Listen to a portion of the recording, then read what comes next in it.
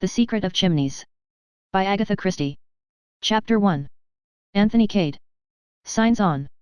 Gentleman Joe. Why, if it isn't old Jimmy McGrath. Castle's select tour, represented by 7 depressed-looking females and 3 perspiring males, looked on with considerable interest. Evidently their Mr. Cade had met an old friend.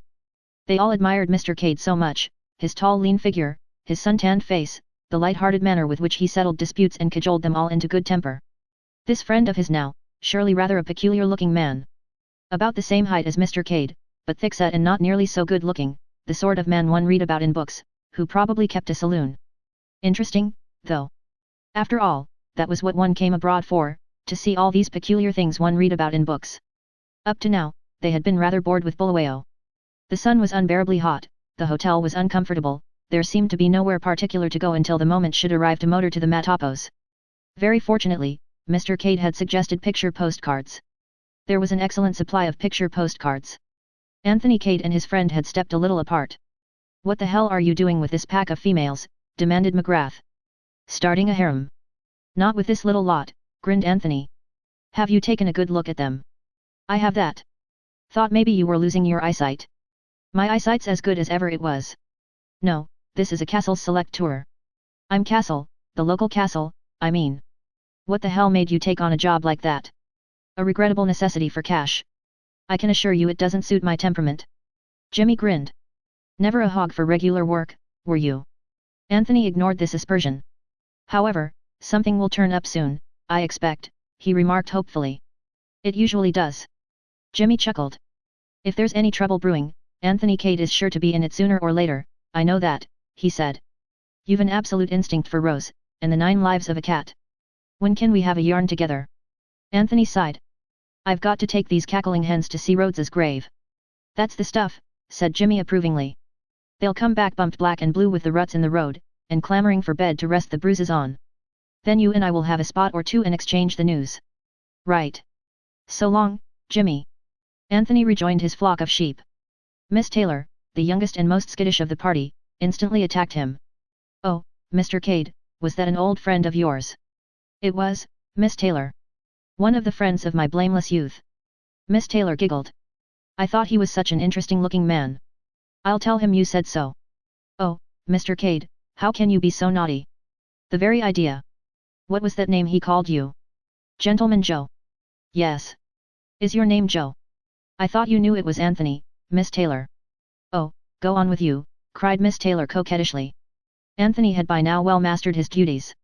In addition to making the necessary arrangements of travel, they included soothing down irritable old gentlemen when their dignity was ruffled, seeing that elderly matrons had ample opportunities to buy picture postcards, and flirting with everything under a Catholic 40 years of age. The last task was rendered easier for him by the extreme readiness of the ladies in question to read a tender meaning into his most innocent remarks. Miss Taylor returned to the attack. "Why does he call you Joe, then?" "Oh, just because it isn't my name." "And why Gentleman Joe?" "The same kind of reason." "Oh, Mr. Cade," protested Miss Taylor, much distressed, "I'm sure you shouldn't say that. Papa was only saying last night what gentlemanly manners you had." "Very kind of your father, I'm sure, Miss Taylor.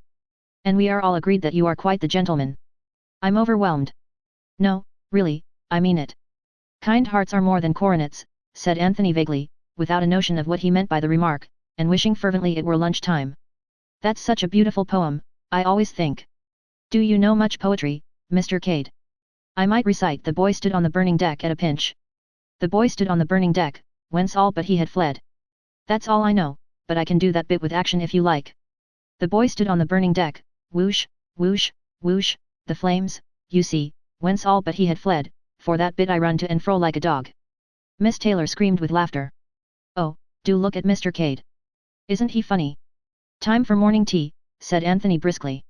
"Come this way. There is an excellent cafe in the next street." "I presume," said Mrs. Caldecott, in her deep voice, "that the expense is included in the tour."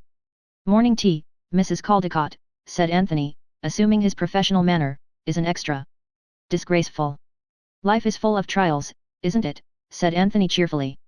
Mrs. Caldecott's eyes gleamed, and she remarked with the air of one springing a mine. "I suspected as much, and in anticipation I poured off some tea into a jug at breakfast this morning.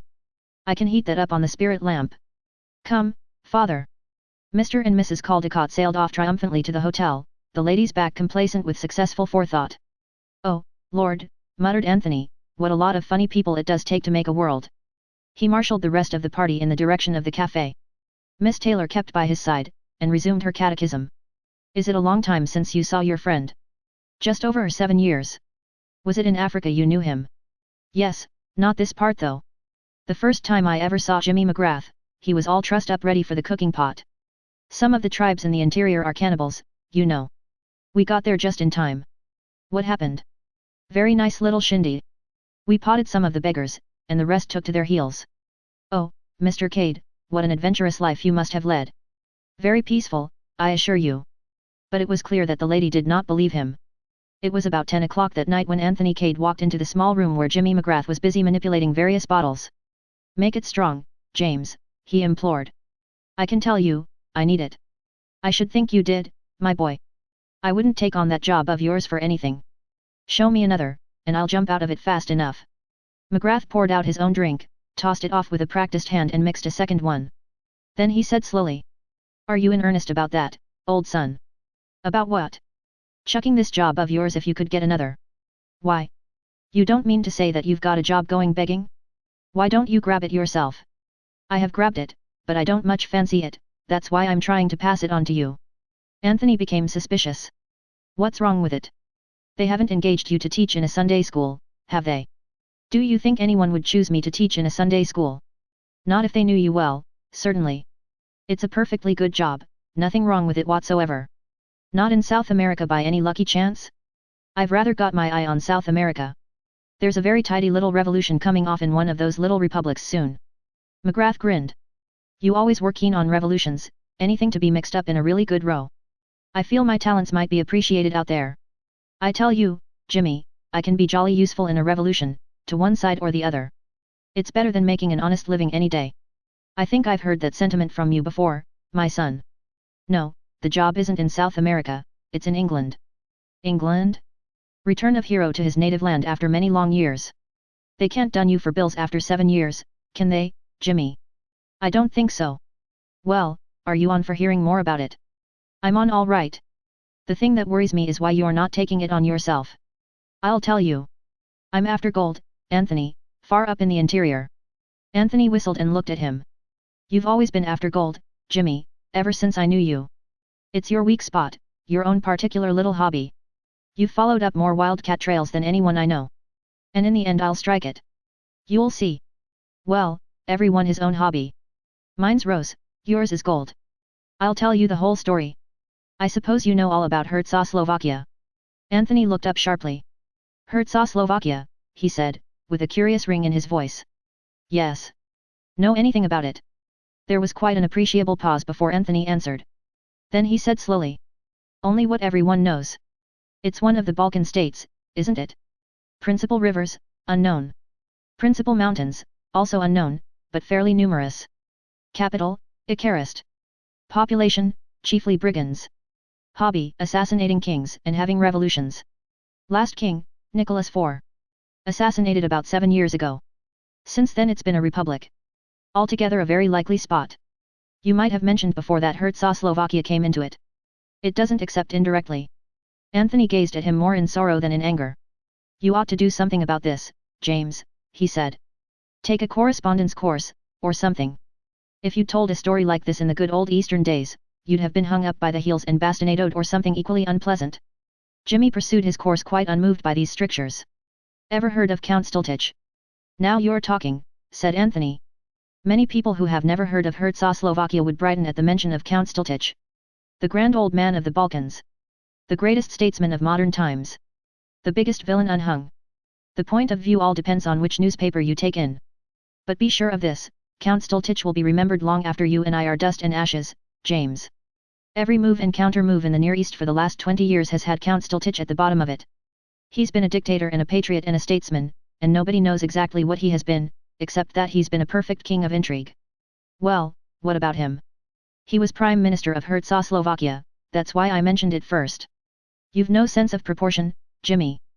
Slovakia is of no importance at all compared to Stultich. It just provided him with a birthplace and a post in public affairs. But I thought he was dead." So he is. He died in Paris about 2 months ago. What I'm telling you about happened some years ago. The question is, said Anthony, what are you telling me about?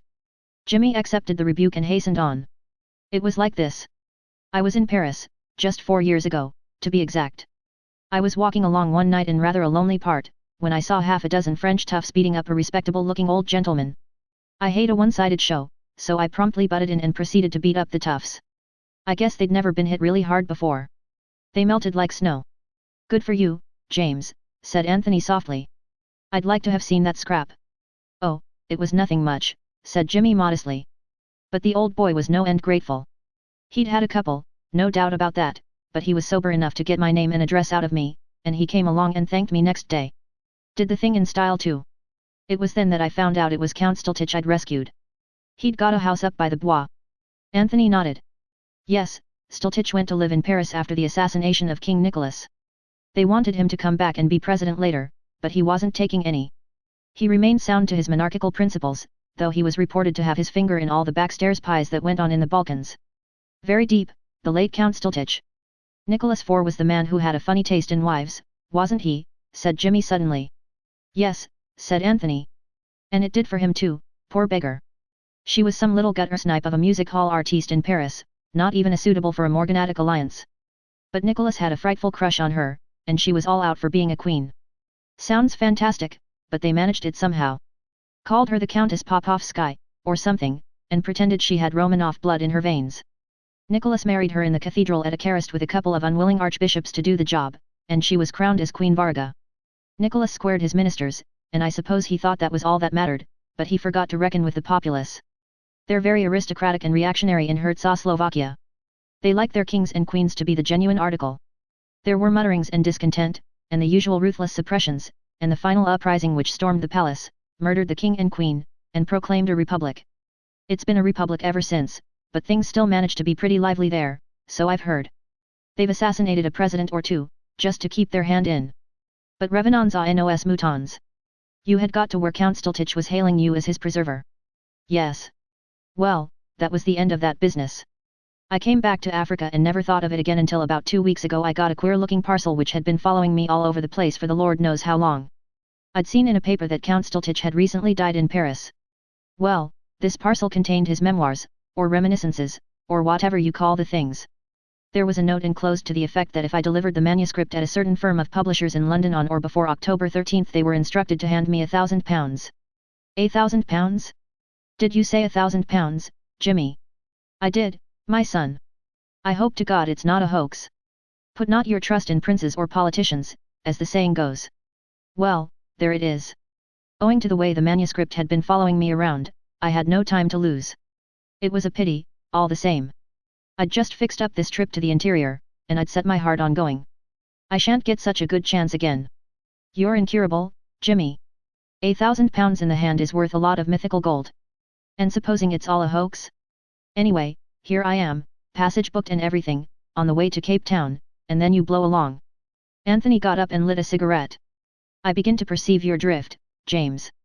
You go gold hunting as planned, and I collect the £1,000 for you. How much do I get out of it? What do you say to a quarter? £250 free of income tax, as the saying goes. That's it. Done, and just to make you gnash your teeth I'll tell you that I would have gone for 100. Let me tell you, James McGrath, you won't die in your bed counting up your bank balance. Anyway, it's a deal. It's a deal all right. I'm on. And confusion to Castle's select tours. They drank the toast solemnly. Chapter 2. A Lady in Distress. So that's that, said Anthony, finishing off his glass and replacing it on the table. What boat were you going on? Granarth Castle. Passage booked in your name, I suppose, so I'd better travel as James McGrath. We've outgrown the passport business, haven't we? No odds either way. You and I are totally unlike, but we'd probably have the same description on one of those blinking things. Height 6 feet, hair brown, eyes blue, nose, ordinary, chin, ordinary. Not so much of this ordinary stunt. Let me tell you that Castles selected me out of several applicants solely on account of my pleasing appearance and nice manners. Jimmy grinned. I noticed your manners this morning. The devil you did. Anthony rose and paced up and down the room. His brow was slightly wrinkled, and it was some minutes before he spoke. Jimmy, he said at last. Stultich died in Paris. What's the point of sending a manuscript from Paris to London via Africa? Jimmy shook his head helplessly. I don't know. Why not do it up in a nice little parcel and send it by post? Sounds a damn sight more sensible, I agree. Of course, continued Anthony, I know that kings and queens and government officials are prevented by etiquette from doing anything in a simple, straightforward fashion. Hence king's messengers and all that.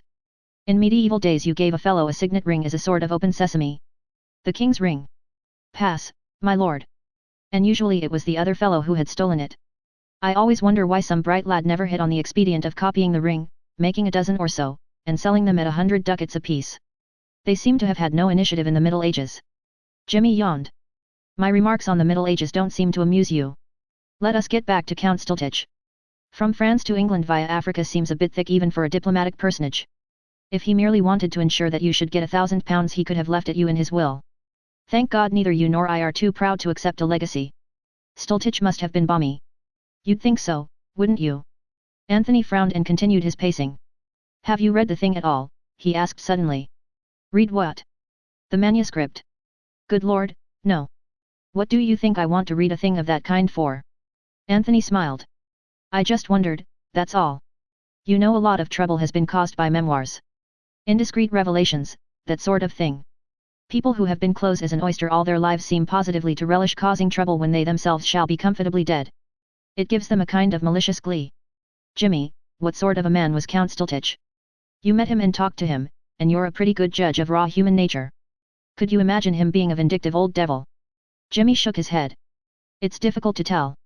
You see, that first night he was distinctly canned, and the next day he was just a high-toned old boy with the most beautiful manners overwhelming me with compliments till I didn't know where to look. And he didn't say anything interesting when he was drunk. Jimmy cast his mind back, wrinkling his brows as he did so. He said he knew where the Koh-i-Noor was, he volunteered doubtfully. Oh, well, said Anthony, we all know that. They keep it in the tower, don't they? Behind thick plate glass and iron bars, with a lot of gentlemen in fancy dress standing round to see you don't pinch anything. That's right, agreed Jimmy. Did Stultich say anything else of the same kind? That he knew which city the Wallace collection was in, for instance. Jimmy shook his head. Said Anthony. He lit another cigarette, and once more began pacing up and down the room. You never read the papers, I suppose, you heathen, he threw out presently. Not very often, said McGrath simply. They're not about anything that interests me as a rule. Thank heaven I'm more civilized. There have been several mentions of Czechoslovakia lately. Hints at a royalist restoration. Nicholas IV didn't leave a son, said Jimmy. But I don't suppose for a minute that the Obolovich dynasty is extinct. There are probably shoals of young UNS knocking about, cousins and second cousins and third cousins once removed. So that there wouldn't be any difficulty in finding a king. Not in the least, I should say, replied Jimmy.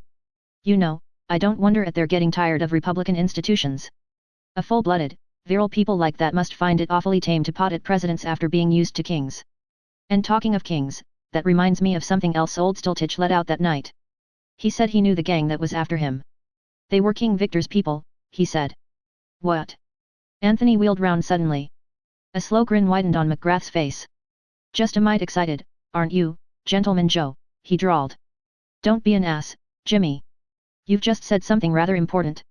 He went over to the window and stood there looking out. Who is this King Victor, anyway? Demanded Jimmy. Another Balkan monarch. No, said Anthony slowly. He isn't that kind of a king. What is he, then? There was a pause, and then Anthony spoke. He's a crook, Jimmy. The most notorious jewel thief in the world. A fantastic, daring fellow, not to be daunted by anything. King Victor was the nickname he was known by in Paris. Paris was the headquarters of his gang. They caught him there and put him away for 7 years on a minor charge. They couldn't prove the more important things against him. He'll be out soon, or he may be out already. Do you think Count Stultich had anything to do with putting him away? Was that why the gang went for him? Out of revenge? I don't know, said Anthony. It doesn't seem likely on the face of it. King Victor never stole the crown jewels of Czechoslovakia as far as I've heard. But the whole thing seems rather suggestive, doesn't it? The death of Stultich, the memoirs and the rumors in the papers, all vague but interesting. And there's a further rumor to the effect that they've found oil in Czechoslovakia. I've a feeling in my bones, James, that people are getting ready to be interested in that unimportant little country. What sort of people? Financiers and city offices. What are you driving at with all this? Trying to make an easy job difficult, that's all. You can't pretend there's going to be any difficulty in handing over a simple manuscript at a publisher's office. No, said Anthony regretfully. I don't suppose there'll be anything difficult about that. But shall I tell you, James, where I propose to go with my £250? South America. No, my lad, Slovakia. I shall stand in with the Republic, I think. Very probably I shall end up as president. Why not announce yourself as the Principal Obolovich and be a king whilst you're about it? No, Jimmy. Kings are for life. Presidents only take on the job for 4 years or so. It would quite amuse me to govern a kingdom like Slovakia for 4 years. The average for kings is even less, I should say, interpolated Jimmy. It will probably be a serious temptation to me to embezzle your share of the £1,000. You won't want it, you know, when you get back weighed down with nuggets. I'll invest it for you in Slovakian oil shares. You know, James, the more I think of it, the more pleased I am with this idea of yours. I should never have thought of Slovakia if you hadn't mentioned it. I shall spend one day in London, collecting the booty, and then away by the Balkan Express. You won't get off quite as fast as that. I didn't mention it before, but I've got another little commission for you. Anthony sank into a chair and eyed him severely. I knew all along that you were keeping something dark. This is where the catch comes in. Not a bit. It's just something that's got to be done to help a lady. Once and for all, James, I refuse to be mixed up in your beastly love affairs. It's not a love affair. I've never seen the woman. I'll tell you the whole story. If I've got to listen to more of your long, rambling stories, I shall have to have another drink. His host complied hospitably with this demand, then began the tale. It was when I was up in Uganda. There was a Dago there whose life I had saved. If I were you, Jimmy, I should write a short book entitled Lives I Have Saved. This is the second I've heard of this evening. Oh, well, I didn't really do anything this time. Just pulled the Dago out of the river. Like all Dagos, he couldn't swim. Wait a minute, has this story anything to do with the other business? Nothing whatever, though, oddly enough, now I remember it, the man was a Slovakian. We always called him Dutch Pedro though. Anthony nodded indifferently. Any name's good enough for a Dago, he remarked. Get on with the good work, James. Well, the fellow was sort of grateful about it. Hung around like a dog. About 6 months later he died of fever. I was with him. Last thing, just as he was pegging out, he beckoned me and whispered some excited jargon about a secret, a gold mine, I thought he said. Shoved an oilskin packet into my hand which he'd always worn next his skin. Well, I didn't think much of it at the time. It wasn't until a week afterwards that I opened the packet.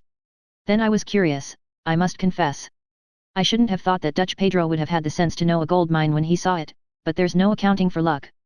And at the mere thought of gold, your heart beat pitter-pat as always, interrupted Anthony. I was never so disgusted in my life. Gold mine, indeed. I dare say it may have been a gold mine to him, the dirty dog. Do you know what it was? A woman's letters, yes, a woman's letters, and an English woman at that. The skunk had been blackmailing her, and he had the impudence to pass on his dirty bag of tricks to me. I like to see your righteous heat, James, but let me point out to you that Dagos will be Dagos. He meant well. You had saved his life, he bequeathed to you a profitable source of raising money, your high-minded British ideals did not enter his horizon.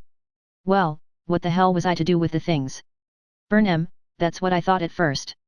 And then it occurred to me that there would be that poor dame, not knowing they'd be destroyed, and always living in a quake and a dread lest that Dago should turn up again one day. You've more imagination than I gave you credit for, Jimmy, observed Anthony, lighting a cigarette. I admit that the case presented more difficulties than were at first apparent. What about just sending them to her by post? Like all women, she'd put no date and no address on most of the letters. There was a kind of address on one, just one word. Chimneys. Anthony paused in the act of blowing out his match, and he dropped it with a quick jerk of the wrist as it burned his finger. Chimneys, he said. That's rather extraordinary. Why, do you know it? It's one of the stately homes of England, my dear James. A place where kings and queens go for weekends, and diplomatists forgather and diplome. That's one of the reasons why I'm so glad that you're going to England instead of me.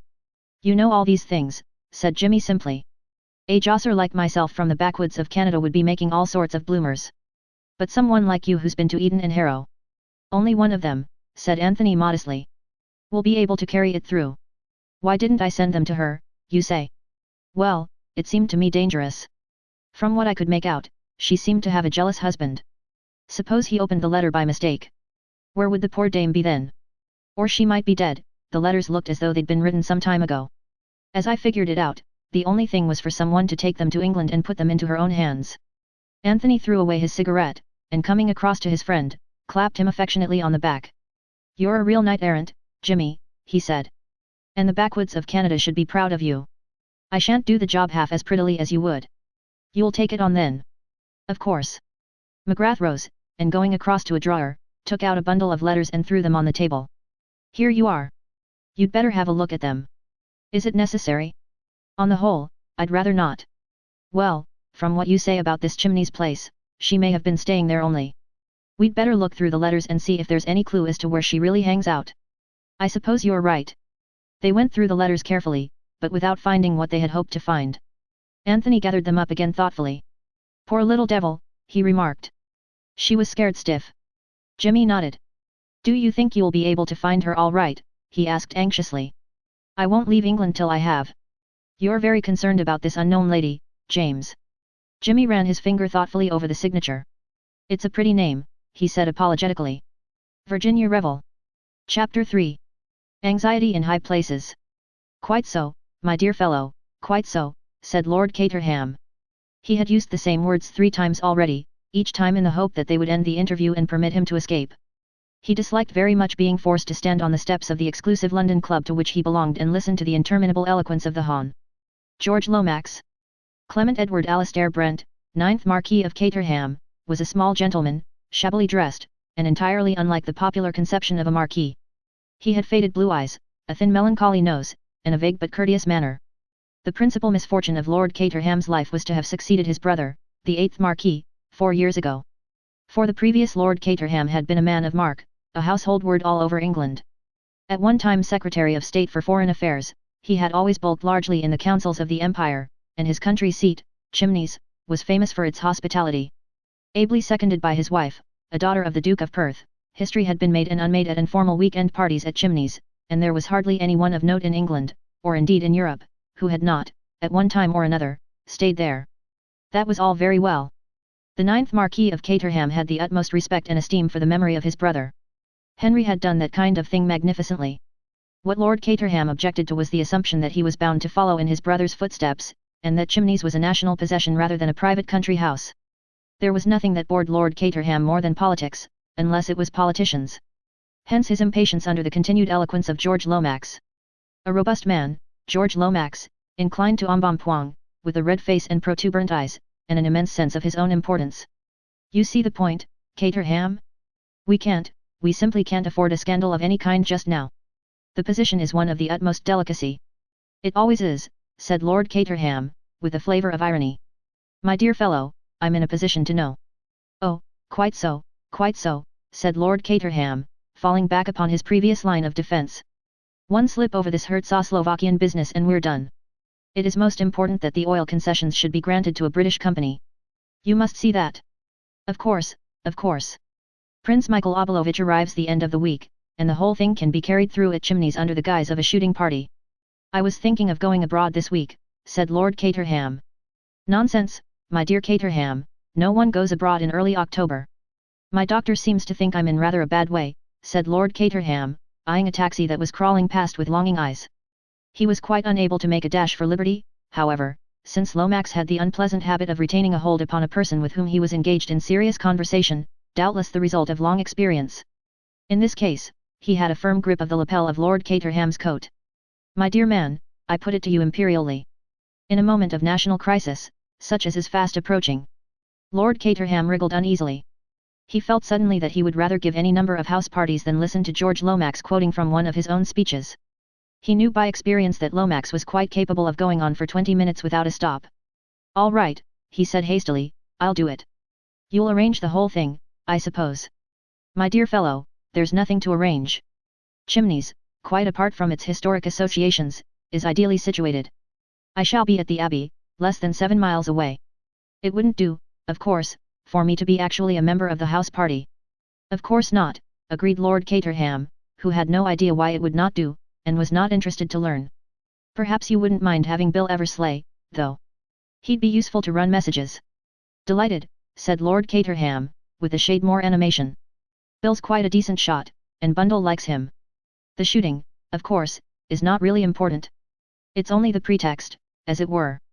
Lord Caterham looked depressed again. That will be all, then. The prince, his suite, Bill Eversley, Herman Isaacstein. Who? Herman Isaacstein, the representative of the syndicate I spoke to you about. The all-British syndicate. Yes. Why? Nothing, nothing, I only wondered, that's all. Curious names these people have. Then, of course, there ought to be one or two outsiders, just to give the thing a bona fide appearance. Lady Eileen could see to that, young people, uncritical, and with no idea of politics. Bundle would attend to that all right, I'm sure. I wonder now. Lomax seemed struck by an idea. You remember the matter I was speaking about just now?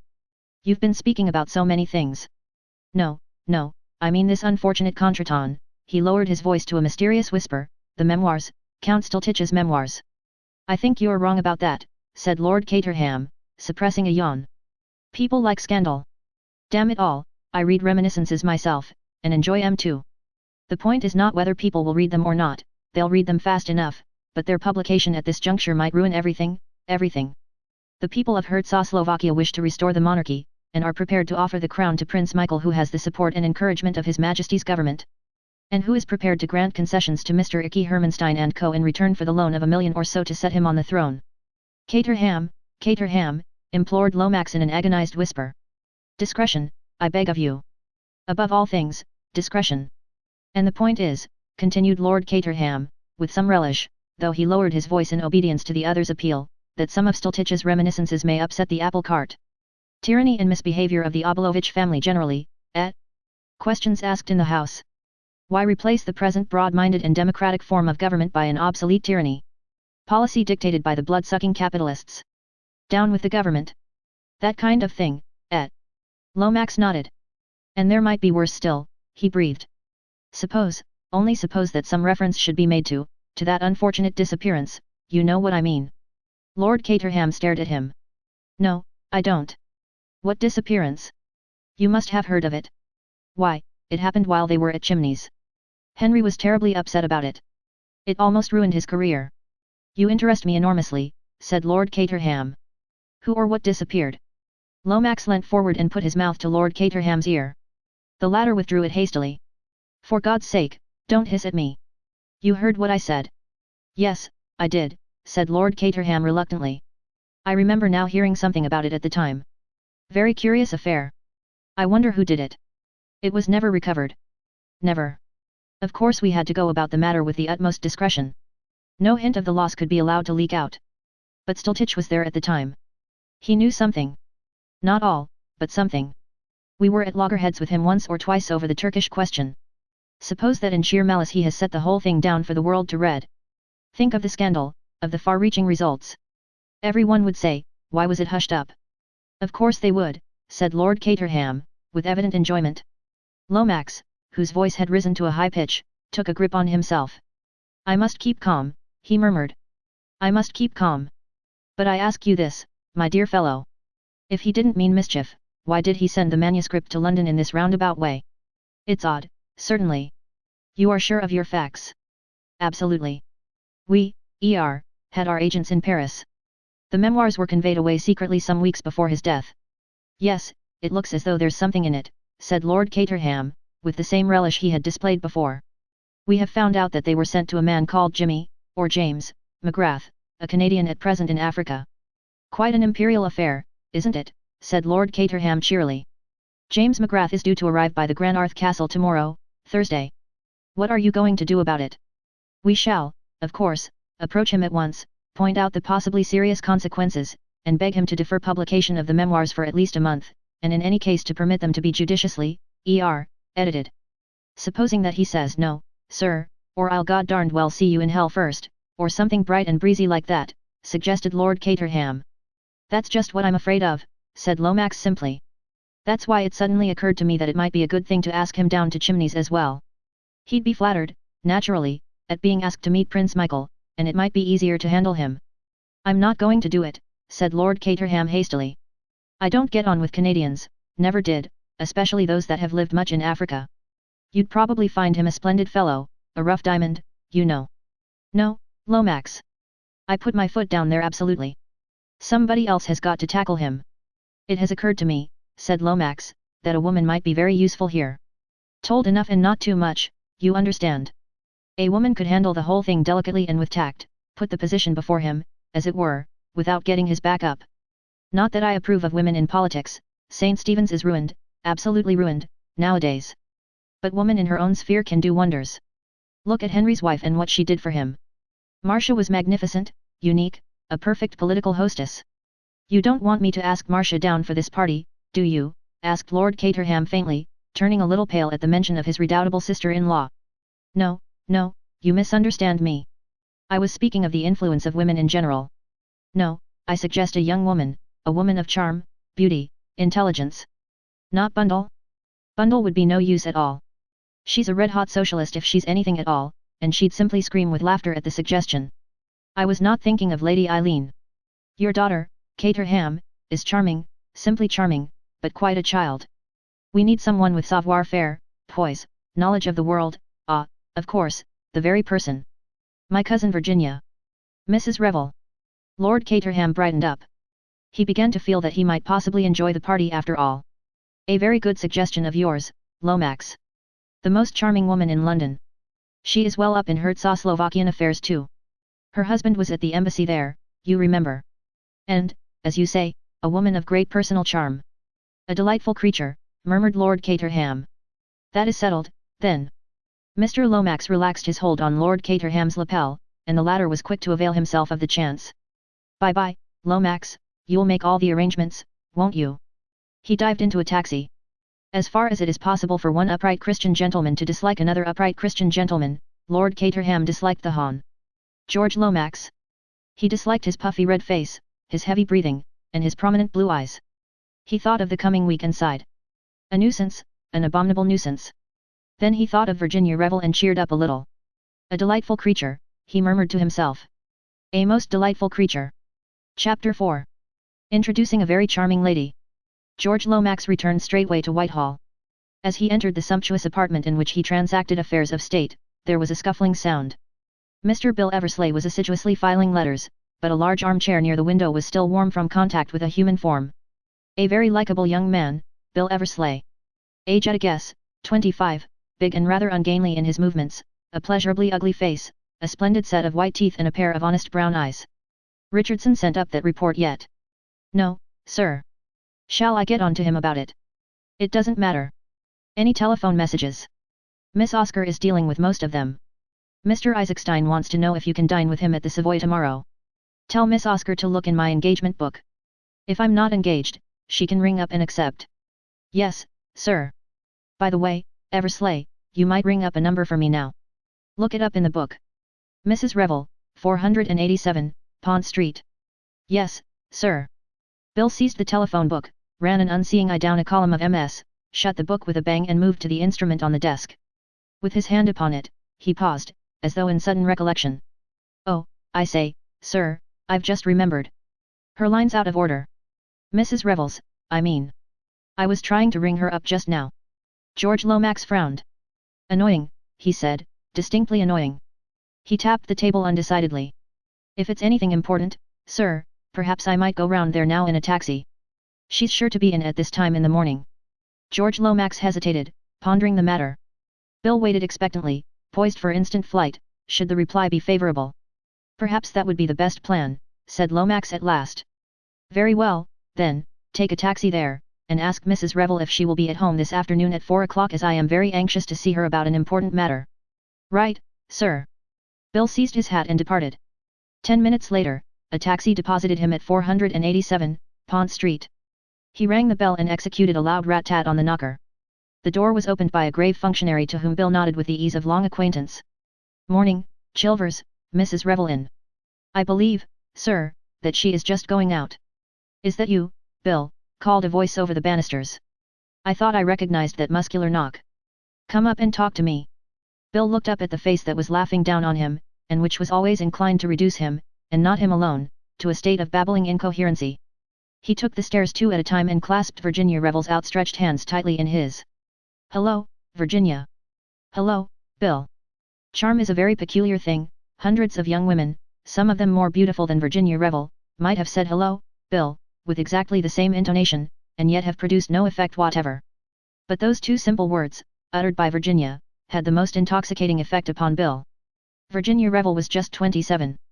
She was tall and of an exquisite slimness, indeed, a poem might have been written to her slimness, it was so exquisitely proportioned. Her hair was of real bronze, with the greenish tint in its gold, she had a determined little chin, a lovely nose, slanting blue eyes that showed a gleam of deepest cornflower between the half-closed lids, and a delicious and quite indescribable mouth that tilted ever so slightly at one corner in what is known as the signature of Venus. It was a wonderfully expressive face, and there was a sort of radiant vitality about her that always challenged attention. It would have been quite impossible ever to ignore Virginia Revel. She drew Bill into the small drawing room which was all pale and mauve and green and yellow, like crocuses surprised in a meadow. "Bill, darling," said Virginia, "isn't the Foreign Office missing you? I thought they couldn't get on without you. I've brought a message for you from Cotters." Thus irreverently did Bill allude to his chief.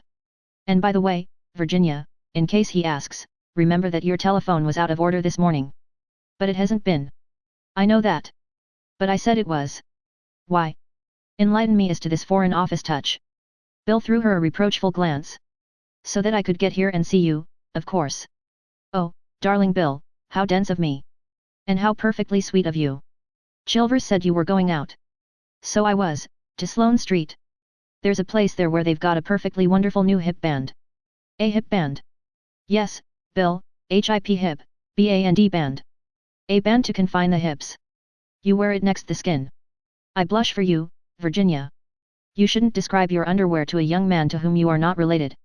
It isn't delicate." "But, Bill dear, there's nothing indelicate about hips. We've all got hips, although we poor women are trying awfully hard to pretend we haven't. This hip band is made of red rubber and comes just to above the knee, and it's simply impossible to walk in it." "How awful," said Bill. "Why do you do it?" "Oh, because it gives one such a noble feeling to suffer for one's silhouette. But don't let's talk about my hip band. Give me George's message. He wants to know whether you'll be in at 4 o'clock this afternoon." "I shan't. I shall be at Ranelagh." "Why this sort of formal call? Is he going to propose to me, do you think?" "I shouldn't wonder. Because, if so, you can tell him that I much prefer men who propose on impulse. Like me. It's not an impulse with you, Bill. It's habit. Virginia, won't you ever?" "No, no, no, Bill. I won't have it in the morning before lunch. Do try and think of me as a nice motherly person approaching middle age who has your interests thoroughly at heart. Virginia, I do love you so. I know, Bill, I know. And I simply love being loved. Isn't it wicked and dreadful of me? I should like every nice man in the world to be in love with me. Most of them are, I expect," said Bill gloomily. "But I hope George isn't in love with me. I don't think he can be. He's so wedded to his career." "What else did he say?" "Just that it was very important." "Bill, I'm getting intrigued. The things that George thinks important are so awfully limited. I think I must chuck Ranelagh. After all, I can go to Ranelagh any day. Tell George that I shall be awaiting him meekly at 4 o'clock." Bill looked at his wristwatch. "It seems hardly worthwhile to go back before lunch. Come out and chew something, Virginia." "I'm going out to lunch somewhere or other." "That doesn't matter. Make a day of it, and chuck everything all round." "It would be rather nice," said Virginia, smiling at him. "Virginia, you're a darling. Tell me, you do like me rather, don't you? Better than other people." "Bill, I adore you. If I had to marry someone, simply had to, I mean if it was in a book and a wicked mandarin said to me marry someone or die by slow torture, I should choose you at once, I should indeed. I should say, give me little Bill." "Well, then. Yes, but I haven't got to marry anyone. I love being a wicked widow. You could do all the same things still. Go about, and all that. You'd hardly notice me about the house." "Bill, you don't understand. I'm the kind of person who marries enthusiastically if they marry at all." Bill gave a hollow groan. "I shall shoot myself one of these days, I expect," he murmured gloomily. "No, you won't, Bill darling. You'll take a pretty girl out to supper, like you did the night before last." Mr. Eversley was momentarily confused. "If you mean Dorothy Kirkpatrick, the girl who's in Hooks and Eyes, well, dash it all, she's a thoroughly nice girl, straight as they make 'em. There was no harm in it." "Bill, darling, of course there wasn't. I love you to enjoy yourself. But don't pretend to be dying of a broken heart, that's all." Mr. Eversley recovered his dignity. "You don't understand at all, Virginia," he said severely. "Men are polygamous. I know they are. Sometimes I have a shrewd suspicion that I am polyandrous. If you really love me, Bill, take me out to lunch quickly. Chapter 5. First night in London. There is often a flaw in the best laid plans. George Lomax had made one mistake. There was a weak spot in his preparations. The weak spot was Bill. Bill Eversleigh was an extremely nice lad. He was a good cricketer and a scratch golfer, he had pleasant manners, and an amiable disposition, but his position in the Foreign Office had been gained, not by brains, but by good connections. For the work he had to do he was quite suitable. He was more or less George's dog. He did no responsible or brainy work.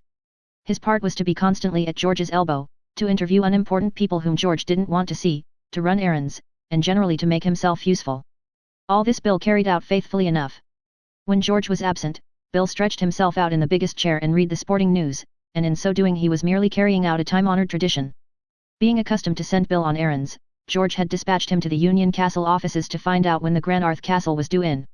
Now, in common with most well-educated young Englishmen, Bill had a pleasant, but quite inaudible, voice.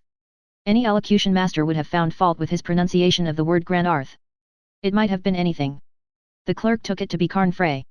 The Carnfray Castle was due in on the following Thursday. He said so. Bill thanked him and went out. George Lomax accepted the information and laid his plans accordingly. He knew nothing about Union Castle liners, and took it for granted that James McGrath would duly arrive on Thursday. Therefore, at the moment he was buttonholing Lord Caterham on the steps of the club on Wednesday morning, he would have been greatly surprised to learn that the Granarth Castle had docked at Southampton the preceding afternoon. At 2 o'clock that afternoon Anthony Cade, travelling under the name of Jimmy McGrath, stepped out of the boat train at Waterloo, hailed a taxi, and after a moment's hesitation ordered the driver to proceed to the Blitz Hotel. One might as well be comfortable, said Anthony to himself, as he looked with some interest out of the taxi windows. It was exactly 14 years since he had been in London. He arrived at the hotel, booked a room, and then went for a short stroll along the Embankment. It was rather pleasant to be back in London again. Everything was changed, of course. There had been a little restaurant there, just past Blackfriars Bridge, where he had dined fairly often, in company with other earnest lads. He had been a socialist then, and worn a flowing red tie. Young, very young. He retraced his steps back to the Blitz. Just as he was crossing the road, a man jostled against him, nearly making him lose his balance. They both recovered themselves, and the man muttered an apology, his eyes scanning Anthony's face narrowly. He was a short, thick-set man of the working classes, with something foreign in his appearance. Anthony went on into the hotel, wondering, as he did so, what had inspired that searching glance. Nothing in it, probably. The deep tan of his face was somewhat unusual looking amongst these pallid Londoners and it had attracted the fellow's attention. He went up to his room and, led by a sudden impulse, crossed to the looking-glass and stood studying his face in it. Of the few friends of the old days, just a chosen few, was it likely that any of them would recognize him now if they were to meet him face to face? He shook his head slowly. When he had left London he had been just 18, a fair, slightly chubby boy, with a misleading seraphic expression. Small chance that the boy would be recognized in the lean, brown-faced man with the quizzical expression. The telephone beside the bed rang, and Anthony crossed to the receiver. "Hello." The voice of the desk clerk answered him. "Mr. James McGrath." "Speaking." "A gentleman has called to see you." Anthony was rather astonished. "To see me?" "Yes, sir, a foreign gentleman." "What's his name?" There was a slight pause, and then the clerk said, "I will send up a page boy with his card." Anthony replaced the receiver and waited. In a few minutes there was a knock on the door and a small page appeared bearing a card upon a salver. Anthony took it. The following was the name engraved upon it. Baron Liloprit Jazel. He now fully appreciated the desk clerk's pause. For a moment or two he stood studying the card, and then made up his mind. "Show the gentleman up." "Very good, sir." In a few minutes the Baron Liloprit Jazel was ushered into the room, a big man with an immense fen-like black beard and a high, bald forehead. He brought his heels together with a click, and bowed. "Mr. McGrath," he said. Anthony imitated his movements as nearly as possible. "Baron," he said. Then, drawing forward a chair, "Pray sit down. I have not, I think, had the pleasure of meeting you before." "That is so," agreed the Baron, seating himself. "It is my misfortune," he added politely. "And mine also," responded Anthony, on the same note. "Let us now to business come," said the Baron. "I represent in London the Loyalist party of Slovakia." "And represent it admirably, I am sure," murmured Anthony. The Baron bowed in acknowledgement of the compliment. "You are too kind," he said stiffly. "Mr. McGrath, I will not from you conceal anything. The moment has come for the restoration of the monarchy, in abeyance since the martyrdom of His Most Gracious Majesty King Nicholas IV of blessed memory. Amen, murmured Anthony. I mean here. On the throne will be placed His Highness Prince Michael, who the support of the British government has. Splendid, said Anthony. It's very kind of you to tell me all this. Everything arranged is, when you come here to trouble make. The Baron fixed him with a stern eye. My dear Baron, protested Anthony. Yes, I know what I am talking about. You have with you the memoirs of the late Count Stultich. He fixed Anthony with an accusing eye. And if I have? What have the memoirs of Count Stultich to do with Prince Michael? They will cause scandals. Most memoirs do that, said Anthony soothingly. Of many secrets he the knowledge had. Should he reveal but the quarter of them, Europe into war plunged may be. Come, said Anthony. It can't be as bad as all that. An unfavorable opinion of the Obolovich will abroad be spread. So democratic is the English spirit. I can quite believe, said Anthony, that the Obolovich may have been a trifle high-handed now and again. It runs in the blood. But people in England expect that sort of thing from the Balkans. I don't know why they should, but they do. You do not understand, said the Baron. You do not understand at all. And my lips sealed are. He sighed. What exactly are you afraid of? Asked Anthony. Until I have read the memoirs I do not know, explained the Baron simply. But there is sure to be something, these great diplomats are always indiscreet. The apple cart upset will be, as the saying goes. Look here, said Anthony kindly. I'm sure you are taking altogether too pessimistic a view of the thing. I know all about publishers, they sit on manuscripts and hatch 'em like eggs. It will be at least a year before the thing is published. Either a very deceitful or a very simple young man you are. All is arranged for the memoirs in a Sunday newspaper to come out immediately. Oh. Anthony was somewhat taken aback. But you can always deny everything, he said hopefully. The Baron shook his head sadly. No, through the hat you talk. Let us to business come. £1,000 you are to have, is it not so? You see, I have the good information got. I certainly congratulate the intelligence department of the Loyalists. Then I to you offer 1,500. Anthony stared at him in amazement, then shook his head ruefully. I'm afraid it can't be done, he said, with regret. Good. I to you offer 2,000. You tempt me, Baron, you tempt me. But I still say it can't be done. Your own price name, then. I'm afraid you don't understand the position. I'm perfectly willing to believe that you are on the side of the angels, and that these memoirs may damage your cause. Nevertheless, I've undertaken the job, and I've got to carry it through. See? I can't allow myself to be bought off by the other side. That kind of thing isn't done. The Baron listened very attentively. At the end of Anthony's speech he nodded his head several times. I see. Your honor as an English gentleman it is. Well, we don't put it that way ourselves, said Anthony.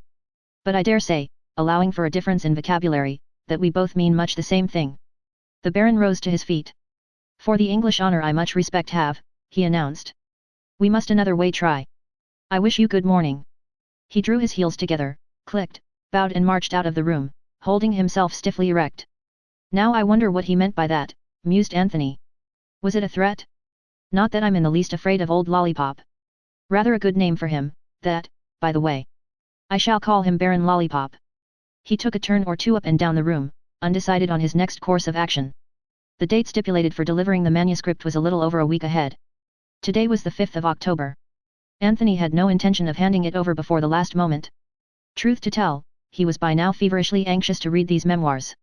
He had meant to do so on the boat coming over, but had been laid low with a touch of fever, and not at all in the mood for deciphering crabbed and illegible handwriting, for none of the manuscript was typed. He was now more than ever determined to see what all the fuss was about. There was the other job too. On an impulse, he picked up the telephone book and looked up the name of Revel. There were 6 Revels in the book: Edward Henry Revel, surgeon, of Harley Street, James Revel & Co., saddlers, Lennox Revel of Abbottbury Mansions, Hampstead, Miss Mary Revel with an address in Ealing, Hon. Mrs. Timothy Revel of 487, Pont Street, and Mrs. Willis Revel of 42, Cadogan Square. Eliminating the saddlers and Miss Mary Revel, that gave him 4 names to investigate, and there was no reason to suppose that the lady lived in London at all. He shut up the book with a short shake of the head. For the moment I'll leave it to chance, he said. Something usually turns up. The luck of the Anthony Cades of this world is perhaps in some measure due to their own belief in it. Anthony found what he was after not half an hour later, when he was turning over the pages of an illustrated paper. It was a representation of some tableau organized by the Duchess of Perth. Below the central figure, a woman in Eastern dress, was the inscription. The Hon. Mrs. Timothy Revel as Cleopatra. Before her marriage, Mrs. Revel was the Hon. Virginia Cawthron, a daughter of Lord Edgbaston.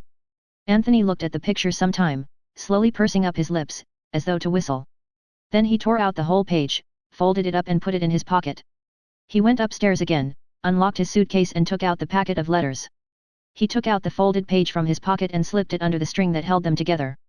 Then, at a sudden sound behind him, he wheeled round sharply.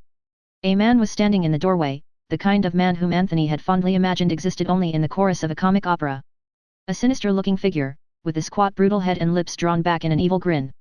"What the devil are you doing here?" asked Anthony. "And who let you come up?" "I pass where I please," said the stranger.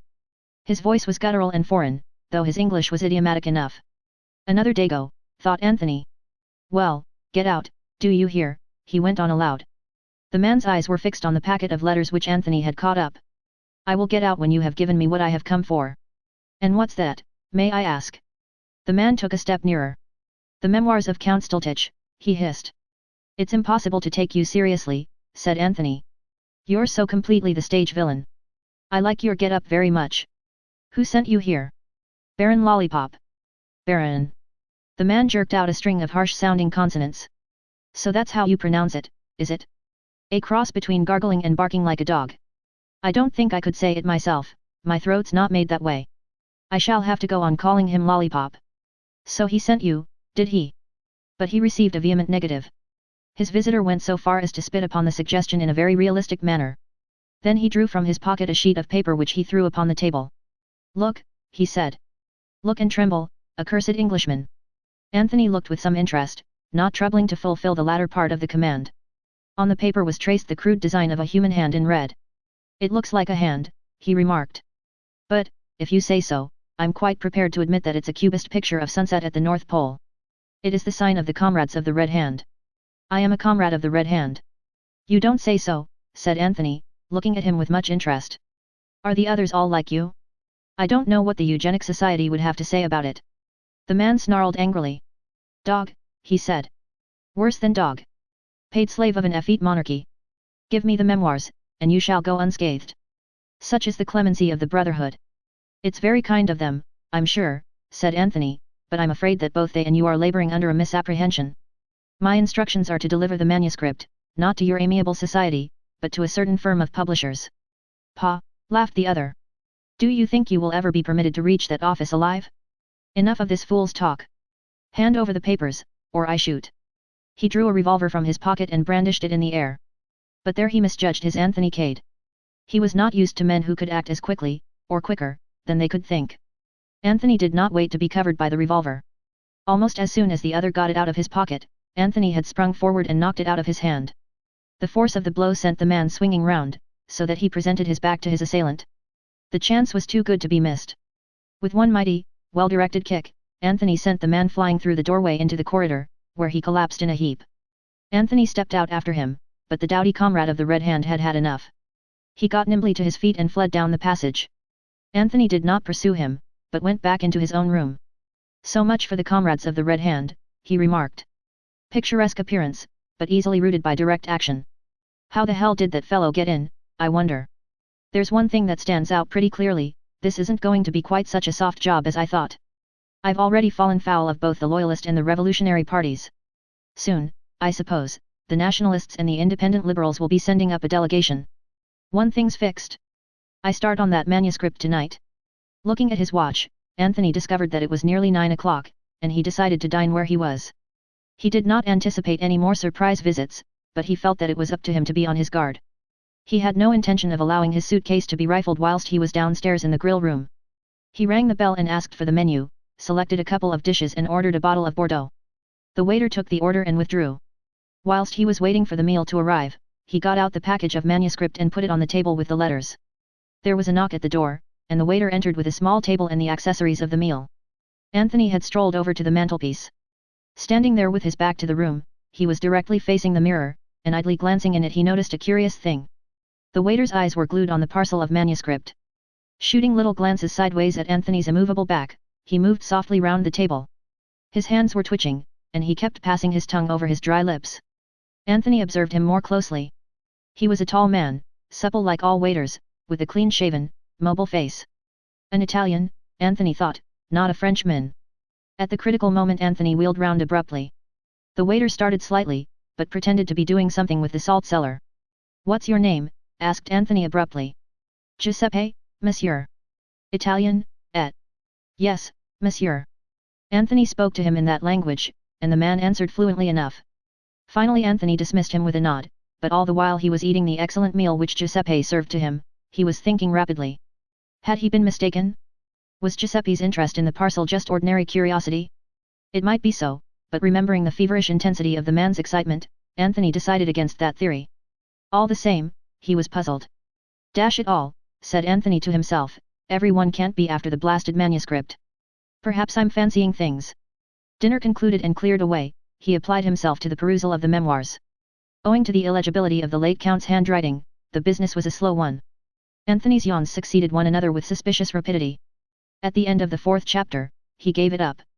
So far, he had found the memoirs insufferably dull, with no hint of scandal of any kind. He gathered up the letters and the wrapping of the manuscript, which were lying in a heap together on the table, and locked them up in the suitcase. Then he locked the door, and as an additional precaution put a chair against it. On the chair he placed the water bottle from the bathroom. Surveying these preparations with some pride, he undressed and got into bed. He had one more shot at the Count's memoirs, but felt his eyelids drooping, and stuffing the manuscript under his pillow, he switched out the light and fell asleep almost immediately. It must have been some 4 hours later that he awoke with a start. What had awakened him he did not know, perhaps a sound, perhaps only the consciousness of danger which in men who have led an adventurous life is very fully developed. For a moment he lay quite still, trying to focus his impressions. He could hear a very stealthy rustle, and then he became aware of a denser blackness somewhere between him and the window, on the floor by the suitcase. With a sudden spring, Anthony jumped out of bed, switching the light on as he did so. A figure sprang up from where it had been kneeling by the suitcase. It was the waiter, Giuseppe. In his right hand gleamed a long thin knife. He hurled himself straight upon Anthony, who was by now fully conscious of his own danger. He was unarmed and Giuseppe was evidently thoroughly at home with his own weapon.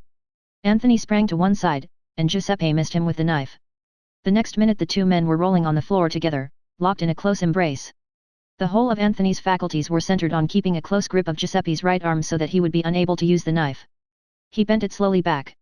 At the same time he felt the Italian's other hand clutching at his windpipe, stifling him, choking. And still, desperately, he bent the right arm back. There was a sharp tinkle as the knife fell on the floor. At the same time, the Italian extricated himself with a swift twist from Anthony's grasp. Anthony sprang up too, but made the mistake of moving towards the door to cut off the other's retreat. He saw, too late, that the chair and the water bottle were just as he had arranged them. Giuseppe had entered by the window, and it was the window he made for now. In the instant's respite given him by Anthony's move toward the door, he had sprung out on the balcony, leaped over to the adjoining balcony and had disappeared through the adjoining window. Anthony knew well enough that it was of no use to pursue him. His way of retreat was doubtless fully assured. Anthony would merely get himself into trouble. He walked over to the bed, thrusting his hand beneath the pillow and drawing out the memoirs. Lucky that they had been there and not in the suitcase. He crossed over to the suitcase and looked inside, meaning to take out the letters. Then he swore softly under his breath. The letters were gone. Chapter 6. The Gentle Art of Blackmail. It was exactly 5 minutes to 4 when Virginia Revel, rendered punctual by a healthy curiosity, returned to the house in Pont Street. She opened the door with her latchkey, and stepped into the hall to be immediately confronted by the impassive Chilvers. "I beg pardon, ma'am, but a person has called to see you." For the moment, Virginia did not pay attention to the subtle phraseology whereby Chilvers cloaked his meaning. "Mr. Lomax? Where is he?" "In the drawing room." "Oh, no, ma'am, not Mr. Lomax." Chilvers's tone was faintly reproachful. "A person, I was reluctant to let him in, but he said his business was most important, connected with the late captain, I understood him to say. Thinking therefore that you might wish to see him, I put him, in the study." Virginia stood thinking for a minute. She had been a widow now for some years, and the fact that she rarely spoke of her husband was taken by some to indicate that below her careless demeanor was a still aching wound. By others it was taken to mean the exact opposite, that Virginia had never really cared for Tim Revel, and that she found it insincere to profess a grief she did not feel. "I should have mentioned, ma'am," continued Chilvers, "that the man appears to be some kind of foreigner." Virginia's interest heightened a little. Her husband had been in the diplomatic service, and they had been together in Czechoslovakia just before the sensational murder of the king and queen. This man might probably be a Czechoslovakian, some old servant who had fallen on evil days. You did quite right, Chilvers, she said with a quick, approving nod. Where did you say you had put him? In the study. She crossed the hall with her light buoyant step, and opened the door of the small room that flanked the dining room. The visitor was sitting in a chair by the fireplace. He rose on her entrance and stood looking at her. Virginia had an excellent memory for faces, and she was at once quite sure that she had never seen the man before. He was tall and dark, supple in figure, and quite unmistakably a foreigner, but she did not think he was of Slavonic origin. She put him down as Italian or possibly Spanish. You wished to see me? She asked. I am Mrs. Revel. The man did not answer for a minute or two. He was looking her over slowly, as though appraising her narrowly. There was a veiled insolence in his manner which she was quick to feel. Will you please state your business, she said, with a touch of impatience. You are Mrs. Revel? Mrs. Timothy Revel. Yes. I told you so just now. Quite so. It is a good thing that you consented to see me, Mrs. Revel. Otherwise, as I told your butler, I should have been compelled to do business with your husband. Virginia looked at him in astonishment, but some impulse quelled the retort that sprang to her lips. She contented herself by remarking dryly. You might have found some difficulty in doing that. I think not. I am very persistent. But I will come to the point. Perhaps you recognize this. He flourished something in his hand. Virginia looked at it without much interest. Can you tell me what it is, madam? It appears to be a letter, replied Virginia, who was by now convinced that she had to do with a man who was mentally unhinged. And perhaps you know to whom it is addressed, said the man significantly, holding it out to her. I can read, Virginia informed him pleasantly. It is addressed to a Captain O'Neill at Rue de Canals No. 15, Paris. The man seemed searching her face hungrily for something he did not find. Will you read it, please? Virginia took the envelope from him, drew out the enclosure and glanced at it, but almost immediately she stiffened and held it out to him again. This is a private letter, certainly not meant for my eaves. The man laughed sardonically. I congratulate you, Mrs. Revel, on your admirable acting. You play your part to perfection. Nevertheless, I think that you will hardly be able to deny the signature. The signature? Virginia turned the letter over, and was struck dumb with astonishment. The signature, written in a delicate slanting hand, was Virginia Revel. Checking the exclamation of astonishment that rose to her lips, she turned again to the beginning of the letter and deliberately read the whole thing through. Then she stood a minute lost in thought. The nature of the letter made it clear enough what was in prospect. Well, madam, said the man. That is your name, is it not? Oh, yes, said Virginia. It's my name. But not my handwriting, she might have added. Instead she turned a dazzling smile upon her visitor. Supposing, she said sweetly, we sit down and talk it over. He was puzzled. Not so had he expected her to behave. His instinct told him that she was not afraid of him. First of all, I should like to know how you found me out. That was easy. He took from his pocket a page torn from an illustrated paper, and handed it to her. Anthony Cade would have recognized it. She gave it back to him with a thoughtful little frown. I see, she said. It was very easy. Of course you understand, Mrs. Revel, that is not the only letter. There are others. Dear me, said Virginia, I seem to have been frightfully indiscreet. Again she could see that her light tone puzzled him. She was by now thoroughly enjoying herself. At any rate, she said, smiling sweetly at him, it's very kind of you to call and give them back to me. There was a pause as he cleared his throat. I am a poor man, Mrs. Revel, he said at last, with a good deal of significance in his manner. As such you will doubtless find it easier to enter the kingdom of heaven, or so I have always heard. I cannot afford to let you have these letters for nothing. I think you are under a misapprehension. Those letters are the property of the person who wrote them. That may be the law, madam, but in this country you have a saying possession is 9 points of the law. And, in any case, are you prepared to invoke the aid of the law? The law is a severe one for blackmailers, Virginia reminded him. Come, Mrs. Revel, I am not quite a fool.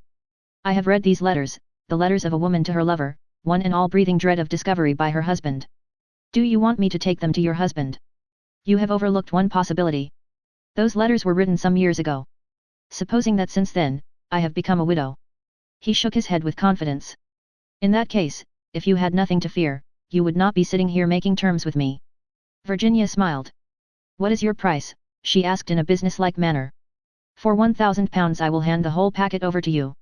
It is very little that I am asking there, but, you see, I do not like the business. I shouldn't dream of paying you £1,000, said Virginia with decision. Madam, I never bargain. £1,000, and I will place the letters in your hands. Virginia reflected. You must give me a little time to think it over. It will not be easy for me to get such a sum together.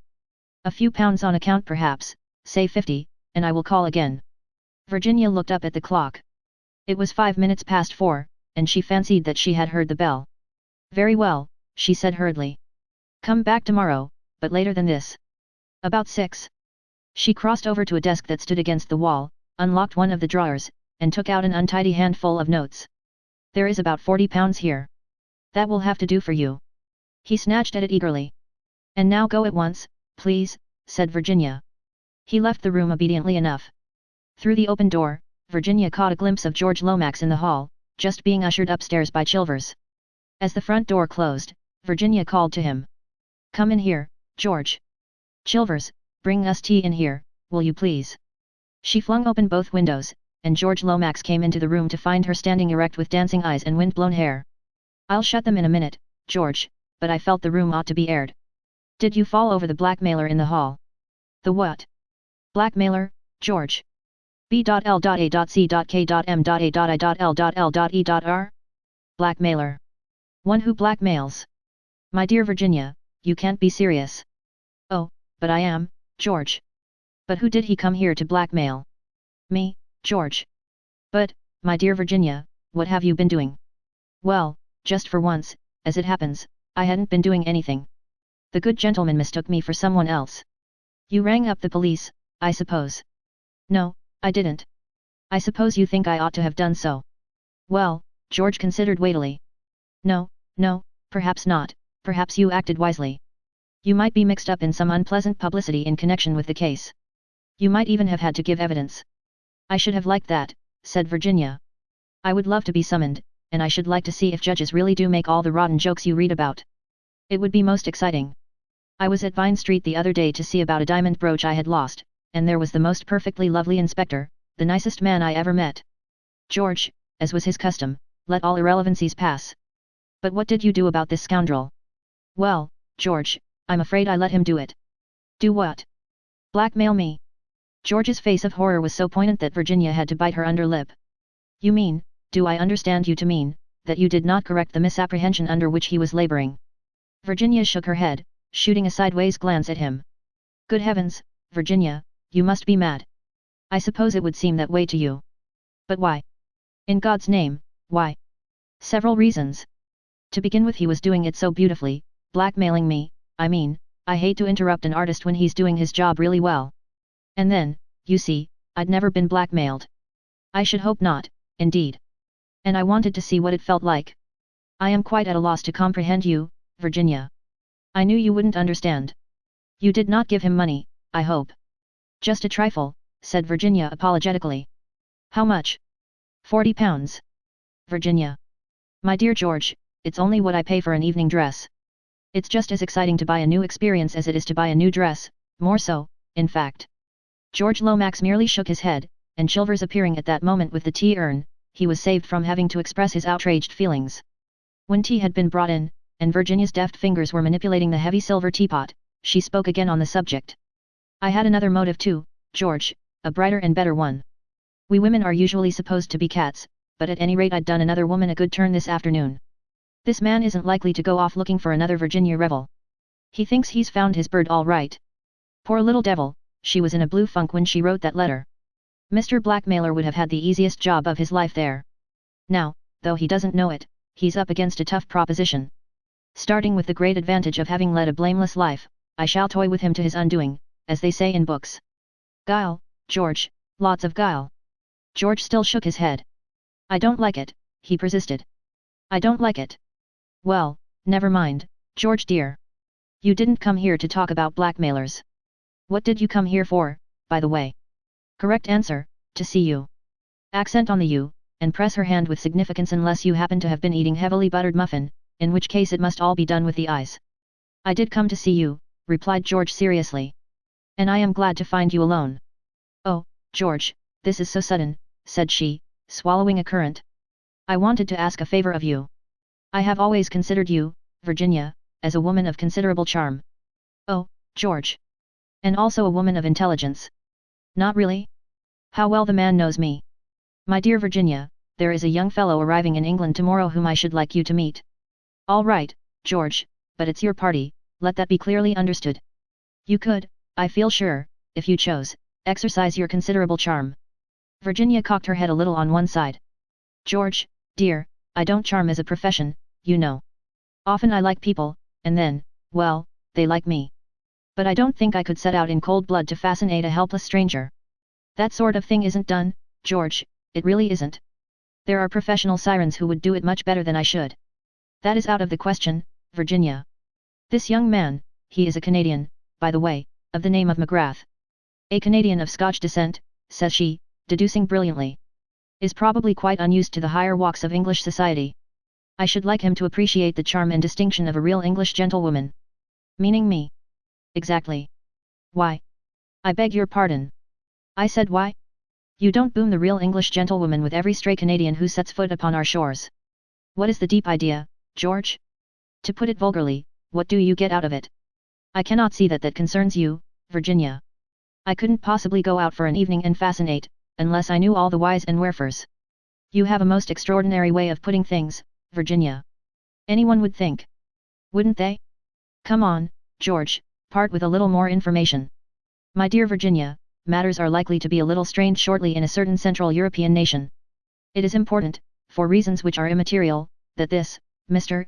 E.R. McGrath should be brought to realize that the restoring of the monarchy in Czechoslovakia is imperative to the peace of Europe.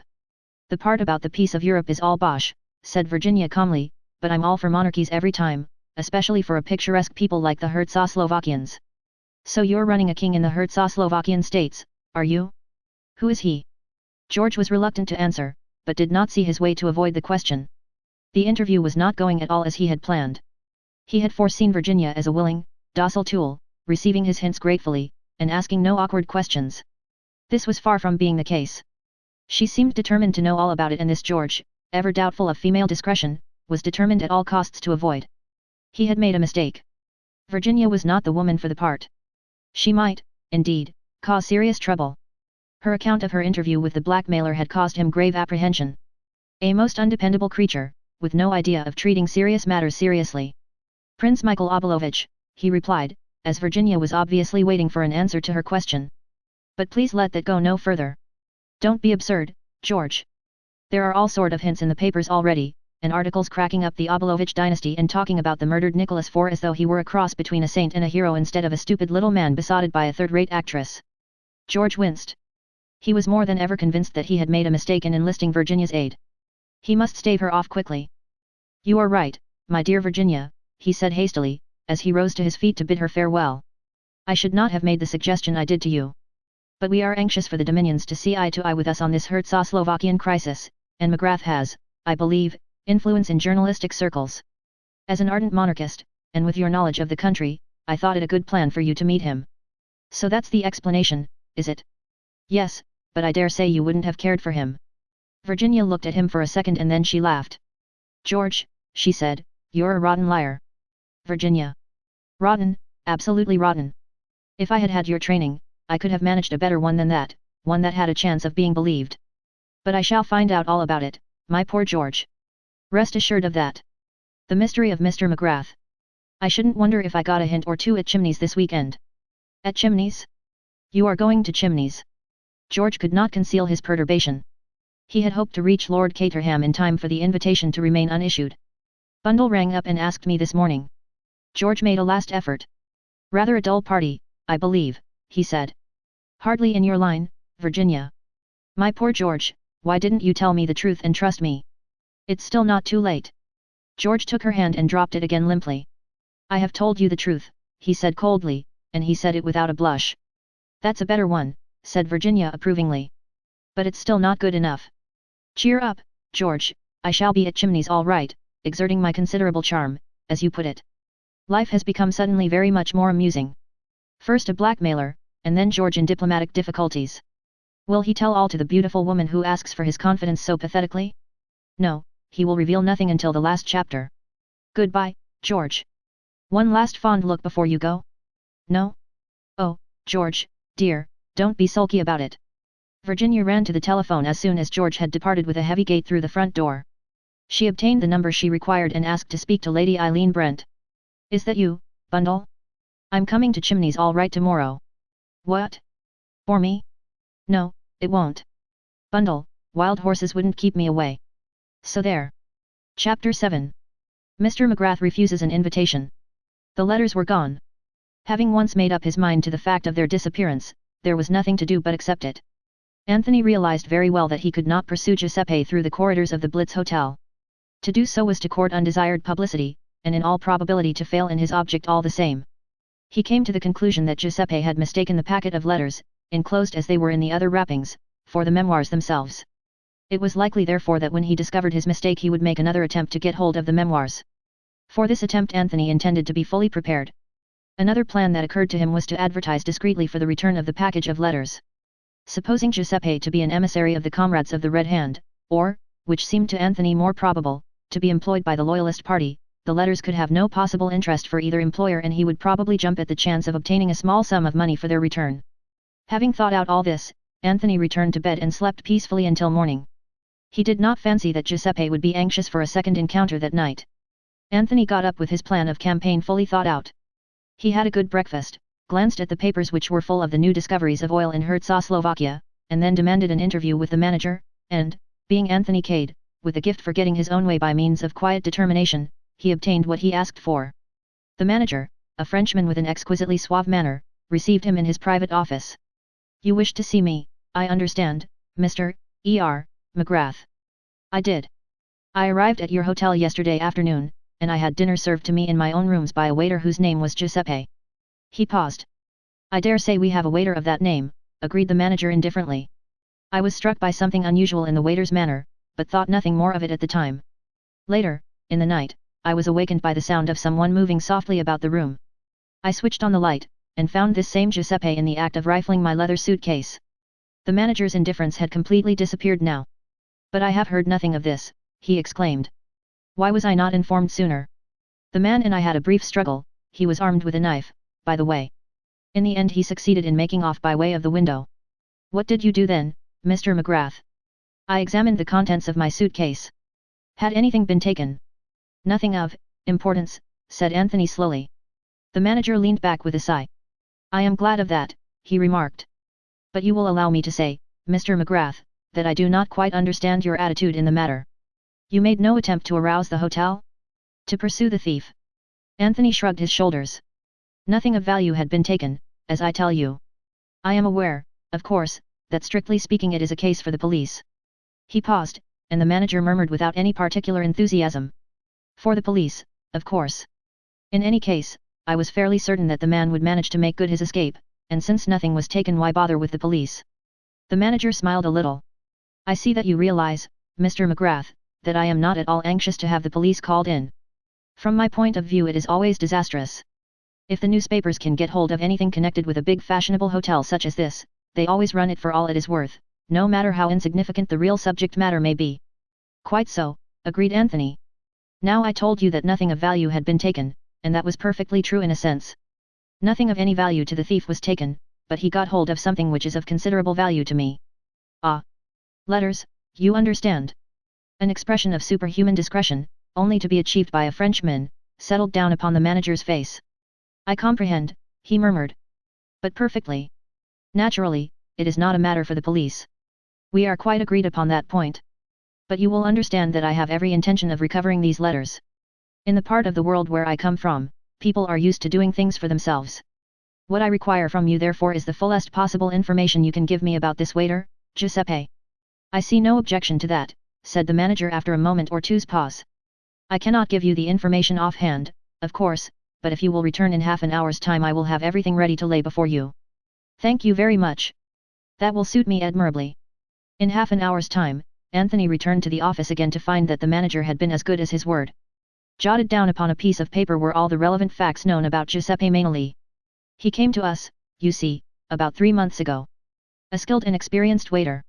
Has given complete satisfaction. He has been in England about 5 years." Together the two men ran over a list of the hotels and restaurants where the Italian had worked. One fact struck Anthony as being possibly of significance. At 2 of the hotels in question there had been serious robberies during the time that Giuseppe was employed there, though no suspicion of any kind had attached to him in either case. Still, the fact was significant. Was Giuseppe merely a clever hotel thief? Had his search of Anthony's suitcase been merely part of his habitual professional tactics? He might just possibly have had the packet of letters in his hand at the moment when Anthony switched on the light, and have shoved it into his pocket mechanically so as to have his hands free. In that case, the thing was mere plain or garden robbery.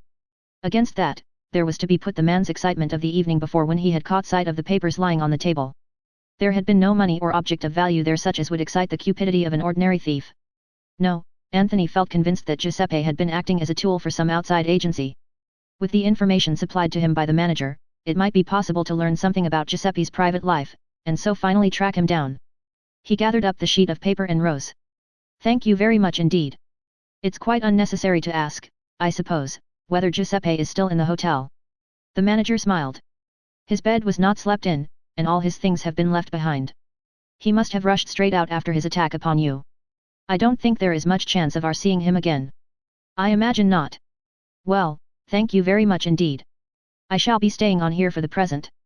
I hope you will be successful in your task, but I confess that I am rather doubtful. I always hope for the best." One of Anthony's first proceedings was to question some of the other waiters who had been friendly with Giuseppe, but he obtained very little to go upon. He wrote out an advertisement on the lines he had planned, and had it sent to 5 of the most widely read newspapers. He was just about to go out and visit the restaurant at which Giuseppe had been previously employed when the telephone rang. Anthony took up the receiver. "Hello, what is it?" A toneless voice replied. "Am I speaking to Mr. McGrath?" "You are. Who are you?" "This is Messrs. Balderson and Hodgkins." "Just a minute, please. I will put you through to Mr. Balderson." Our worthy publishers, thought Anthony. So they are getting worried too, are they? They needn't. There's a week to run still. A hearty voice struck suddenly upon his ear. "Hello. That Mr. McGrath?" "Speaking. I'm Mr. Balderson of Balderson and Hodgkins. What about that manuscript, Mr. McGrath?" "Well," said Anthony, "what about it?" "Everything about it. I understand, Mr. McGrath, that you have just arrived in this country from South Africa. That being so, you can't possibly understand the position. There's going to be trouble about that manuscript, Mr. McGrath, big trouble. Sometimes I wish we'd never said we'd handle it." "Indeed. I assure you it's so. At present I'm anxious to get it into my possession as quickly as possible, so as to have a couple of copies made. Then, if the original is destroyed, well, no harm will be done." "Dear me," said Anthony. "Yes, I expect it sounds absurd to you, Mr. McGrath. But, I assure you, you don't appreciate the situation. There's a determined effort being made to prevent its ever reaching this office. I say to you quite frankly and without humbug that if you attempt to bring it yourself it's 10 to 1 that you'll never get here." "I doubt that," said Anthony. "When I want to get anywhere, I usually do. You're up against a very dangerous lot of people. I wouldn't have believed it myself a month ago. I tell you, Mr. McGrath, we've been bribed and threatened and cajoled by one lot and another until we don't know whether we're on our heads or our heels. My suggestion is that you do not attempt to bring the manuscript here. One of our people will call upon you at the hotel and take possession of it." "And supposing the gang does him in?" asked Anthony. "The responsibility would then be ours, not yours. You would have delivered it to our representative and obtained a written discharge. The cheque for, £1,000 which we are instructed to hand to you will not be available until Wednesday next by the terms of our agreement with the executors of the late, author, you know whom I mean, but if you insist I will send my own cheque for that amount by the messenger." Anthony reflected for a minute or two. He had intended to keep the memoirs until the last day of grace, because he was anxious to see for himself what all the fuss was about. Nevertheless, he realized the force of the publisher's arguments. "All right," he said, with a little sigh. "Have it your own way. Send your man along. And if you don't mind sending that cheque as well I'd rather have it now, as I may be going out of England before next Wednesday." "Certainly, Mr. McGrath. Our representative will call upon you first thing tomorrow morning. It will be wiser not to send anyone direct from the office. Our Mr. Holmes lives in South London. He will call in on his way to us, and will give you a receipt for the package. I suggest that tonight you should place a dummy packet in the manager's safe. Your enemies will get to hear of this, and it will prevent any attack being made upon your apartments tonight." "Very well, I will do as you direct." Anthony hung up the receiver with a thoughtful face. Then he went on with his interrupted plan of seeking news of the slippery Giuseppe. He drew a complete blank, however. Giuseppe had worked at the restaurant in question, but nobody seemed to know anything of his private life or associates. "But I'll get you, my lad," murmured Anthony, between his teeth. "I'll get you yet. It's only a matter of time." His second night in London was entirely peaceful. At 9 o'clock the following morning, the card of Mr. Holmes from Messrs. Balderson and Hodgkins was sent up, and Mr. Holmes followed it. A small, fair man with a quiet manner. Anthony handed over the manuscript, and received in exchange a cheque for £1,000. Mr. Holmes packed up the manuscript in the small brown bag he carried, wished Anthony good morning, and departed. The whole thing seemed very tame. But perhaps he'll be murdered on the way there, Anthony murmured aloud, as he stared idly out of the window. I wonder now, I very much wonder. He put the cheque in an envelope, enclosed a few lines of writing with it, and sealed it up carefully. Jimmy, who had been more or less in funds at the time of his encounter with Anthony at Bulawayo, had advanced him a substantial sum of money which was, as yet, practically untouched. If one job's done with, the other isn't, said Anthony to himself. Up to now, I've bungled it. But never say die. I think that, suitably disguised, I shall go and have a look at 487, Pont Street. He packed his belongings, went down and paid his bill, and ordered his luggage to be put on a taxi. Suitably rewarding those who stood in his path, most of whom had done nothing whatever materially to add to his comfort, he was on the point of being driven off, when a small boy rushed down the steps with a letter. Just come for you, this very minute, sir. With a sigh, Anthony produced yet another shilling. The taxi groaned heavily and jumped forward with a hideous crashing of gears, and Anthony opened the letter. It was rather a curious document. He had to read it 4 times before he could be sure of what it was all about. Put in plain English, the letter was not in plain English, but in the peculiar involved style common to missives issued by government officials. It presumed that Mr. McGrath was arriving in England from South Africa today, Thursday. It referred obliquely to the memoirs of Count Stiltich, and begged Mr. McGrath to do nothing in the matter until he had had a confidential conversation with Mr. George Lomax, and certain other parties whose magnificence was vaguely hinted at. It also contained a definite invitation to go down to Chimneys as the guest of Lord Caterham, on the following day, Friday. A mysterious and thoroughly obscure communication. Anthony enjoyed it very much. Dear old England, he murmured affectionately. 2 days behind the times, as usual. Rather a pity. Still, I can't go down to Chimneys under false pretenses. I wonder, though, if there's an inn handy? Mr. Anthony Cade might stay at the inn without anyone being the wiser. He leaned out of the window, and gave new directions to the taxi driver, who acknowledged them with a snort of contempt. The taxi drew up before one of London's more obscure hostelries. The fare, however, was paid on a scale befitting its point of departure. Having booked a room in the name of Anthony Cade, Anthony passed into a dingy writing room, took out a sheet of notepaper stamped with the legend Hotel Blitz, and wrote rapidly. He explained that he had arrived on the preceding Tuesday, that he had handed over the manuscript in question to Messrs. Balderson and Hodgkins, and he regretfully declined the kind invitation of Lord Caterham as he was leaving England almost immediately. He signed the letter yours faithfully, James McGrath. And now, said Anthony, as he affixed the stamp to the envelope, to business. Exit James McGrath, and enter Anthony Cade. Chapter 8. A Dead Man. On that same Thursday afternoon Virginia Revel had been playing tennis at Ranelagh. All the way back to Pont Street, as she lay back in the long, luxurious limousine, a little smile played upon her lips, as she rehearsed her part in the forthcoming interview. Of course it was within the bounds of possibility that the blackmailer might not reappear, but she felt pretty certain that he would. She had shown herself an easy prey. Well, perhaps this time there would be a little surprise for him.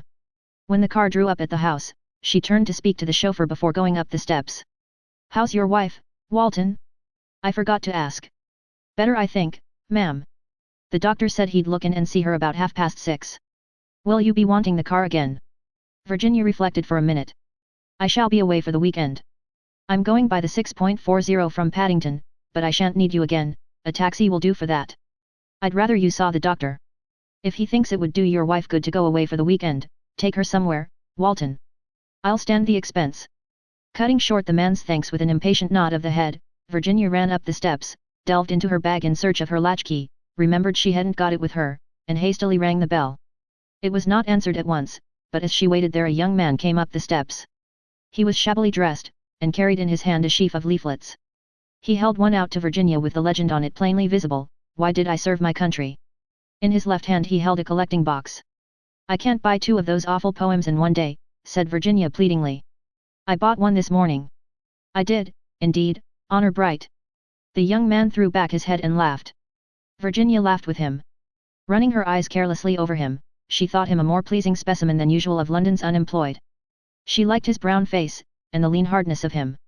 She went so far as to wish she had a job for him. But at that moment the door opened, and immediately Virginia forgot all about the problem of the unemployed, for to her astonishment the door was opened by her own maid, Elise. "Where's Chilvers?" she demanded sharply, as she stepped into the hall. "But he is gone, madam, with the others." "What others? Gone where?" "But to Datchet, madam, to the cottage, as your telegram said." "My telegram," said Virginia, utterly at sea. "Did not madam send a telegram? Surely there can be no mistake. It came but an hour ago." "I never sent any telegram." "What did it say?" "I believe it is still on the table, la basse." Elise retired, pounced upon it, and brought it to her mistress in triumph. "Voila, madam." The telegram was addressed to Chilvers and ran as follows. "Please take household down to cottage at once, and make preparations for weekend party there. Catch 5.49 train." There was nothing unusual about it, it was just the sort of message she herself had frequently sent before, when she had arranged a party at her riverside bungalow on the spur of the moment. She always took the whole household down, leaving an old woman as caretaker. Chilvers would not have seen anything wrong with the message, and like a good servant had carried out his orders faithfully enough. I remained, explained Elise, knowing that madam would wish me to pack for her." "It's a silly hoax," cried Virginia, flinging down the telegram angrily. "You know perfectly well, Elise, that I am going to Chimneys. I told you so this morning." "I thought madam had changed her mind." "Sometimes that does happen, does it not, madam?" Virginia admitted the truth of the accusation with a half-smile. She was busy trying to find a reason for this extraordinary practical joke. Elise cut forward a suggestion. "Monday due," she cried, clasping her hands. "If it should be the malefactors, the thieves. They send the bogus telegram and get the Domsteigs all out of the house, and then they rob it." "I suppose that might be it," said Virginia doubtfully. Yes, madam, that is it without a doubt. Every day you read in the papers of such things. Madam will ring up the police at once, before they arrive and cut our throats." "Don't get so excited, Elise. They won't come and cut our throats at 6 o'clock in the afternoon." "Madam, I implore you, let me run out and fetch a policeman now, at once." "What on earth for?" "Don't be silly, Elise. Go up and pack my things for Chimneys if you haven't already done it. The new Keller Walks evening dress, and the white crepe Americaine, and, yes, the black velvet is so political, is it not?" "Madam looks ravishing in the eau de Nil satin," suggested Elise, her professional instincts reasserting themselves. "No, I won't take that. Hurry up, Elise, there's a good girl. We've got very little time. I'll send a wire to Chilvers at Datchet, and I'll speak to the policeman on the beat as we go out and tell him to keep an eye on the place. Don't start rolling your eyes again, Elise. If you get so frightened before anything has happened, what would you do if a man jumped out from some dark corner and stuck a knife into you?" Elise gave vent to a shrill squeak, and beat a speedy retreat up the stairs, darting nervous glances over each shoulder as she went. Virginia made a face at her retreating back, and crossed the hall to the little study where the telephone was. Elise's suggestion of ringing up the police station seemed to her a good one, and she intended to act upon it without any further delay. She opened the study door and crossed to the telephone. Then, with her hand on the receiver, she stopped. A man was sitting in the big armchair, sitting in a curious huddled position. In the stress of the moment, she had forgotten all about her expected visitor. Apparently he had fallen asleep whilst waiting for her. She came right up to the chair, a slightly mischievous smile upon her face. And then suddenly the smile faded. The man was not asleep. He was dead. She knew it at once, knew it instinctively even before her eyes had seen and noted the small shining pistol lying on the floor, the little singed hole just above the heart with the dark stain round it, and the horrible dropped jaw. She stood quite still, her hands pressed to her sides. In the silence she heard Elise running down the stairs. "Madam! Madam! Well, what is it?" She moved quickly to the door. Her whole instinct was to conceal what had happened, for the moment anyway, from Elise. Elise would promptly go into hysterics, she knew that well enough, and she felt a great need for calm and quiet in which to think things out. "Madam, would it not be better if I should draw the chain across the door? These malefactors, at any minute they may arrive." "Yes, if you like. Anything you like." She heard the rattle of the chain, and then Elise running upstairs again, and drew a long breath of relief. She looked at the man in the chair and then at the telephone. Her course was quite clear, she must ring up the police at once. But still she did not do so. She stood quite still, paralyzed with horror and with a host of conflicting ideas rushing through her brain. The bogus telegram. Had it something to do with this? Supposing Elise had not stayed behind? She would have let herself in, that is, presuming she had had her latchkey with her as usual, to find herself alone in the house with a murdered man, a man whom she had permitted to blackmail her on a former occasion. Of course she had an explanation of that, but thinking of that explanation she was not quite easy in her mind. She remembered how frankly incredible George had found it. Would other people think the same? Those letters now, of course she hadn't written them, but would it be so easy to prove that? She put her hands on her forehead, squeezing them tight together. I must think, said Virginia. I simply must think. Who had let the man in? Surely not Elise. If she had done so, she would have been sure to have mentioned the fact at once. The whole thing seemed more and more mysterious as she thought about it. There was really only one thing to be done: ring up the police. She stretched out her hand to the telephone, and suddenly she thought of George. A man, that was what she wanted, an ordinary level-headed, unemotional man who would see things in their proper proportion and point out to her the best course to take. Then she shook her head. Not George. The first thing George would think of would be his own position. He would hate being mixed up in this kind of business. George wouldn't do it all. Then her face softened. Bill, of course. Without more ado, she rang up Bill. She was informed that he had left half an hour ago for Chimneys. Oh, damn, cried Virginia, jamming down the receiver. It was horrible to be shut up with a dead body and to have no one to speak to. And at that minute the front door bell rang. Virginia jumped. In a few minutes it rang again. Elise, she knew, was upstairs packing and wouldn't hear it. Virginia went out in the hall, drew back the chain, and undid all the bolts that Elise had fastened in her zeal.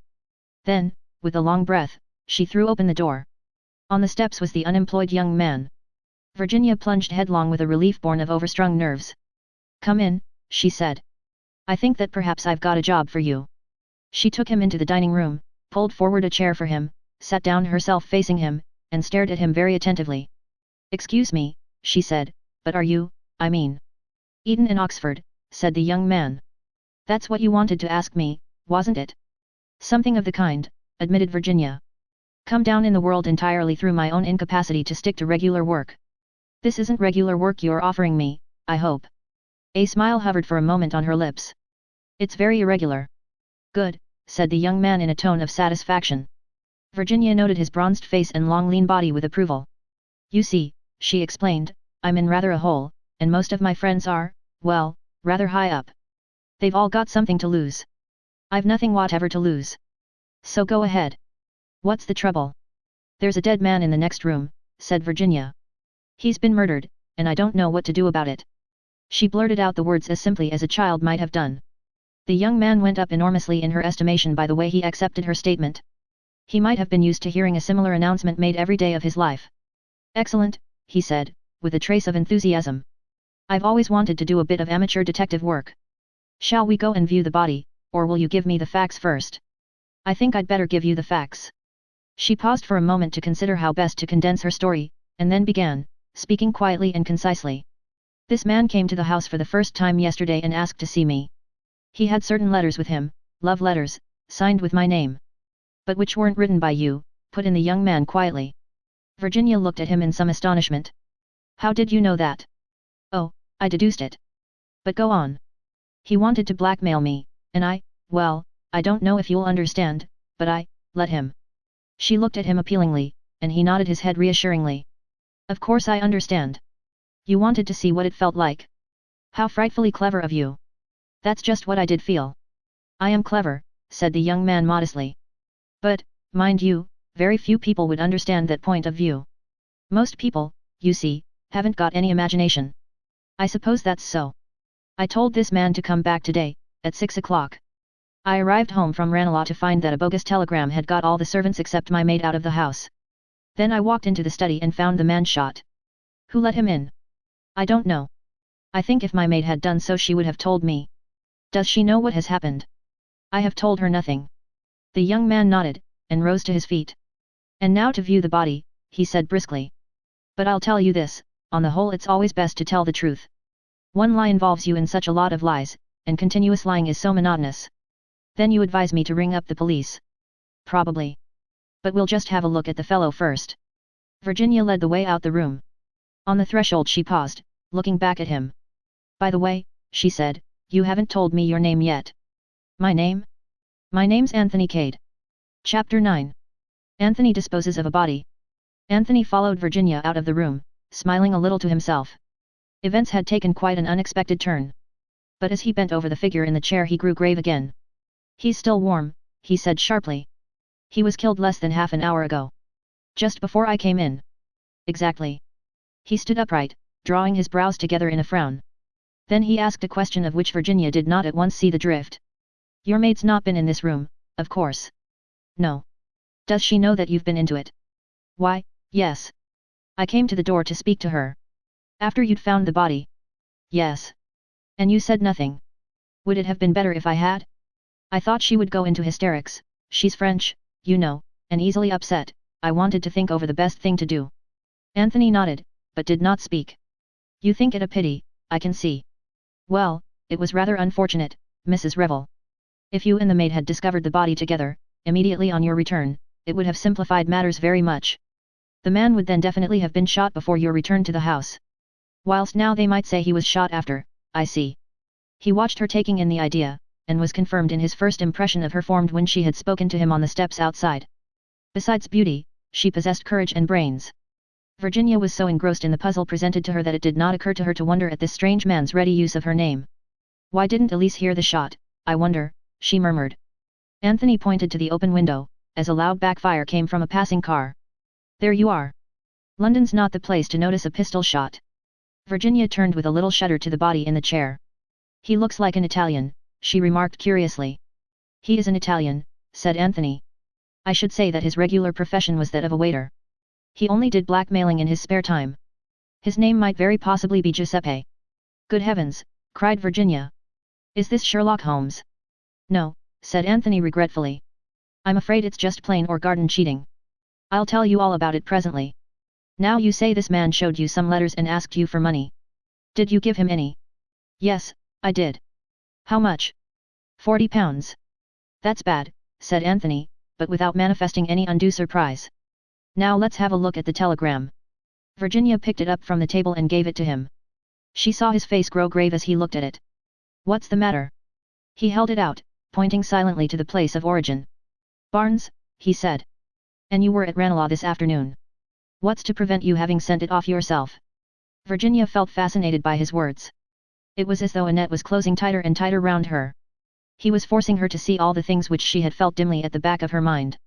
Anthony took out his handkerchief and wound it round his hand, then he picked up the pistol. We criminals have to be so careful, he said apologetically. Fingerprints, you know. Suddenly she saw his whole figure stiffen. His voice, when he spoke, had altered. It was terse and curt. Mrs. Revel, he said, have you ever seen this pistol before? No, said Virginia wonderingly.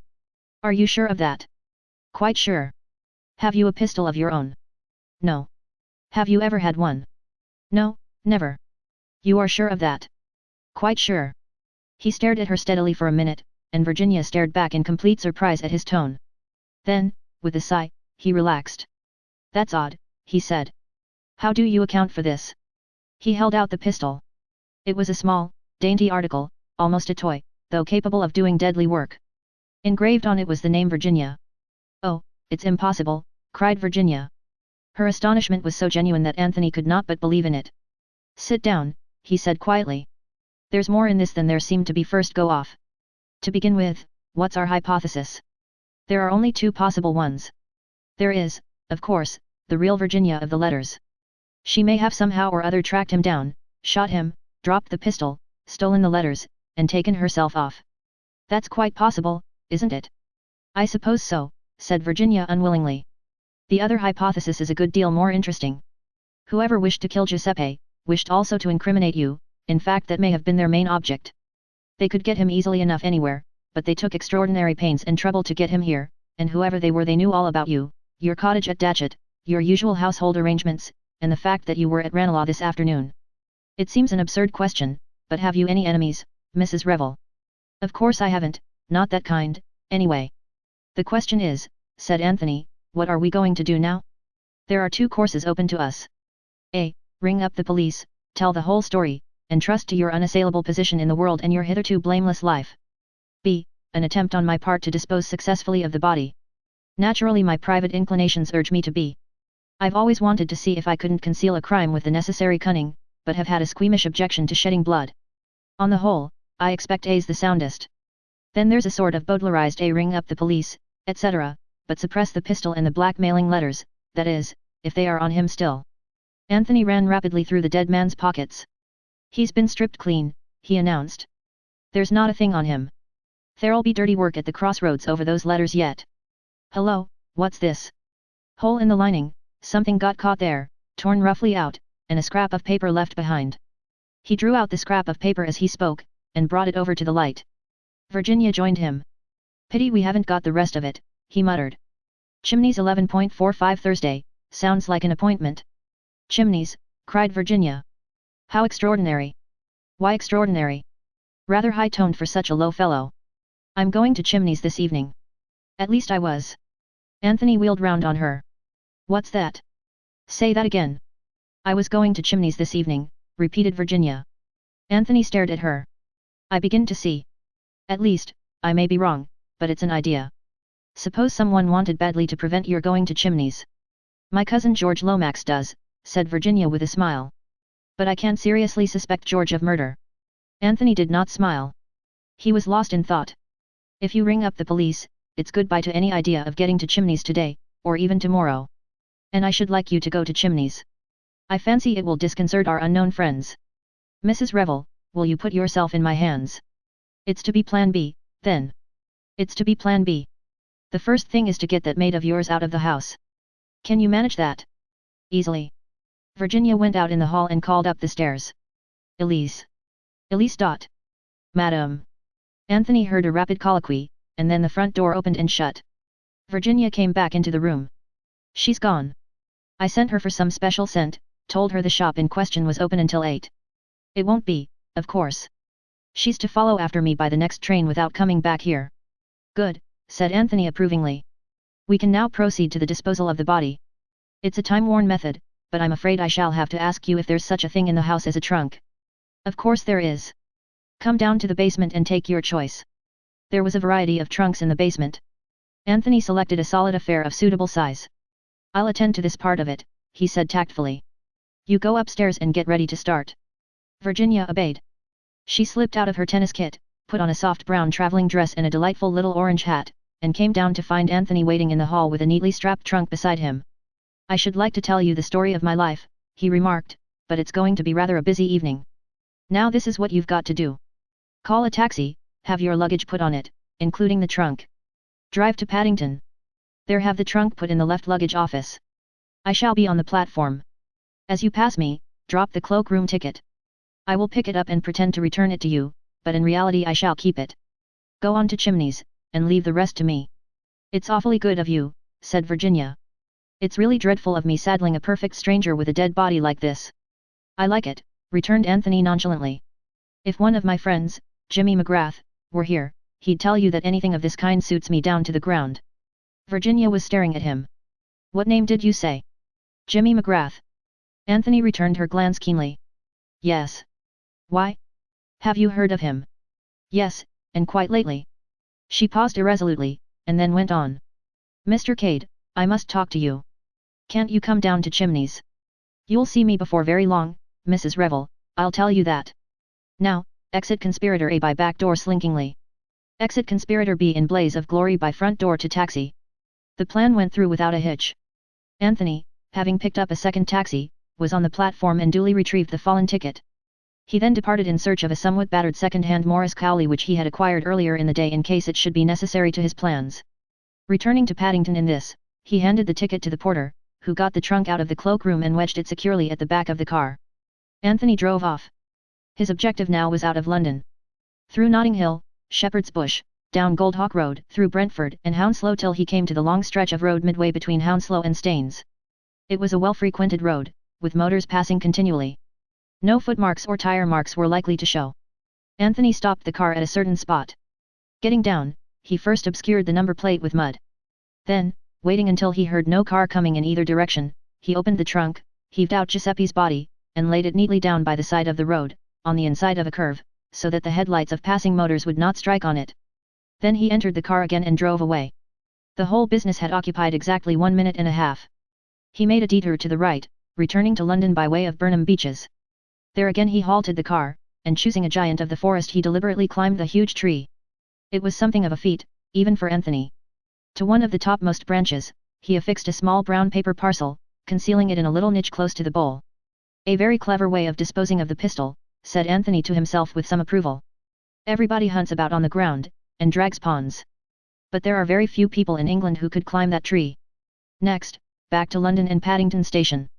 Here he left the trunk, at the other cloakroom this time, the one on the arrival side.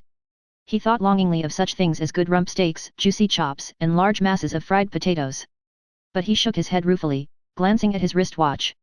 He fed the Morris with a fresh supply of petrol, and then took the road once more. North this time. It was just after 11:30 that he brought the car to rest in the road adjoining the Park of Chimneys. Jumping out he scaled the wall easily enough, and set out towards the house.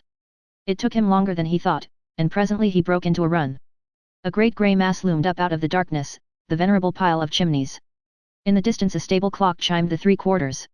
11:45, the time mentioned on the scrap of paper. Anthony was on the terrace now, looking up at the house. Everything seemed dark and quiet.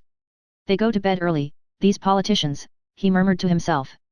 And suddenly a sound smote upon his ears, the sound of a shot. Anthony spun round quickly. The sound had come from within the house, he was sure of that. He waited a minute, but everything was still as death. Finally he went up to one of the long French windows from where he judged the sound that had startled him had come. He tried the handle. It was locked. He tried some of the other windows, listening intently all the while. But the silence remained unbroken. In the end he told himself that he must have imagined the sound, or perhaps mistaken a stray shot coming from a poacher in the woods. He turned and retraced his steps across the park, vaguely dissatisfied and uneasy. He looked back at the house, and whilst he looked a light sprang up in one of the windows on the first floor. In another minute it went out again, and the whole place was in darkness once more. Chapter 10. Chimneys. Inspector Batchworthy in his office. Time, 8:30 a.m. A tall portly man, Inspector Batchworthy, with a heavy regulation tread. Inclined to breathe hard in moments of professional strain. In attendance Constable Johnson, very new to the force, with a downy unfledged look about him, like a human chicken. The telephone on the table rang sharply, and the inspector took it up with his usual portentous gravity of action. Yes. Police Station Market Basing. Inspector Batchworthy speaking. What? Slight alteration in the inspector's manner. As he is greater than Johnson, so others are greater than Inspector Batchworthy. Speaking, my lord. I beg your pardon, my lord? I didn't quite hear what you said. Long pause, during which the inspector listens, quite a variety of expressions passing over his usually impassive countenance. Finally he lays down the receiver, after a brief "at once, my lord." He turned to Johnson, seeming visibly swelled with importance. From his lordship, at Chimneys, murder. Murder, echoed Johnson, suitably impressed. Murder it is, said the inspector, with great satisfaction. Why, there's never been a murder here, not that I've ever heard of, except the time that Tom Pierce shot his sweetheart. And that, in a manner of speaking, wasn't murder at all, but drink, said the inspector, deprecatingly. He weren't hanged for it, agreed Johnson gloomily. But this is the real thing, is it, sir? It is, Johnson.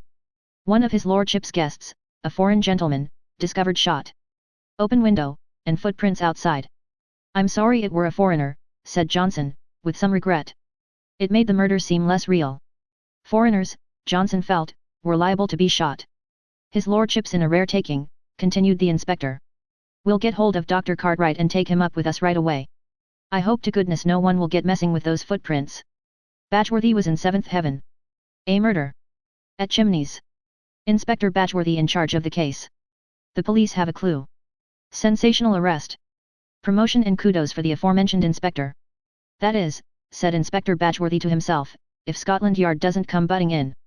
The thought damped him momentarily. It seemed so extremely likely to happen under the circumstances.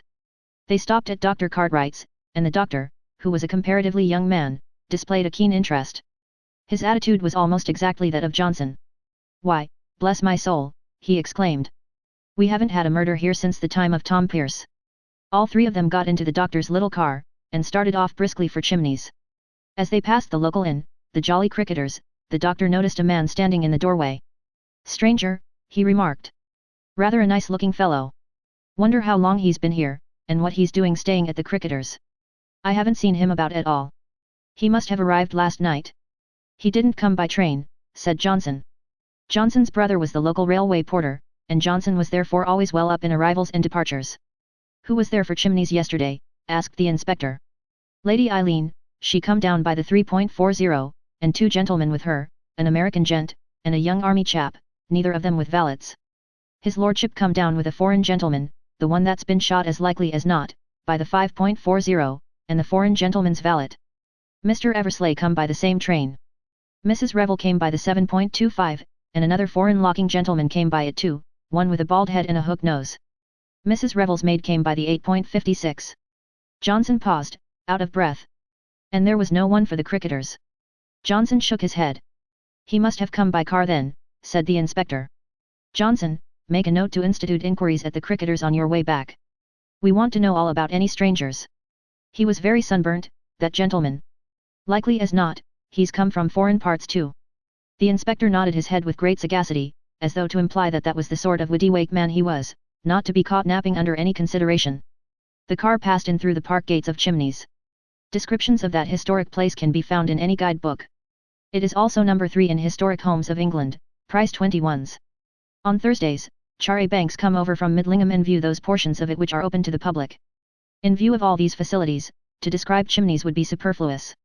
They were received at the door by a white-headed butler whose demeanour was perfect. We are not accustomed, it seemed to say, to having murder committed within these walls. But these are evil days. Let us meet disaster with perfect calm, and pretend with our dying breath that nothing out of the usual has occurred. His lordship, said the butler, is expecting you. This way, if you please. He led them to a small cosy room which was Lord Caterham's refuge from the magnificence elsewhere, and announced them. The police, my lord, and Dr. Cartwright. Lord Caterham was pacing up and down in a visibly agitated state. Ha, Inspector, you've turned up at last. I'm thankful for that. How are you, Cartwright? This is the very devil of a business, you know. The very devil of a business. And Lord Caterham, running his hands through his hair in a frenzied fashion until it stood upright in little tufts, looked even less like a peer of the realm than usual. Where's the body? Asked the doctor, in curt business-like fashion.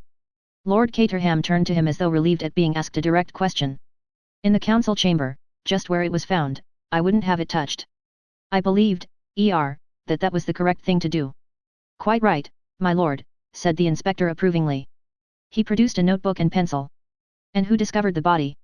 Did you? Good lord, no, said Lord Caterham. You don't think I usually get up at this unearthly hour in the morning, do you? No, a housemaid found it. She screamed a good deal, I believe. I didn't hear her myself. Then they came to me about it, and of course I got up and came down, and there it was, you know. You recognized the body as that of one of your guests. That's right, Inspector. By name. This perfectly simple question seemed to upset Lord Caterham. He opened his mouth once or twice, and then shut it again. Finally he asked feebly. Do you mean, what was his name? Yes, my lord. Well, said Lord Caterham, looking slowly round the room, as though hoping to gain inspiration. His name was, I should say it was, yes, decidedly so, Count Stanislaus. There was something so odd about Lord Caterham's manner, that the inspector ceased using his pencil and stared at him instead. But at that moment a diversion occurred which seemed highly welcome to the embarrassed peer. The door opened and a girl came into the room. She was tall, slim, and dark, with an attractive boyish face, and a very determined manner. This was Lady Eileen Brent, commonly known as Bundle, Lord Caterham's eldest daughter. She nodded to the others, and addressed her father directly. I've got him, she announced. For a moment the inspector was on the point of starting forward under the impression that the young lady had captured the murderer red-handed, but almost immediately he realized that her meaning was quite different. Lord Caterham uttered a sigh of relief. That's a good job. What did he say? He's coming over at once. We are to use the utmost discretion. Her father made a sound of annoyance. That's just the sort of idiotic thing George Lomax would say. However, once he comes, I shall wash my hands of the whole affair. He appeared to cheer up a little at the prospect. And the name of the murdered man was Count Stanislaus, queried the doctor. A lightning glance passed between father and daughter, and then the former said with some dignity. Certainly. I said so just now. I asked because you didn't seem quite sure about it before, explained Cartwright. There was a faint twinkle in his eye, and Lord Caterham looked at him reproachfully. I'll take you to the council chamber, he said more briskly. They followed him, the inspector bringing up the rear and darting sharp glances all round him as he went, much as though he expected to find a clue in a picture frame, or behind a door. Lord Caterham took a key from his pocket and unlocked a door, flinging it open. They all passed into a big room panelled in oak, with 3 long windows giving on the terrace. There was a long refectory table and a good many oak chests, and some beautiful old chairs. On the walls were various paintings of dead and gone Caterhams and others. Near the left-hand wall, about halfway between the door and the window, a man was lying on his back, his arms flung wide. Dr. Cartwright went over and knelt down by the body. The inspector strode across to the windows, and examined them in turn. The center one was closed, but not fastened. On the steps outside were footprints leading up to the window, and a second set going away again. Clear enough, said the inspector, with a nod. But there ought to be footprints on the inside as well. They'd show up plain on this parquet floor. I think I can explain that, interposed Bundle. The housemaid had polished half the floor this morning before she saw the body. You see, it was dark when she came in here. She went straight across to the windows, drew the curtains, and began on the floor, and naturally didn't see the body, which is hidden from that side of the room by the table. She didn't see it until she came right on top of it. The inspector nodded. Well, said Lord Caterham, eager to escape. I'll leave you here, Inspector. You'll be able to find me if you, want me.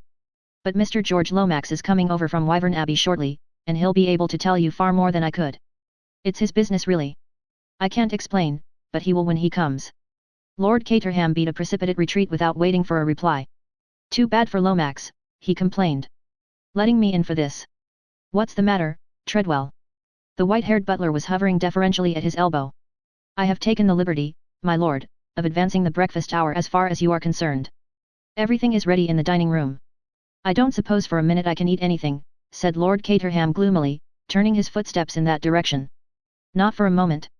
Bundle slipped her hand through his arm, and they entered the dining room together. On the sideboard were half a score of heavy silver dishes, ingeniously kept hot by patent arrangements. Omelette, said Lord Caterham, lifting each lid in turn. Eggs and bacon, kidneys, devilled bird, haddock, cold ham, cold pheasant. I don't like any of these things, Treadwell, ask the cook to poach me an egg, will you? Very good, my lord. Treadwell withdrew. Lord Caterham, in an absent-minded fashion, helped himself plentifully to kidneys and bacon, poured himself out a cup of coffee, and sat down at the long table. Bundle was already busy with a plate full of eggs and bacon. I'm damned hungry, said Bundle with her mouth full. It must be the excitement. It's all very well for you, complained her father. You young people like excitement. But I'm in a very delicate state of health. Avoid all worry, that's what Sir Abner Willis said, avoid all worry. So easy for a man sitting in his consulting room in Harley Street to say that. How can I avoid worry when that ass Lomax lands me with a thing like this? I ought to have been firm at the time. I ought to have put my foot down. With a sad shake of the head, Lord Caterham rose and carved himself a plate of ham. Cotters has certainly done it this time, observed Bundle cheerfully. He was almost incoherent over the telephone. He'll be here in a minute or two, spluttering 19 to the dozen about discretion and hushing it up. Lord Caterham groaned at the prospect. Was he up? He asked. He told me, replied Bundle, that he had been up and dictating letters and memoranda ever since 7 o'clock. Proud of it, too, remarked her father. Extraordinarily selfish, these public men. They make their wretched secretaries get up at the most unearthly hours in order to dictate rubbish to them. If a law was passed compelling them to stop in bed until 11, what a benefit it would be to the nation. I wouldn't mind so much if they didn't talk such balderdash. Lomax is always talking to me of my position. As if I had any. Who wants to be a peer nowadays? Nobody, said Bundle. They'd much rather keep a prosperous public house. Treadwell reappeared silently with 2 poached eggs in a little silver dish which he placed on the table in front of Lord Caterham. What's that, Treadwell, said the latter, looking at them with faint distaste. Poached eggs, my lord. I hate poached eggs, said Lord Caterham peevishly. They're so insipid. I don't like to look at them even. Take them away, will you, Treadwell? Very good, my lord. Treadwell and the poached eggs withdrew as silently as they came. Thank God no one gets up early in this house, remarked Lord Caterham devoutly. We shall have to break this to them when they do, I suppose. He sighed. I wonder who murdered him, said Bundle. And why? That's not our business, thank goodness, said Lord Caterham. That's for the police to find out. Not that Batchworthy will ever find out anything. On the whole I rather hope it was Nosey Stein. Meaning? The all-British syndicate. Why should Mr. Isaac Stein murder him when he'd come down here on purpose to meet him? High finance, said Lord Caterham vaguely. And that reminds me, I shouldn't be at all surprised if Isaac Stein wasn't an early riser. He may blow in upon us at any minute. It's a habit in the city. I believe that, however rich you are, you always catch the 9.17. The sound of a motor being driven at great speed was heard through the open window. Cotters, cried Bundle. Father and daughter leaned out of the window and hailed the occupant of the car as it drew up before the entrance. "In here, my dear fellow, in here," cried Lord Caterham, hastily swallowing his mouth full of ham. George had no intention of climbing in through the window. He disappeared through the front door, and reappeared ushered in by Treadwell, who withdrew at once. "Have some breakfast," said Lord Caterham, shaking him by the hand. "What about a kidney?" George waved the kidney aside impatiently. "This is a terrible calamity, terrible, terrible. It is indeed. Some haddock. No, no. It must be hushed up, at all costs it must be hushed up." As Bundle had prophesied, George began to splutter. "I understand your feelings," said Lord Caterham sympathetically. "Try an egg and bacon, or some haddock. A totally unforeseen contingency, national calamity, concessions jeopardized. Take time," said Lord Caterham. "And take some food. What you need is some food, to pull you together. Poached eggs now? There were some poached eggs here a minute or two ago." "I don't want any food," said George. "I've had breakfast, and even if I hadn't had any I shouldn't want it. We must think what is to be done." "You have told no one as yet." "Well, there's Bundle and myself. And the local police. And Cartwright. And all the servants, of course." George groaned. "Pull yourself together, my dear fellow," said Lord Caterham kindly. "I wish you'd have some breakfast. You don't seem to realize that you can't hush up a dead body. It's got to be buried and all that sort of thing. Very unfortunate, but there it is." George became suddenly calm. "You are right, Caterham. You have called in the local police, you say? That will not do. We must have battle."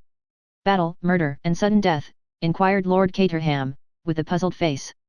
"No, no, you misunderstand me. I referred to Superintendent Battle of Scotland Yard. A man of the utmost discretion. He worked with us in that deplorable business of the party funds." "What was that?" asked Lord Caterham, with some interest. But George's eye had fallen upon Bundle, as she sat half in and half out of the window, and he remembered discretion just in time. He rose. "We must waste no time. I must send off some wires at once. If you write them out, Bundle will send them through the telephone." George pulled out a fountain pen and began to write with incredible rapidity. He handed the first one to Bundle, who read it with a great deal of interest. "God, what a name," she remarked. "Baron how much?" "Baron Liloprit. Bundle blinked. "I've got it, but it will take some conveying to the post office." George continued to write. Then he handed his labours to Bundle and addressed the master of the house. "The best thing that you can do, Caterham." "Yes," said Lord Caterham apprehensively. "Is to leave everything in my hands." "Certainly," said Lord Caterham, with alacrity. "Just what I was thinking myself. You'll find the police and Dr. Cartwright in the council chamber. With the with the body, you know. My dear Lomax, I place Chimneys unreservedly at your disposal. Do anything you like." "Thank you," said George. "If I should want to consult you." But Lord Caterham had faded unobtrusively through the farther door. Bundle had observed his retreat with a grim smile. "I'll send off those telegrams at once," she said. "You know your way to the council chamber." "Thank you, Lady Eileen." George hurried from the room. Chapter 11. Superintendent Battle arrives. So apprehensive was Lord Caterham of being consulted by George that he spent the whole morning making a tour of his estate. Only the pangs of hunger drew him homeward. He also reflected that by now the worst would surely be over. He sneaked into the house quietly by a small side door. From there he slipped neatly into his sanctum. He flattered himself that his entrance had not been observed, but there he was mistaken. The watchful Treadwell let nothing escape him. He presented himself at the door. "You'll excuse me, my lord." "What is it, Treadwell?" "Mr. Lomax, my lord, is anxious to see you in the library as soon as you return." By this delicate method Treadwell conveyed that Lord Caterham had not yet returned unless he chose to say so. Lord Caterham sighed, and then rose. "I suppose it will have to be done sooner or later." "In the library, you say?" "Yes, my lord."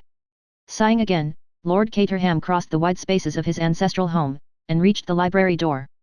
The door was locked. As he rattled the handle, it was unlocked from inside, opened a little way, and the face of George Lomax appeared, peering out suspiciously. His face changed when he saw who it was. "Ah, Caterham, come in.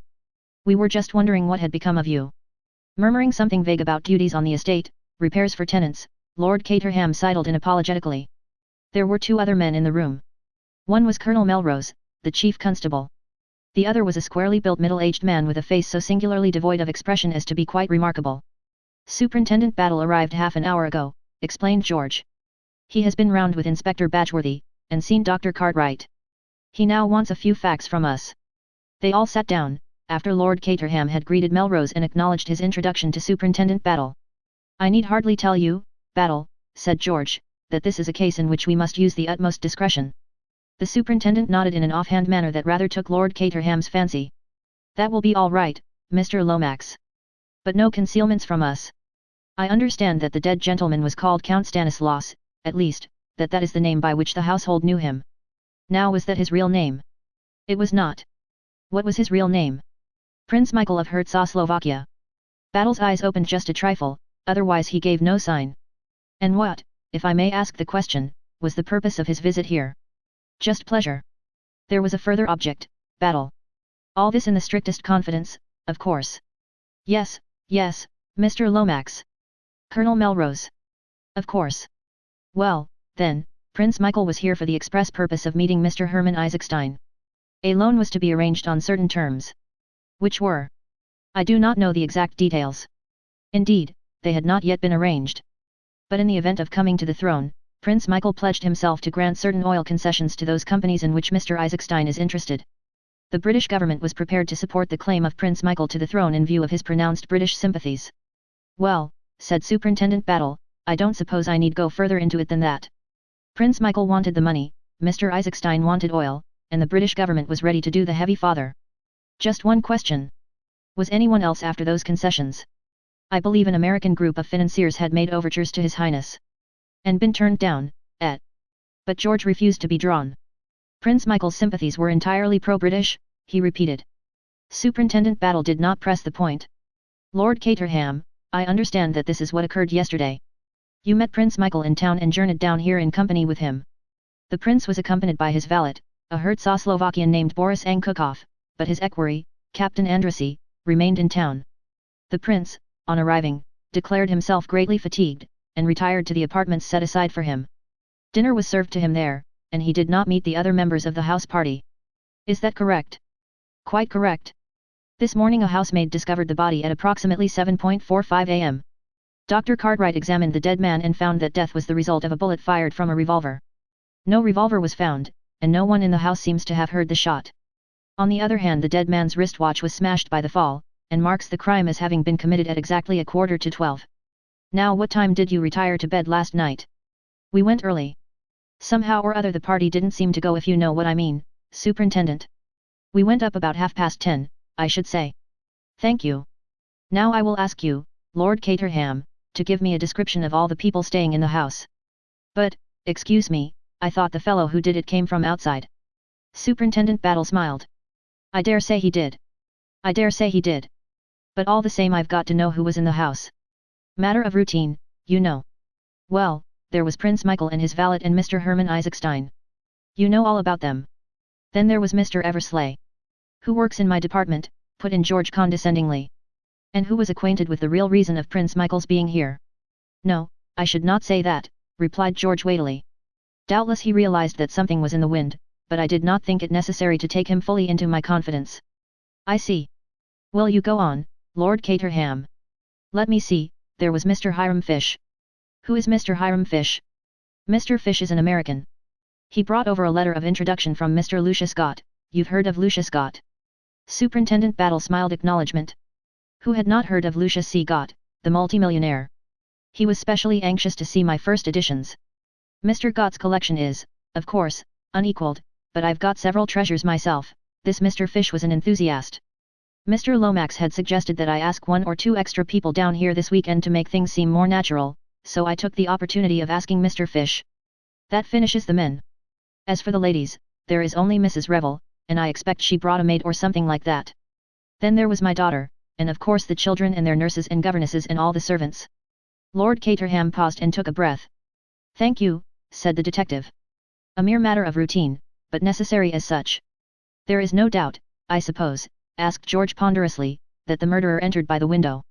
Battle paused for a minute before replying slowly.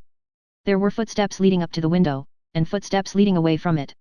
A car stopped outside the park at 11:40 last night. At 12 o'clock a young man arrived at the Jolly Cricketers in a car, and engaged a room. He put his boots outside to be cleaned, they were very wet and muddy, as though he had been walking through the long grass in the park. George leant forward eagerly. Could not the boots be compared with the footprints? They were. Well, they exactly correspond. That settles it, cried George. We have the murderer. The young man, what is his name, by the way? At the inn he gave the name of Anthony Cade.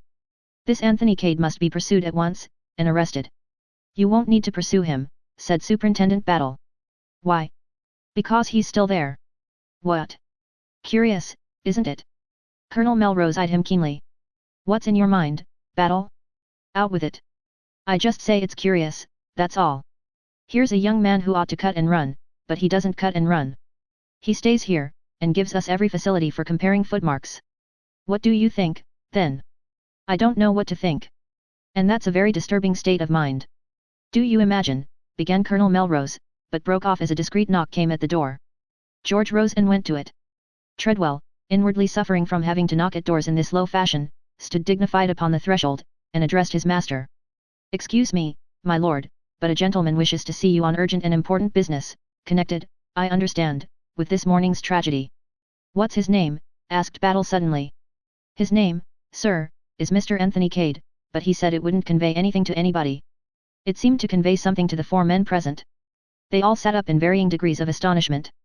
Lord Caterham began to chuckle. I'm really beginning to enjoy myself. Show him in, Treadwell.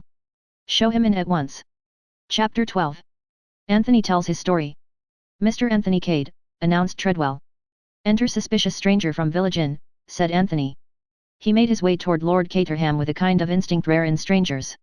At the same time he summed up the other 3 men in his own mind thus: 1. Scotland Yard. 2. Local dignitary, probably Chief Constable. 3. Harassed gentleman on the verge of apoplexy, possibly connected with the government. I must apologize, continued Anthony, still addressing Lord Caterham. For forcing my way in like this, I mean. But it was rumoured round the Jolly Dog, or whatever the name of your local pub may be, that you had had a murder up here, and as I thought I might be able to throw some light upon it I came along. For a moment or two, no one spoke.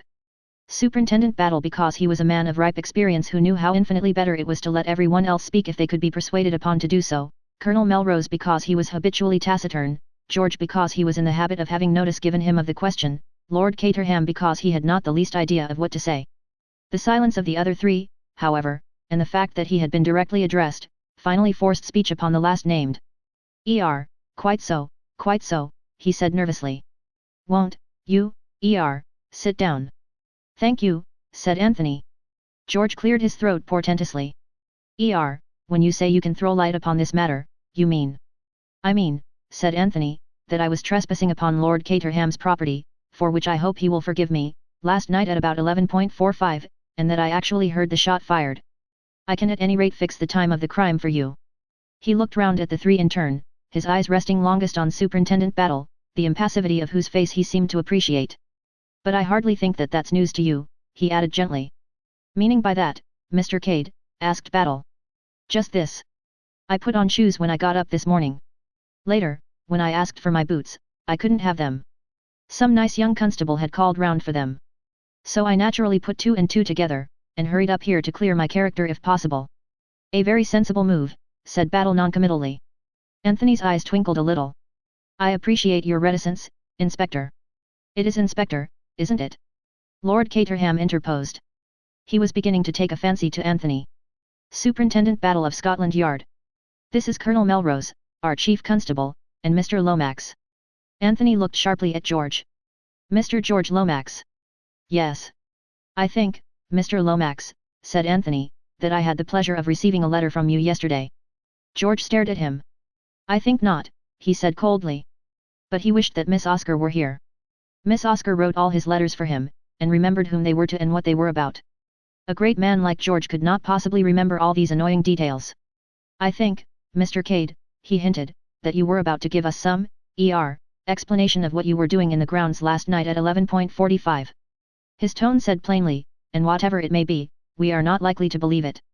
Yes, Mr. Cade, what were you doing, said Lord Caterham, with lively interest. Well, said Anthony regretfully, I'm afraid it's rather a long story. He drew out his cigarette case. May I? Lord Caterham nodded, and Anthony lit a cigarette, and braced himself for the ordeal. He was aware, none better, of the peril in which he stood. In the short space of 24 hours, he had become embroiled in 2 separate crimes. His actions in connection with the first would not bear looking into for a second. After deliberately disposing of one body, and so defeating the aims of justice, he had arrived upon the scene of the second crime at the exact moment when it was being committed. For a young man looking for trouble, he could hardly have done better. South America, thought Anthony to himself, simply isn't in it with this. He had already decided upon his course of action. He was going to tell the truth, with one trifling alteration, and one grave suppression. The story begins, said Anthony, about 3 weeks ago, in Bulawayo.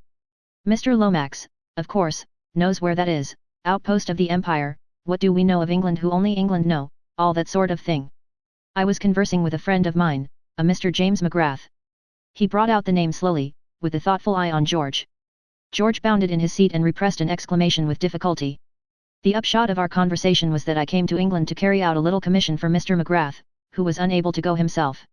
Since the passage was booked in his name, I travelled as James McGrath. I don't know what particular kind of offence that was, the superintendent can tell me, I dare say, and run me in for so many months hard if necessary.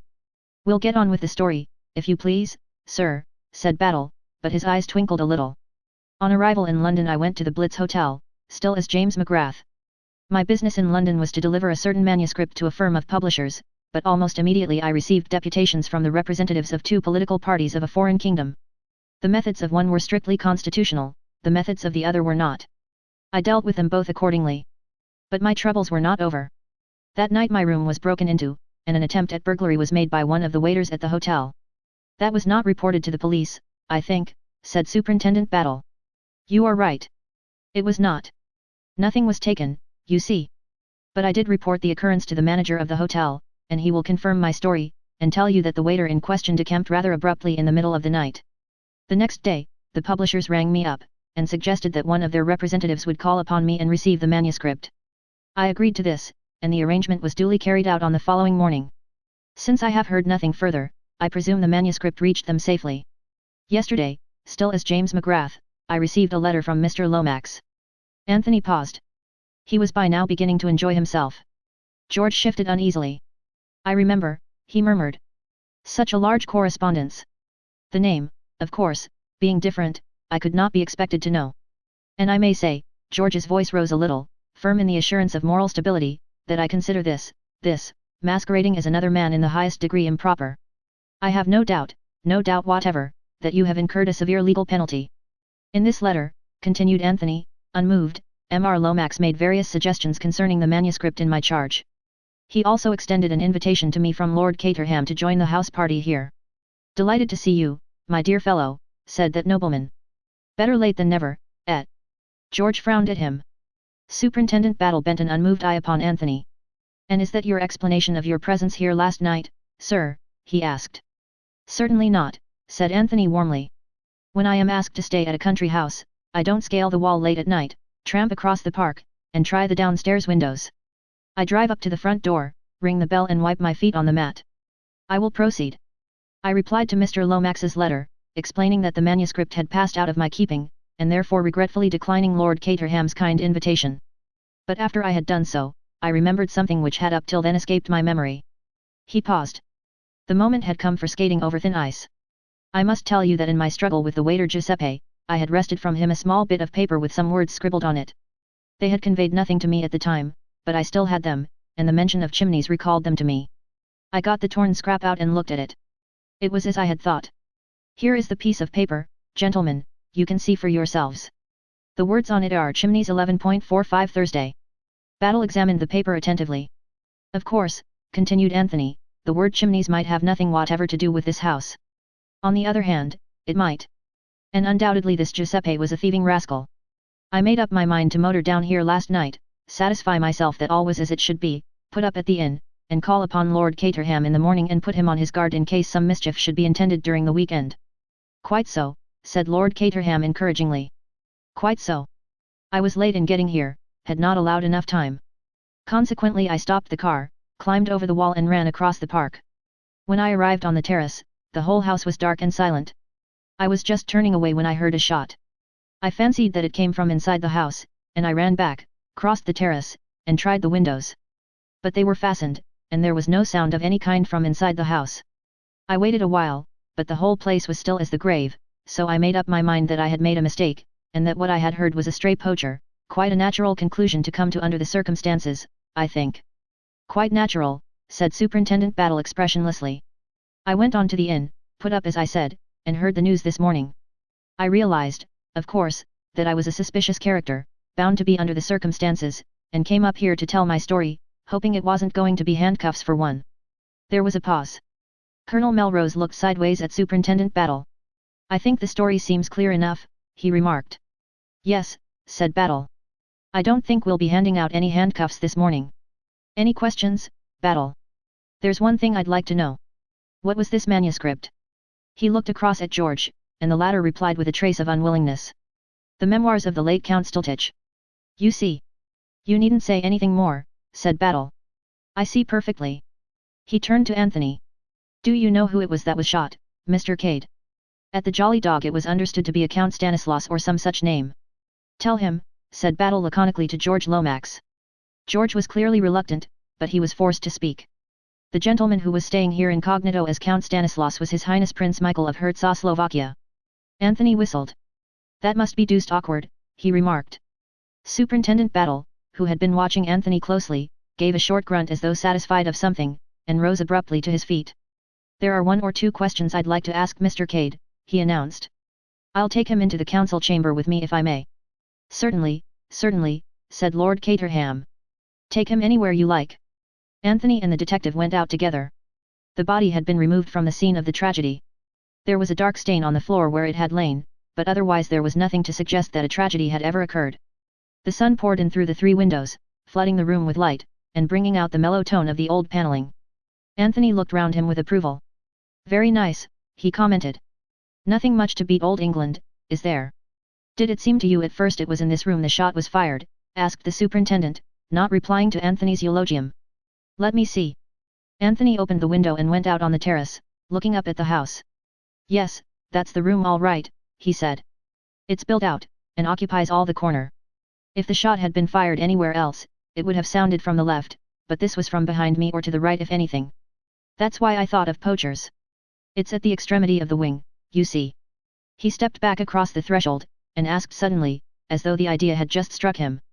But why do you ask? You know he was shot here, don't you? Ah, said the superintendent. We never know as much as we'd like to know. But, yes, he was shot here all right. Now you said something about trying the windows, didn't you? Yes. They were fastened from the inside.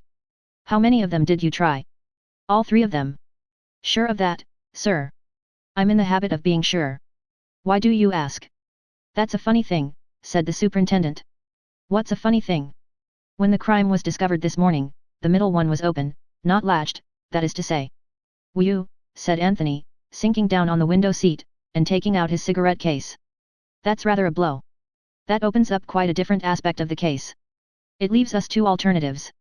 Either he was killed by someone in the house, and that someone unlatched the window after I had gone to make it look like an outside job, incidentally with me as Little Willie, or else, not to mince matters, I'm lying.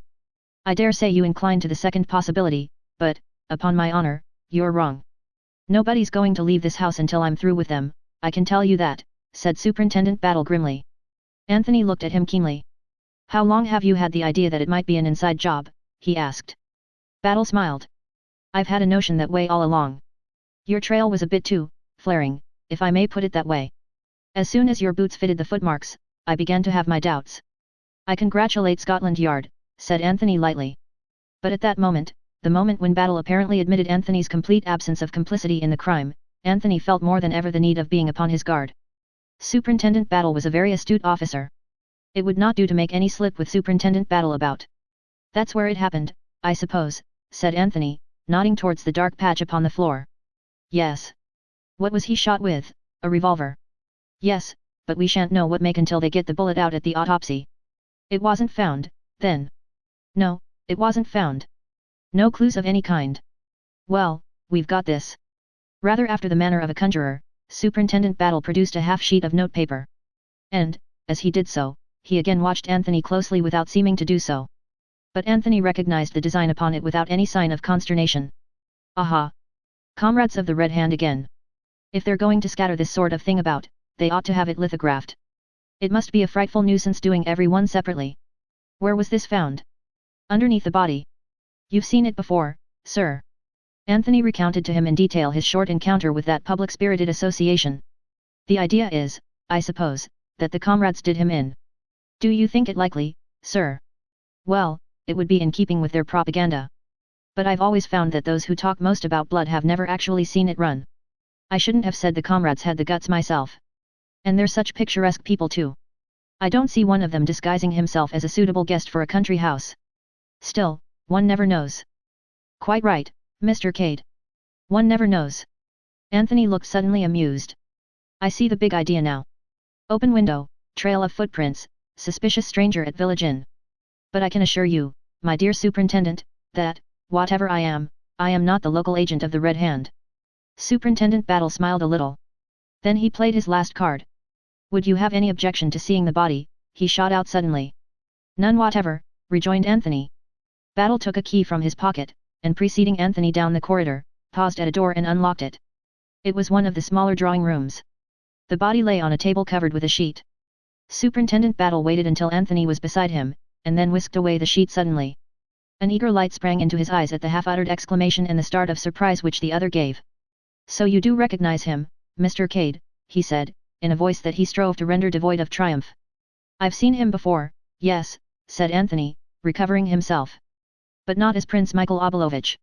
He purported to come from Messrs. Balderson and Hodgkins, and he called himself Mr. Holmes. Chapter 13. The American Visitor. Superintendent Battle replaced the sheet with the slightly crestfallen air of a man whose best point has fallen flat. Anthony stood with his hands in his pockets lost in thought. So that's what old Lollipop meant when he talked about other means, he murmured at last. I beg your pardon, Mr. Cade. Nothing, Superintendent. Forgive my abstraction. You see, or rather my friend, Jimmy McGrath, has been very neatly done out of £1,000. £1,000 is a nice sum of money, said Battle. It isn't the £1,000 so much, said Anthony, though I agree with you that it's a nice sum of money. It's being done that maddens me. I handed over that manuscript like a little woolly lamb. It hurts, Superintendent, indeed it hurts. The detective said nothing. Well, said Anthony. Regrets are vain, and all may not yet be lost. I've only got to get hold of dear old Stultich's reminiscences between now and next Wednesday and all will be gas and gaiters. Would you mind coming back to the council chamber, Mr. Cade? There's one little thing I want to point out to you. Back in the council chamber, the detective strode over at once to the middle window. I've been thinking, Mr. Cade. This particular window is very stiff indeed. You might have been mistaken in thinking that it was fastened. It might just have stuck. I'm sure, yes, I'm almost sure, that you were mistaken. Anthony eyed him keenly. And supposing I say that I'm quite sure I was not? Don't you think you could have been, said Battle, looking at him very steadily. Well, to oblige you, Superintendent, yes. Battle smiled in a satisfied fashion. You're quick in the uptake, sir. And you'll have no objection to saying so, careless-like, at a suitable moment. None whatever. He paused, as Battle gripped his arm. The superintendent was bent forward, listening. Enjoining silence on Anthony with a gesture, he tiptoed noiselessly to the door, and flung it suddenly open. On the threshold stood a tall man with black hair neatly parted in the middle, china blue eyes with a particularly innocent expression, and a large placid face. Your pardon, gentlemen, he said in a slow drawling voice with a pronounced transatlantic accent. But is it permitted to inspect the scene of the crime? I take it that you are both gentlemen from Scotland Yard. I have not that honour, said Anthony. But this gentleman is Superintendent Battle of Scotland Yard. Is that so? Said the American gentleman, with a great appearance of interest. Pleased to meet you, sir. My name is Hiram P. Fish, of New York City. What was it you wanted to see, Mr. Fish? Asked the detective. The American walked gently into the room, and looked with much interest at the dark patch on the floor. I am interested in crime, Mr. Battle. It is one of my hobbies. I have contributed a monograph to one of our weekly periodicals on the subject degeneracy and the criminal. As he spoke, his eyes went gently round the room, seeming to note everything in it. They rested just a shade longer on the window. The body, said Superintendent Battle, stating a self-evident fact, has been removed. Surely, said Mr. Fish. His eyes went on to the panelled walls. Some remarkable pictures in this room, gentlemen. A Holbein, 2 Van Dycks, and, if I am not mistaken, a Velázquez. I am interested in pictures, and likewise in first editions. It was to see his first editions that Lord Caterham was so kind as to invite me down here. He sighed gently. I guess that's all off now. It would show a proper feeling, I suppose, for the guests to return to town immediately. I'm afraid that can't be done, sir, said Superintendent Battle. Nobody must leave the house until after the inquest. Is that so? And when is the inquest? Maybe tomorrow, may not be until Monday. We've got to arrange for the autopsy and see the coroner. I get you, said Mr. Fish. Under the circumstances, though, it will be a melancholy party. Battle led the way to the door. We'd best get out of here, he said. We're keeping it locked still. He waited for the other two to pass through, and then turned the key and removed it. I opine, said Mr. Fish, that you are seeking for fingerprints. Maybe, said the superintendent laconically. I should say to that, on a night such as last night, an intruder would have left footprints on the hardwood floor. None inside, plenty outside. Mine, explained Anthony cheerfully. The innocent eyes of Mr. Fish swept over him. Young man, he said, you surprise me. They turned a corner, and came out into the big wide hall, panelled like the council chamber in old oak, and with a wide gallery above it. Two other figures came into sight at the far end. Aha, said Mr. Fish. Our genial host. This was such a ludicrous description of Lord Caterham that Anthony had to turn his head away to conceal a smile. And with him, continued the American, is a lady whose name I did not catch last night. But she is bright, she is very bright. With Lord Caterham was Virginia Revel. Anthony had been anticipating this meeting all along. He had no idea how to act. He must leave it to Virginia. Although he had full confidence in her presence of mind, he had not the slightest idea what line she would take. He was not long left in doubt. Why, it's Mr. Cade, said Virginia. She held out both hands to him. So you found you could come down after all. My dear Mrs. Revel, I had no idea Mr. Cade was a friend of yours, said Lord Caterham. He's a very old friend, said Virginia, smiling at Anthony with a mischievous glint in her eye. I ran across him in London unexpectedly yesterday, and told him I was coming down here. Anthony was quick to give her pointer. I explained to Mrs. Revel, he said, that I had been forced to refuse your kind invitation, since it had really been extended to quite a different man. And I couldn't very well foist a perfect stranger on you under false pretenses. Well, well, my dear fellow, said Lord Caterham, that's all over and done with now. I'll send down to the cricketers for your bag. It's very kind of you, Lord Caterham, but... Nonsense, of course you must come to Chimneys. Horrible place, the cricketers, to stay in, I mean. Of course you must come, Mr. Cade, said Virginia softly. Anthony realized the altered tone of his surroundings. Already Virginia had done much for him. He was no longer an ambiguous stranger. Her position was so assured and unassailable that anyone for whom she vouched was accepted as a matter of course. He thought of the pistol in the tree at Burnham Beeches, and smiled inwardly. I'll send for your traps, said Lord Caterham to Anthony. I suppose, in the circumstances, we can't have any shooting. A pity. But there it is. And I don't know what the devil to do with Isaac Stein. It's all very unfortunate. The depressed peer sighed heavily. That's settled, then, said Virginia. You can begin to be useful right away, Mr. Cade, and take me out on the lake. It's very peaceful there and far from crime and all that sort of thing. Isn't it awful for poor Lord Caterham having a murder done in his house? But it's George's fault really. This is George's party, you know. Ah, said Lord Caterham.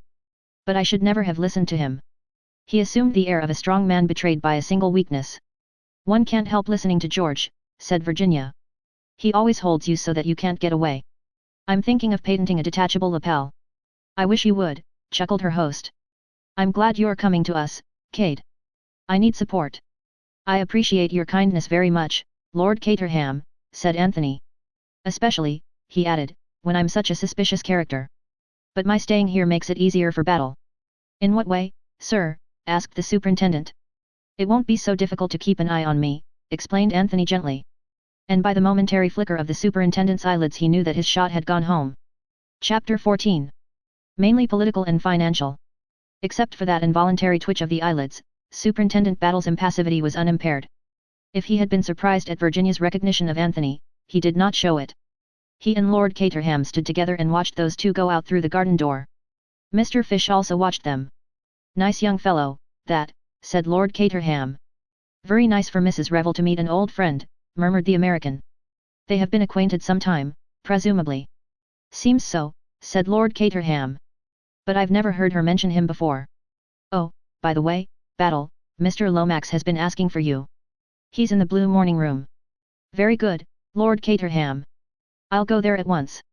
Battle found his way to the blue morning room without difficulty. He was already familiar with the geography of the house. Ah, there you are, Battle, said Lomax. He was striding impatiently up and down the carpet. There was one other person in the room, a big man sitting in a chair by the fireplace. He was dressed in very correct English shooting clothes which nevertheless sat strangely upon him. He had a fat yellow face, and black eyes, as impenetrable as those of a cobra.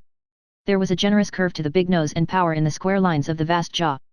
Come in, Battle, said Lomax irritably. And shut the door behind you. This is Mr. Hermann Isaacstein. Battle inclined his head respectfully. He knew all about Mr. Hermann Isaacstein, and though the great financier sat there silent, whilst Lomax strode up and down and talked, he knew who was the real power in the room. We can speak more freely now, said Lomax. Before Lord Caterham and Colonel Melrose, I was anxious not to say too much. You understand, Battle? These things mustn't get about. Ah, said Battle. But they always do, more's the pity. Just for a second he saw a trace of a smile on the fat yellow face. It disappeared as suddenly as it had come. Now what do you really think of this young fellow, this Anthony Cade, continued George. Do you still assume him to be innocent? Battle shrugged his shoulders very slightly. He tells a straight story. Part of it we shall be able to verify. On the face of it, it accounts for his presence here last night. I shall cable to South Africa, of course, for information about his antecedents. Then you regard him as cleared of all complicity. Battle raised a large square hand.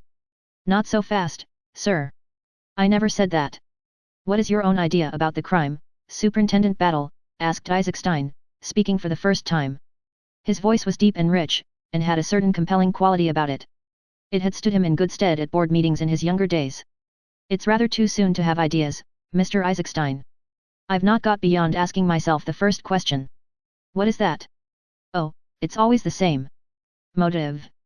Who benefits by the death of Prince Michael? We've got to answer that before we can get anywhere. The Revolutionary Party of Czechoslovakia, began George. Superintendent Battle waved him aside with something less than his usual respect. It wasn't the comrades of the Red Hand, sir, if you're thinking of them. But the paper, with the scarlet hand on it. Put there to suggest the obvious solution. George's dignity was a little ruffled. Really, Battle, I don't see how you can be so sure of that. Bless you, Mr. Lomax, we know all about the comrades of the Red Hand. We've had our eye on them ever since Prince Michael landed in England. That sort of thing is the elementary work of the department. They'd never be allowed to get within a mile of him. I agree with Superintendent Battle, said Isaacstein. We must look elsewhere. You see, sir, said Battle, encouraged by his support, we do know a little about the case. If we don't know who gains by his death, we do know who loses by it. Meaning, said Isaacstein. His black eyes were bent upon the detective. More than ever, he reminded Battle of a hooded cobra. You and Mr. Lomax, not to mention the Loyalist Party of Czechoslovakia.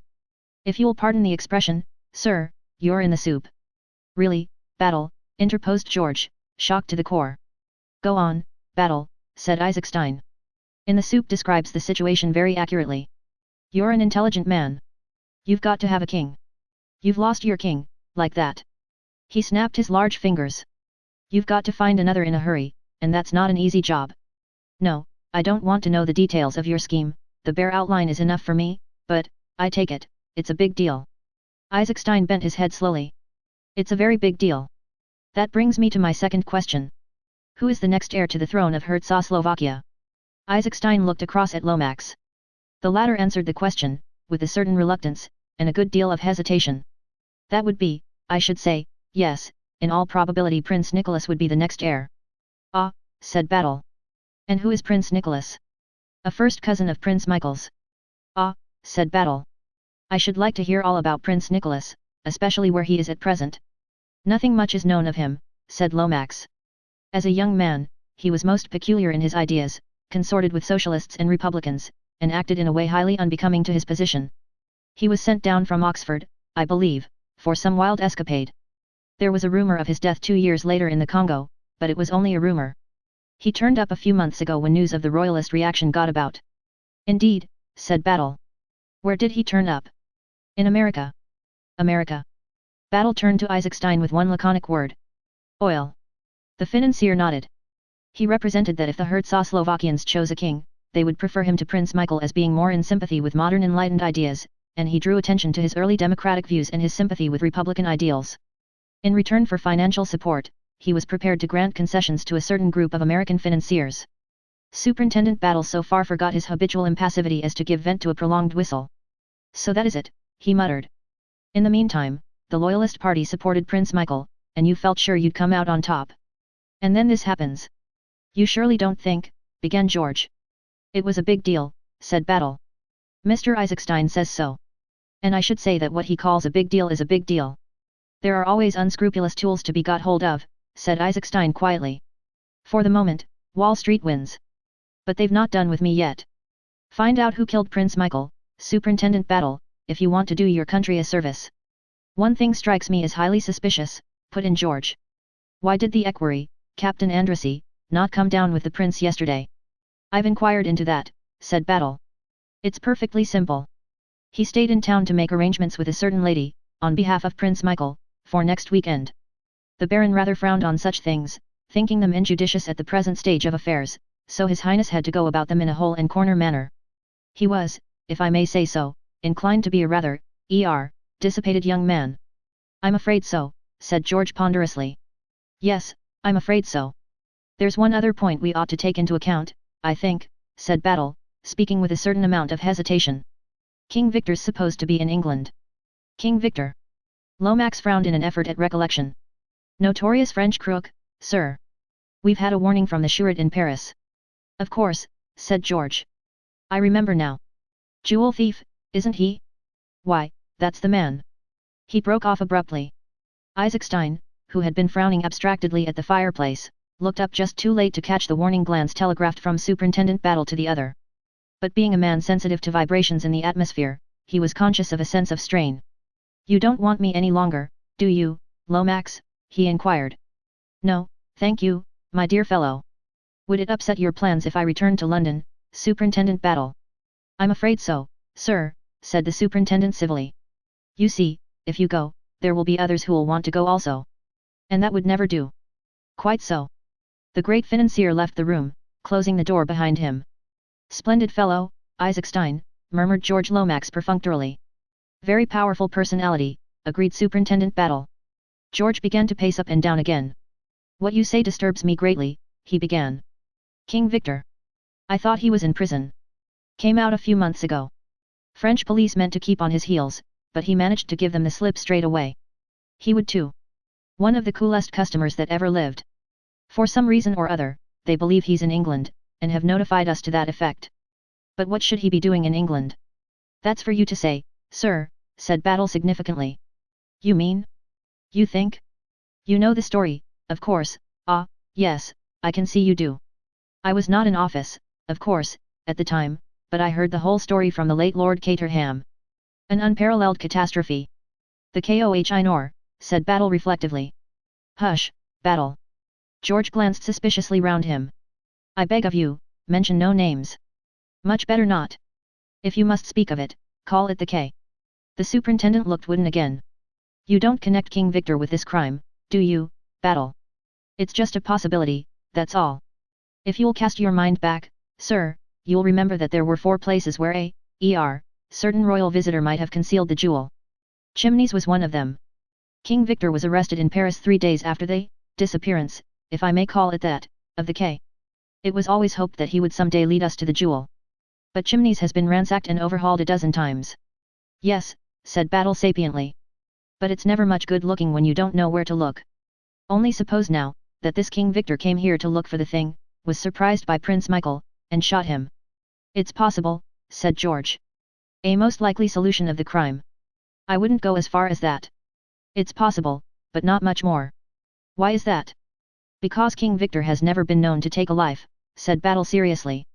"Oh, but a man like that, a dangerous criminal." But Battle shook his head in a dissatisfied manner.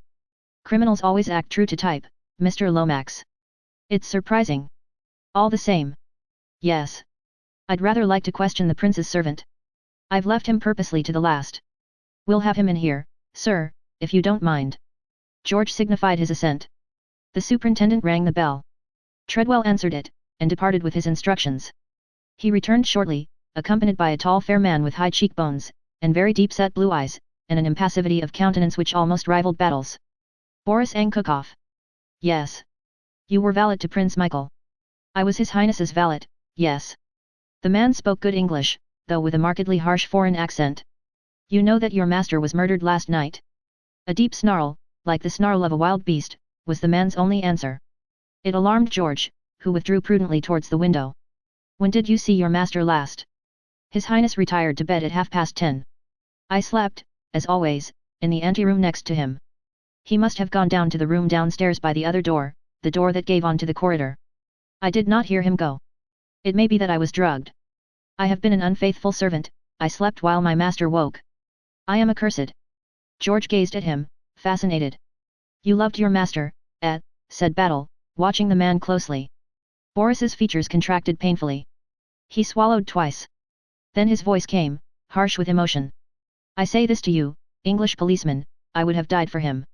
And since he is dead, and I still live, my eyes shall not know sleep, or my heart rest, until I have avenged him. Like a dog will I nose out his murderer, and when I have discovered him, His eyes lit up. Suddenly he drew an immense knife from beneath his coat and brandished it aloft. Not all at once will I kill him, oh, no, first I will slit his nose, and cut off his ears and put out his eyes, and then, into his black heart I will thrust this knife. Swiftly he replaced the knife, and turning, left the room. George Lomax, his eyes always protuberant, but now goggling almost out of his head, stared at the closed door. Purebred Czechoslovakian, of course, he muttered. Most uncivilized people. A race of brigands. Superintendent Battle rose alertly to his feet. Either that man's sincere, he remarked, or he's the best bluffer I've ever seen. And, if it's the former, God help Prince Michael's murderer when that human bloodhound gets hold of him. Chapter 15. The French Stranger. Virginia and Anthony walked side by side down the path which led to the lake. For some minutes after leaving the house they were silent. It was Virginia who broke the silence at last with a little laugh. Oh, dear, she said, isn't it dreadful? Here I am so bursting with the things I want to tell you, and the things I want to know, that I simply don't know where to begin. First of all, she lowered her voice, what have you done with the body? How awful it sounds, doesn't it? I never dreamt that I should be so steeped in crime. I suppose it's quite a novel sensation for you, agreed Anthony. But not for you. Well, I've never disposed of a corpse before, certainly. Tell me about it. Briefly and succinctly, Anthony ran over the steps he had taken on the previous night. Virginia listened attentively. I think you were very clever, she said approvingly when he had finished. I can pick up the trunk again when I go back to Paddington. The only difficulty that might arise is if you had to give an account of where you were yesterday evening. I can't see that can arise. The body can't have been found until late last night, or possibly this morning. Otherwise there would have been something about it in this morning's papers. And whatever you may imagine from reading detective stories, doctors aren't such magicians that they can tell you exactly how many hours a man has been dead. The exact time of his death will be pretty vague. An alibi for last night would be far more to the point. I know. Lord Caterham was telling me all about it. But the Scotland Yard man is quite convinced of your innocence now, isn't he? Anthony did not reply at once.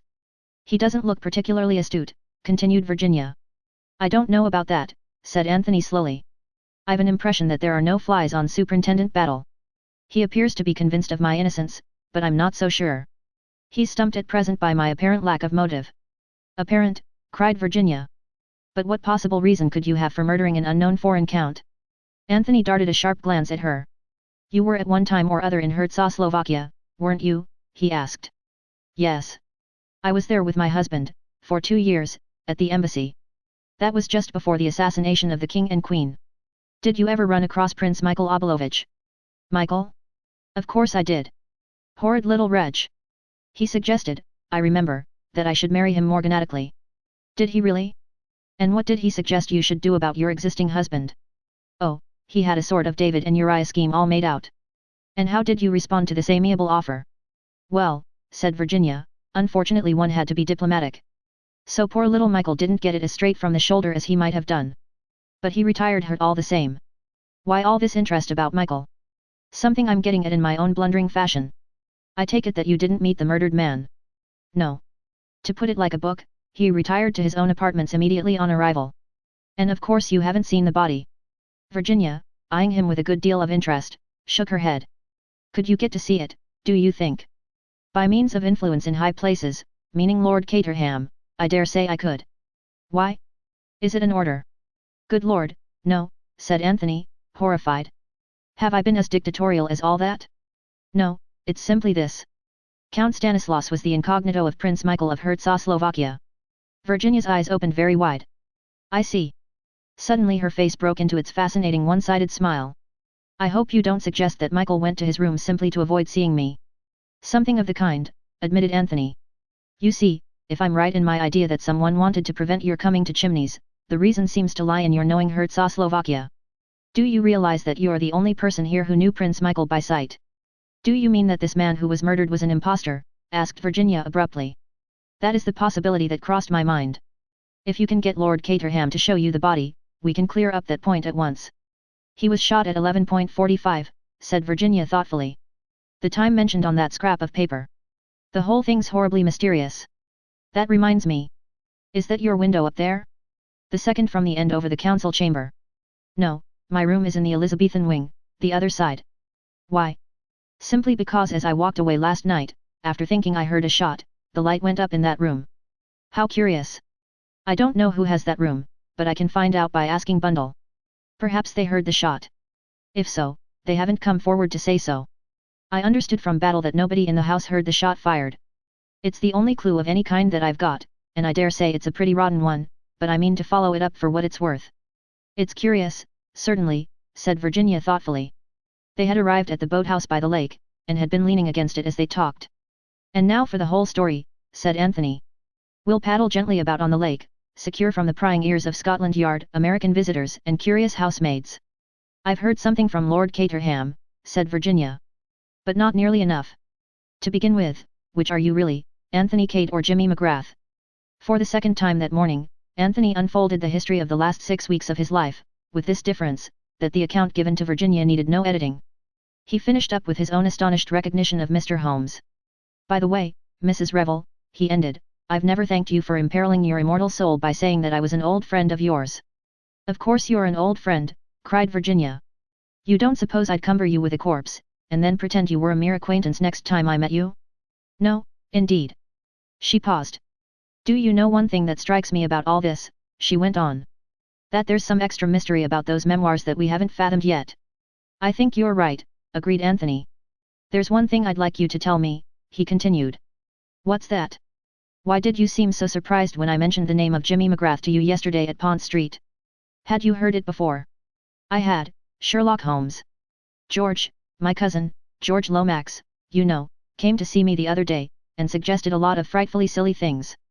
His idea was that I should come down here and make myself agreeable to this man McGrath and Delilah the memoirs out of him somehow. He didn't put it like that, of course. He talked a lot of nonsense about English gentlewomen, and things like that, but his real meaning was never obscure for a moment. It was just the sort of rotten thing poor old George would think of. And then I wanted to know too much, and he tried to put me off with lies that wouldn't have deceived a child of 2. Well, his plan seems to have succeeded, anyhow, observed Anthony. Here am I, the James McGrath he had in mind, and here are you being agreeable to me. But, alas, for poor old George, no memoirs. Now I've got a question for you. When I said I hadn't written those letters, you said you knew I hadn't, you couldn't know any such thing. Oh, yes, I could, said Anthony, smiling. I've got a good working knowledge of psychology. You mean your belief in the sterling worth of my moral character was such that? But Anthony was shaking his head vigorously. Not at all. I don't know anything about your moral character. You might have a lover, and you might write to him. But you'd never lie down to be blackmailed. The Virginia Revel of those letters was scared stiff. You'd have fought. I wonder who the real Virginia Revel is, where she is, I mean. It makes me feel as though I had a double somewhere. Anthony lit a cigarette. You know that one of the letters was written from Chimneys, he asked at last. What? Virginia was clearly startled. When was it written? It wasn't dated. But it's odd, isn't it? I'm perfectly certain no other Virginia Revel has ever stayed at Chimneys. Bundle or Lord Caterham would have said something about the coincidence of the name if she had. Yes. It's rather queer. Do you know, Mrs. Revel, I am beginning to disbelieve profoundly in this other Virginia Revel. She's very elusive, agreed Virginia. Extraordinarily elusive. I am beginning to think that the person who wrote those letters deliberately used your name. But why? Cried Virginia. Why should they do such a thing? Ah, that's just the question.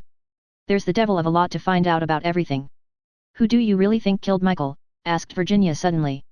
The comrades of the Red Hand. I suppose they might have done so, said Anthony in a dissatisfied voice. Pointless killing would be rather characteristic of them. Let's get to work, said Virginia. I see Lord Caterham and Bundle strolling together. The first thing to do is to find out definitely whether the dead man is Michael or not. Anthony paddled to shore and a few moments later they had joined Lord Caterham and his daughter. Lunch is late, said his lordship in a depressed voice. Battle has insulted the cook, I expect. This is a friend of mine, Bundle, said Virginia. Be nice to him. Bundle looked earnestly at Anthony for some minutes, and then addressed a remark to Virginia as though he had not been there. Where do you pick up these nice-looking men, Virginia?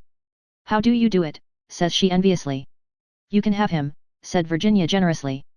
I want Lord Caterham. She smiled upon the flattered peer, slipped her hand through his arm and they moved off together. Do you talk? Asked Bundle. Or are you just strong and silent? Talk, said Anthony. I babble. I murmur. I gurgle, like the running brook, you know. Sometimes I even ask questions. As for instance. Who occupies the second room on the left from the end? He pointed to it as he spoke. What an extraordinary question, said Bundle. You intrigue me greatly. Let me see, yes, that's Mademoiselle Brun's room. The French governess.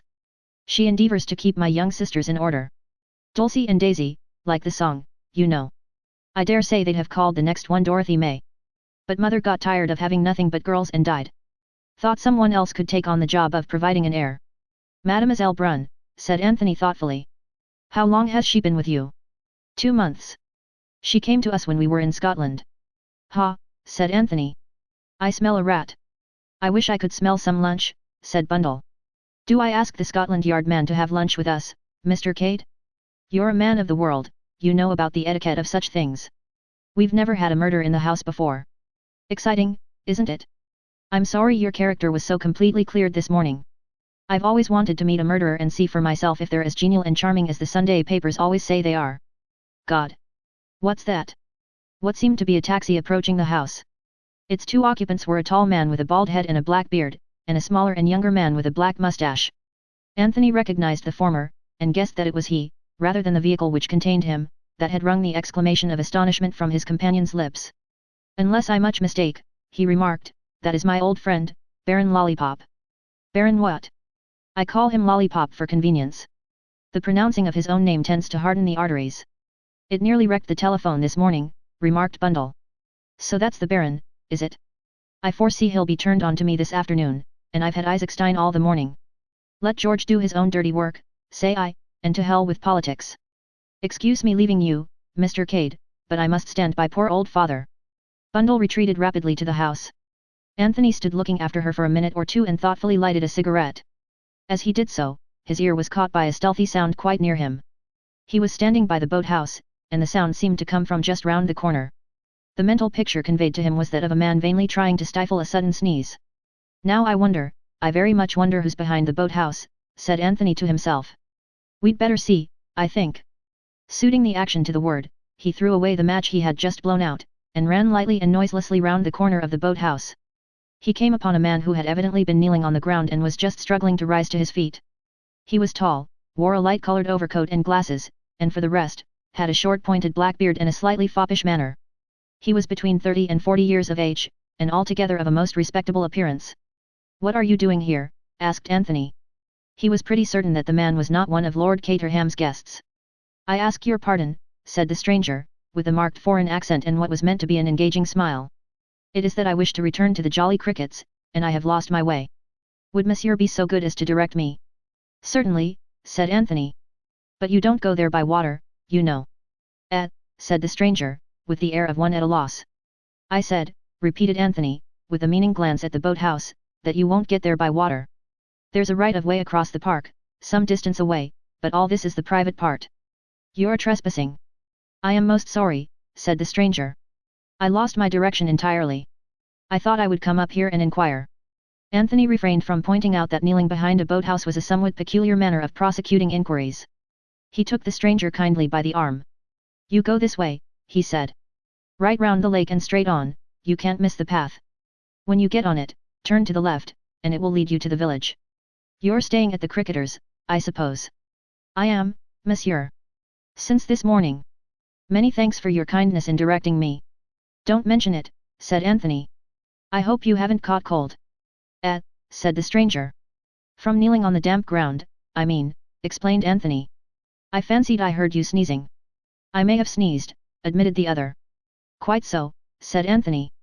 But you shouldn't suppress a sneeze, you know. One of the most eminent doctors said so only the other day. It's frightfully dangerous. I don't remember exactly what it does to you, whether it's an inhibition or whether it hardens your arteries, but you must never do it. Good morning. Good morning, and thank you, monsieur, for setting me on the right road. Second suspicious stranger from Village Inn, murmured Anthony to himself, as he watched the other's retreating form. And one that I can't quite place, either. Appearance that of a French commercial traveler. I don't quite see him as a comrade of the Red Hand. Does he represent yet a third party in the harassed state of Czechoslovakia? The French governess has the second window from the end. A mysterious Frenchman is found slinking round the grounds, listening to conversations that are not meant for his ears. I'll bet my hat there's something in it. Musing thus, Anthony retraced his steps to the house. On the terrace he encountered Lord Caterham, looking suitably depressed, and two new arrivals. He brightened a little at the sight of Anthony. Ah, there you are, he remarked. Let me introduce you to Baron, and Captain Andrassy. Mr. Anthony Cade. The Baron stared at Anthony with growing suspicion. Mr. Cade, he said stiffly. I think not. A word alone with you, Baron, said Anthony. I can explain everything. The Baron bowed, and the two men walked down the terrace together. Baron, said Anthony. I must throw myself upon your mercy. I have so far strained the honor of an English gentleman as to travel to this country under an assumed name. I represented myself to you as Mr. James McGrath, but you must see for yourself that the deception involved was infinitesimal. You are doubtless acquainted with the works of Shakespeare, and his remarks about the unimportance of the nomenclature of roses? This case is the same. The man you wanted to see was the man in possession of the memoirs. I was that man. As you know only too well, I am no longer in possession of them. A neat trick, Baron, a very neat trick. Who thought of it, you or your principal? His Highness's own idea it was. And for anyone but him to carry it out he would not permit. He did it jolly well, said Anthony, with approval. I never took him for anything but an Englishman. The education of an English gentleman did the prince receive, explained the Baron. The custom of Czechoslovakia it is. No professional could have pinched those papers better, said Anthony. May I ask, without indiscretion, what has become of them? Between gentlemen, began the Baron. You are too kind, Baron, murmured Anthony. I've never been called a gentleman so often as I have in the last 48 hours. I to you say this, I believe them to be burnt. You believe, but you don't know, eh? Is that it? His Highness in his own keeping retained them. His purpose it was to read them and then by the fire to destroy them. I see, said Anthony. All the same, they are not the kind of light literature you'd skim through in half an hour. Among the effects of my martyred master they have not discovered been. It is clear, therefore, that burnt they are. Said Anthony. I wonder. He was silent for a minute or two and then went on. I have asked you these questions, Baron, because, as you may have heard, I myself have been implicated in the crime. I must clear myself absolutely, so that no suspicion attaches to me. Undoubtedly, said the Baron. Your honor demands it. Exactly, said Anthony. You put these things so well. I haven't got the knack of it. To continue, I can only clear myself by discovering the real murderer, and to do that I must have all the facts. This question of the memoirs is very important. It seems to me possible that to gain possession of them might be the motive of the crime. Tell me, Baron, is that a very far-fetched idea? The Baron hesitated for a moment or two. You yourself the memoirs have read, he asked cautiously at length. I think I am answered, said Anthony, smiling. Now Baron, there's just one thing more. I should like to give you fair warning that it is still my intention to deliver that manuscript to the publishers on Wednesday next, the 13th of October. The Baron stared at him. But you have no longer got it. On Wednesday next, I said. Today is Friday. That gives me 5 days to get hold of it again. But if it is burnt? I don't think it is burnt. I have good reasons for not believing so. As he spoke they turned the corner of the terrace. A massive figure was advancing towards them. Anthony, who had not yet seen the great Mr. Hermann Isaacstein, looked at him with considerable interest. Ah, Baron, said Isaacstein, waving the big black cigar he was smoking, this is a bad business, a very bad business. My good friend, Mr. Isaacstein, it is indeed, cried the Baron. All our noble edifice in ruins is. Anthony tactfully left the two gentlemen to their lamentations, and retraced his steps along the terrace. Suddenly he came to a halt. A thin spiral of smoke was rising into the air apparently from the very center of the yew hedge. It must be hollow in the middle, reflected Anthony. I've heard of such things before. He looked swiftly to right and left of him. Lord Caterham was at the farther end of the terrace with Captain Andrassy. Their backs were towards him. Anthony bent down and wriggled his way through the massive yew. He had been quite right in his supposition. The yew hedge was really not one, but two. A narrow passage divided them. The entrance to this was about halfway up, on the side of the house. There was no mystery about it, but no one seeing the yew hedge from the front would have guessed at the probability. Anthony looked down the narrow vista. About halfway down, a man was reclining in a basket chair. A half-smoked cigar rested on the arm of the chair, and the gentleman himself appeared to be asleep. Said Anthony to himself. Evidently Mr. Hiram Fish prefers sitting in the shade. Chapter 16. Tea in the schoolroom. Anthony regained the terrace with the feeling uppermost in his mind that the only safe place for private conversations was the middle of the lake. The resonant boom of a gong sounded from the house, and Treadwell appeared in a stately fashion from a side door. "Luncheon is served, my lord." "Ah," said Lord Caterham, brisking up a little. "Lunch." At that moment two children burst out of the house. They were high-spirited young women of 12 and 10, and though their names might be Dulcie and Daisy, as Bundle had affirmed, they appeared to be more generally known as Guggle and Winkle. They executed a kind of war dance, interspersed with shrill whoops, till Bundle emerged and quelled them. "Where's Mademoiselle?" she demanded. "She's got the migraine, the migraine, the migraine," chanted Winkle. "Hurrah," said Guggle, joining in. Lord Caterham had succeeded in shepherding most of his guests into the house. Now he laid a restraining hand on Anthony's arm. "Come to my study," he breathed. "I've got something rather special there." Slinking down the hall, far more like a thief than like the master of the house, Lord Caterham gained the shelter of his sanctum. Here he unlocked a cupboard and produced various bottles. "Talking to foreigners always makes me so thirsty," he explained apologetically. "I don't know why it is." There was a knock on the door, and Virginia popped her head round the corner of it. "Got a special cocktail for me?" she demanded. "Of course," said Lord Caterham hospitably. "Come in." The next few minutes were taken up with serious rites. "I needed that," said Lord Caterham with a sigh, as he replaced his glass on the table. "As I said just now, I find talking to foreigners particularly fatiguing. I think it's because they're so polite. Come along. Let's have some lunch." He led the way to the dining room. Virginia put her hand on Anthony's arm, and drew him back a little. "I've done my good deed for the day," she whispered. "I got Lord Caterham to take me to see the body." "Well?" demanded Anthony eagerly. One theory of his was to be proved or disproved. Virginia was shaking her head. "You were wrong," she whispered. "It's Prince Michael all right." "Oh." Anthony was deeply chagrined. "And Mademoiselle has the migraine," he added aloud, in a dissatisfied tone. "What has that got to do with it?" "Probably nothing, but I wanted to see her. You see, I've found out that Mademoiselle has the second room from the end, the one where I saw the light last night." "That's interesting. Probably there's nothing in it. All the same, I mean to see Mademoiselle before the day is out." Lunch was somewhat of an ordeal. Even the cheerful impartiality of Bundle failed to reconcile the heterogeneous assembly. The Baron and Andrassy were correct, formal, full of etiquette, and had the air of attending a meal in a mausoleum. Lord Caterham was lethargic and depressed. Bill Eversley stared longingly at Virginia. George, very mindful of the trying position in which he found himself, conversed weightily with the Baron and Mr. Isaacstein. Guggle and Winkle, completely beside themselves with joy of having a murder in the house, had to be continually checked and kept under, whilst Mr. Hiram Fish slowly masticated his food, and drawled out dry remarks in his own peculiar idiom. Superintendent Battle had considerately vanished, and nobody knew what had become of him. "Thank God that's over," murmured Bundle to Anthony, as they left the table. "And George is taking the foreign contingent over to the Abbey this afternoon to discuss state secrets." "That will possibly relieve the atmosphere," agreed Anthony. "I don't mind the Americans so much," continued Bundle. "He and father can talk first editions together quite happily in some secluded spot. Mr. Fish," as the object of their conversation drew near, "I'm planning a peaceful afternoon for you." The American bowed. "That's too kind of you, Lady Eileen." "Mr. Fish," said Anthony, "had quite a peaceful morning." Mr. Fish shot a quick glance at him. "Ah, sir, you observed me, then, in my secluded retreat? There are moments, sir, when far from the madding crowd is the only motto for a man of quiet tastes." Bundle had drifted on, and the American and Anthony were left together. The former dropped his voice a little. "I opine," he said, that there is considerable mystery about this little dust-up. Any amount of it, said Anthony. That guy with the bald head was perhaps a family connection. Something of the kind. These Central European nations beat the band, declared Mr. Fish. It's kind of being rumored around that the deceased gentleman was a royal highness. Is that so, do you know?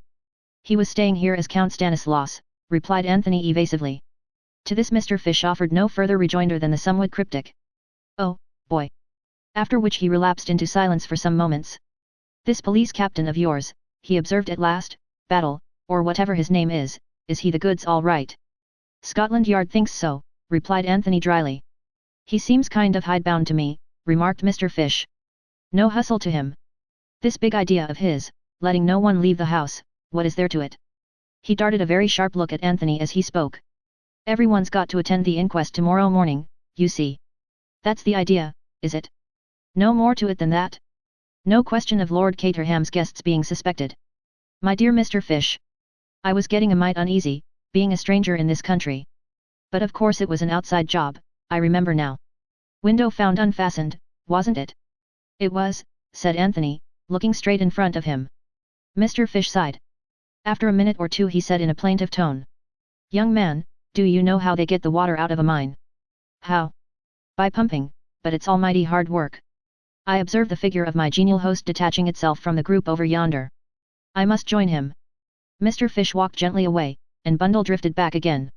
Funny fish, isn't he? She remarked. He is. It's no good looking at Virginia, said Bundle sharply. I wasn't. You were. I don't know how she does it. It isn't what she says, I don't even believe it's what she looks. But, oh, boy. She gets there every time. Anyway, she's on duty elsewhere for the time. She told me to be nice to you, and I'm going to be nice to you, by force if necessary. No force required, Anthony assured her. But, if it's all the same to you, I'd rather you were nice to me on the water, in a boat. It's not a bad idea, said Bundle meditatively. They strolled down to the lake together. There's just one question I'd like to ask you, said Anthony as he paddled gently out from the shore, before we turn to really interesting topics. Business before pleasure. Whose bedroom do you want to know about now? Asked Bundle with weary patience.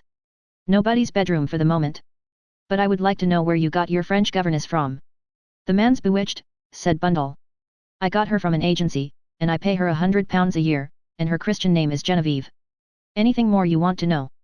We'll assume the agency, said Anthony. What about her references? Oh, glowing. She'd lived for 10 years with the Countess of Whatnot. Whatnot being? The Comtesses de Bretuel, Chateau de Bretuel, Dinard. You didn't actually see the Comtesse yourself? It was all done by letter. Exactly. Said Anthony. You intrigue me, said Bundle. You intrigue me enormously. Is it love or crime? Probably sheer idiocy on my part. Let's forget it. Let's forget it, said he negligently, having extracted all the information he wants. Mr. Cade, whom do you suspect?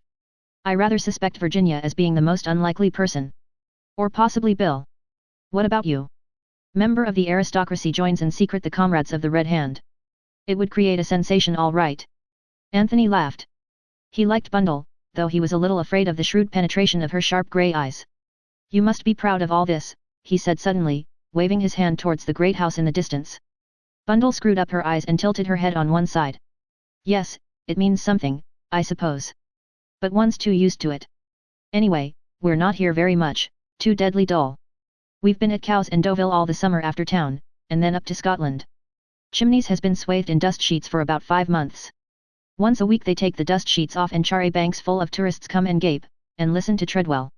On your right is the portrait of the 4th Marchioness of Caterham, painted by Sir Joshua Reynolds, etc., and Ed or Bert, the humorist of the party, nudges his girl and says Gladys, they've got 2 pennyworth of pictures here, right enough. And then they go and look at more pictures and yawn and shuffle their feet and wish it was time to go home. Yet history has been made here once or twice, by all accounts. You've been listening to George, said Bundle sharply. That's the kind of thing he's always saying. But Anthony had raised himself on his elbow, and was staring at the shore. Is that a third suspicious stranger I see standing disconsolately by the boathouse? Or is it one of the house party? Bundle lifted her head from the scarlet cushion. It's Bill, she said. He seems to be looking for something. He's probably looking for me, said Bundle, without enthusiasm. Shall we row quickly in the opposite direction? That's quite the right answer, but it should be delivered with more enthusiasm. I shall row with double vigor after that rebuke. Not at all, said Bundle. I have my pride. Row me to where that young ass is waiting. Somebody's got to look after him, I suppose. Virginia must have given him the slip. One of these days, inconceivable as it seems, I might want to marry George, so I might as well practice being one of our well-known political hostesses. Anthony pulled obediently towards the shore. And what's to become of me, I should like to know, he complained. I refuse to be the unwanted third. Is that the children I see in the distance? Yes. Be careful, or they'll rope you in. I'm rather fond of children, said Anthony. I might teach them some nice quiet intellectual game. Well, don't say I didn't warn you. Having relinquished Bundle to the care of her gallant captain, Anthony strolled off to where various shrill cries disturbed the peace of the afternoon. He was received with acclamation. Are you any good at playing Red Indians? Asked Guggle sternly. Rather, said Anthony. You should hear the noise I make when I'm being scalped. Like this. He illustrated. Not so bad, said Winkle grudgingly. Now do the scalpers yell. Anthony obliged with a blood-curdling noise. In another minute the game of Red Indians was in full swing. About an hour later, Anthony wiped his forehead, and ventured to inquire after Mademoiselle's migraine. He was pleased to hear that that lady had entirely recovered. So popular had he become that he was urgently invited to come and have tea in the schoolroom. And then you can tell us about the man you saw hung, urged Guggle. Did you say you'd got a bit of the rope with you? Asked Winkle. It's in my suitcase, said Anthony solemnly. You shall each have a piece of it. Winkle immediately let out a wild Indian yell of satisfaction. We'll have to go and get washed, I suppose, said Guggle gloomily. You will come to tea, won't you? You won't forget. Anthony swore solemnly that nothing should prevent his keeping the engagement. Satisfied, the youthful pair beat a retreat towards the house. Anthony stood for a minute looking after them, and, as he did so, he became aware of a man leaving the other side of a little copse of trees and hurrying away across the park. He felt almost sure that it was the same black-bearded stranger he had encountered that morning. Whilst he was hesitating whether to go after him or not, the trees just ahead of him were parted and Mr. Hiram Fish stepped out into the open. He started slightly when he saw Anthony. A peaceful afternoon, Mr. Fish, inquired the latter. I thank you, yes. Mr. Fish did not look as peaceful as usual, however. His face was flushed, and he was breathing hard as though he had been running. He drew out his watch and consulted it. I guess, he said softly, it's just about time for your British institution of afternoon tea. Closing his watch with a snap, Mr. Fish ambled gently away in the direction of the house. Anthony stood in a brown study and awoke with a start to the fact that Superintendent Battle was standing beside him. Not the faintest sound had heralded his approach, and he seemed literally to have materialized from space. Where did you spring from? Asked Anthony irritably.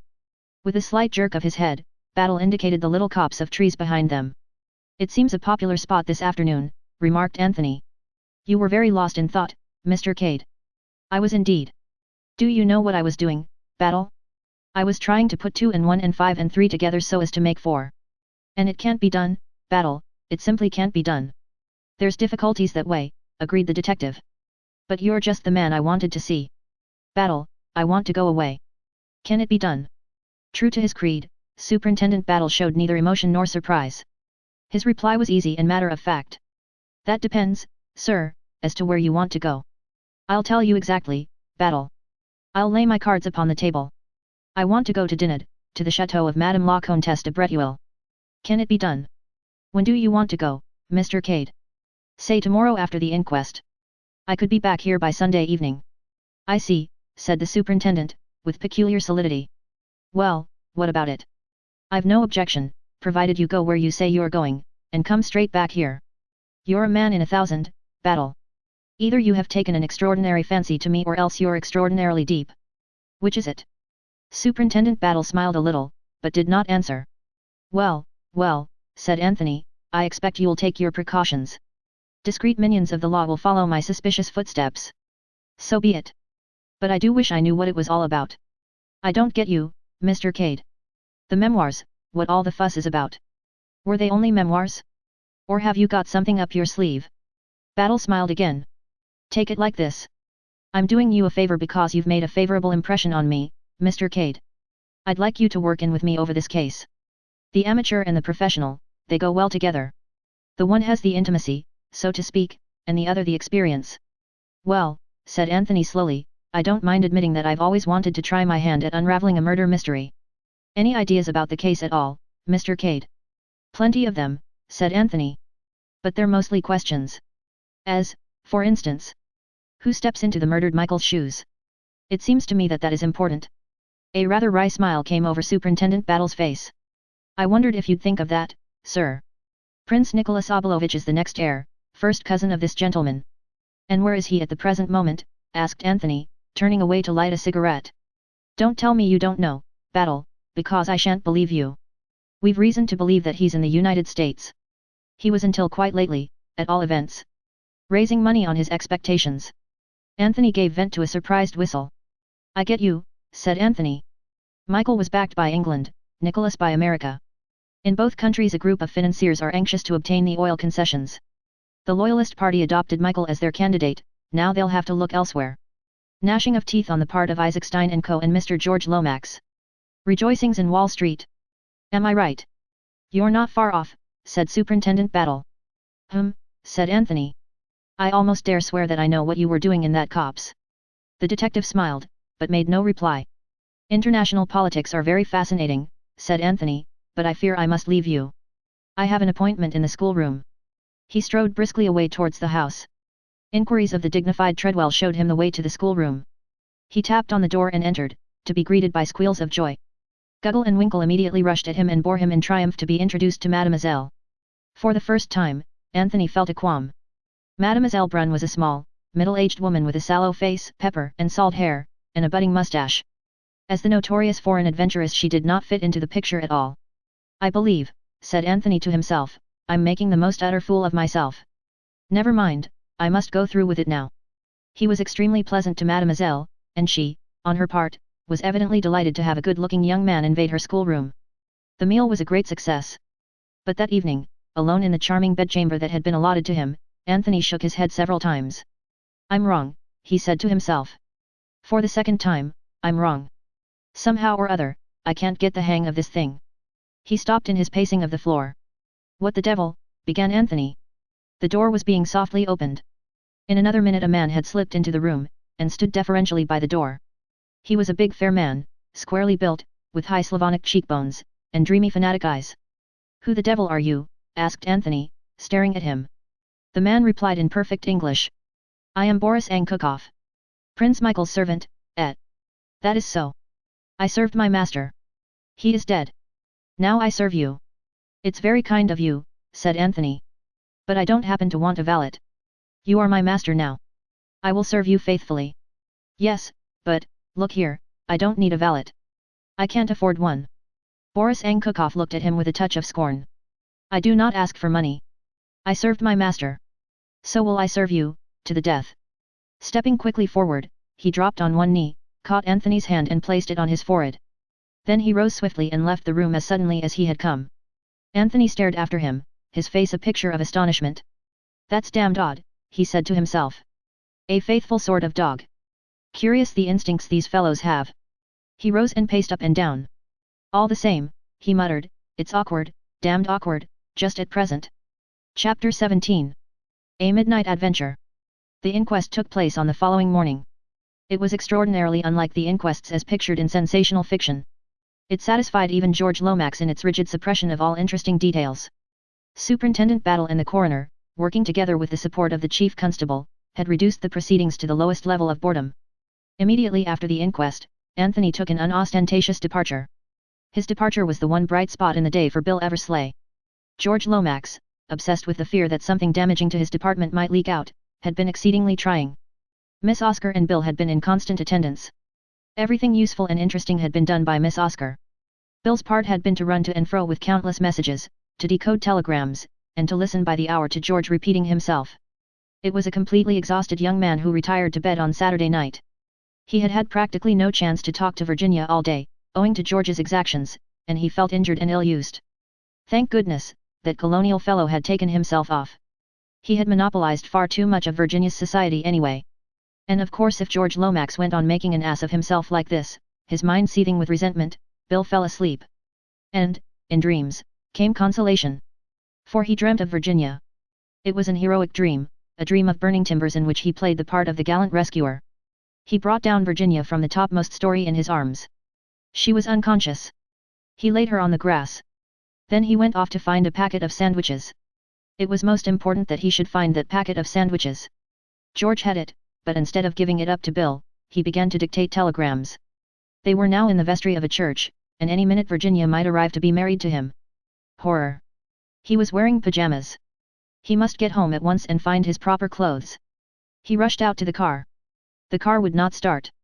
No petrol in the tank. He was getting desperate. And then a big general bus drew up and Virginia got out of it on the arm of the bald-headed Baron. She was deliciously cool, and exquisitely dressed in grey. She came over to him and shook him by the shoulders playfully. "Bill," she said. "Oh, Bill." She shook him harder. "Bill," she said. "Wake up." "Oh, do wake up." Very dazed, Bill woke up. He was in his bedroom at Chimneys. But part of the dream was with him still. Virginia was leaning over him, and was repeating the same words with variations. "Wake up, Bill. Oh, do wake up. Bill." "Hello," said Bill, sitting up in bed. "What's the matter?" Virginia gave a sigh of relief. "Thank goodness.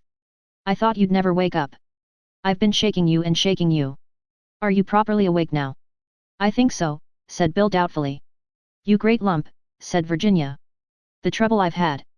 My arms are aching." "These insults are uncalled for," said Bill, with dignity. "Let me say, Virginia, that I consider your conduct most unbecoming. Not at all that of a pure young widow. Don't be an idiot, Bill. Things are happening." "What kind of things?" "Queer things. In the council chamber. I thought I heard a door bang somewhere, and I came down to see. And then I saw a light in the council chamber. I crept along the passage, and peeped through the crack of the door. I couldn't see much, but what I could see was so extraordinary that I felt I must see more. And then, all of a sudden, I felt that I should like a nice, big, strong man with me. And you were the nicest and biggest and strongest man I could think of, so I came in and tried to wake you up quietly. But I've been ages doing it." "I see," said Bill.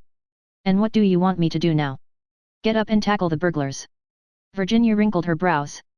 "I'm not sure that they are burglars. Bill, it's very queer, but don't let's waste time talking. Get up." Bill slipped obediently out of bed. "Wait while I don a pair of boots, the big ones with nails in them. However big and strong I am, I'm not going to tackle hardened criminals with bare feet." "I like your pajamas, Bill," said Virginia dreamily. "Brightness without vulgarity." "While we're on the subject," remarked Bill, reaching for his second boot, "I like that thingamabob of yours. It's a pretty shade of green.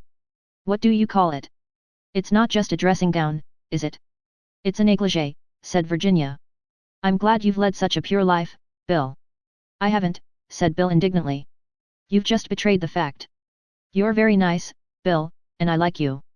I dare say that tomorrow morning, say about 10 o'clock, a good safe hour for not unduly exciting the emotions, I might even kiss you." "I always think these things are best carried out on the spur of the moment," suggested Bill. "We've other fish to fry," said Virginia. "If you don't want to put on a gas mask and a shirt of chain mail, shall we start?" "I'm ready," said Bill. He wriggled into a lurid silk dressing gown, and picked up a poker. "The orthodox weapon," he observed. "Come on," said Virginia, "and don't make a noise." They crept out of the room and along the corridor, and then down the wide double staircase. Virginia frowned as they reached the bottom of it. "Those boots of yours aren't exactly domes of silence, are they, Bill?" "Nails will be nails," said Bill. "I'm doing my best." "You'll have to take them off," said Virginia firmly. Bill groaned. "You can carry them in your hand. I want to see if you can make out what's going on in the council chamber." "Bill, it's awfully mysterious. Why should burglars take a man in armor to pieces?" "Well, I suppose they can't take him away whole very well. They disarticulate him, and pack him neatly." Virginia shook her head, dissatisfied. "What should they want to steal a moldy old suit of armor for?" "Why, Chimneys is full of treasures that are much easier to take away." Bill shook his head. "How many of them are there?" he asked, taking a firmer grip of his poker. "I couldn't see properly." "You know what a keyhole is? And they only had a flashlight." "I expect they've gone by now," said Bill hopefully. He sat down on the bottom stair and drew off his boots. Then, holding them in his hand, he crept along the passage that led to the council chamber. Virginia closed behind him. They halted outside the massive oak door. All was silent within, but suddenly Virginia pressed his arm, and he nodded. A bright light had shone for a minute through the keyhole. Bill went down on his knees, and applied his eye to the orifice. What he saw was confusing in the extreme. The scene of the drama that was being enacted inside was evidently just to the left, out of his line of vision. A subdued chink every now and then seemed to point to the fact that the invaders were still dealing with the figure in armor. There were two of these, Bill remembered. They stood together by the wall just under the Holbein portrait. The light of the electric torch was evidently being directed upon the operations in progress. It left the rest of the room nearly in darkness. Once a figure flitted across Bill's line of vision, but there was not sufficient light to distinguish anything about it. It might have been that of a man or a woman. In a minute or two it flitted back again and then the subdued chinking sounded again.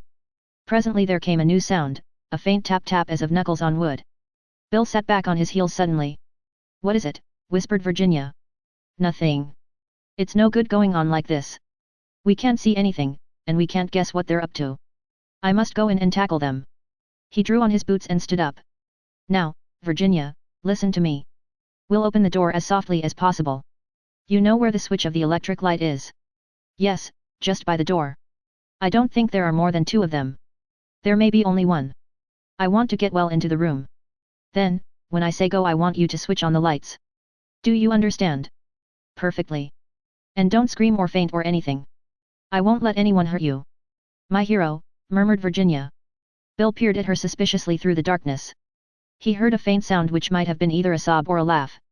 Then he grasped the poker firmly and rose to his feet. He felt that he was fully alive to the situation. Very softly he turned the handle of the door. It yielded and swung gently inwards. Bill felt Virginia close beside him. Together they moved noiselessly into the room. At the farther end of the room, the torch was playing upon the Holbein picture.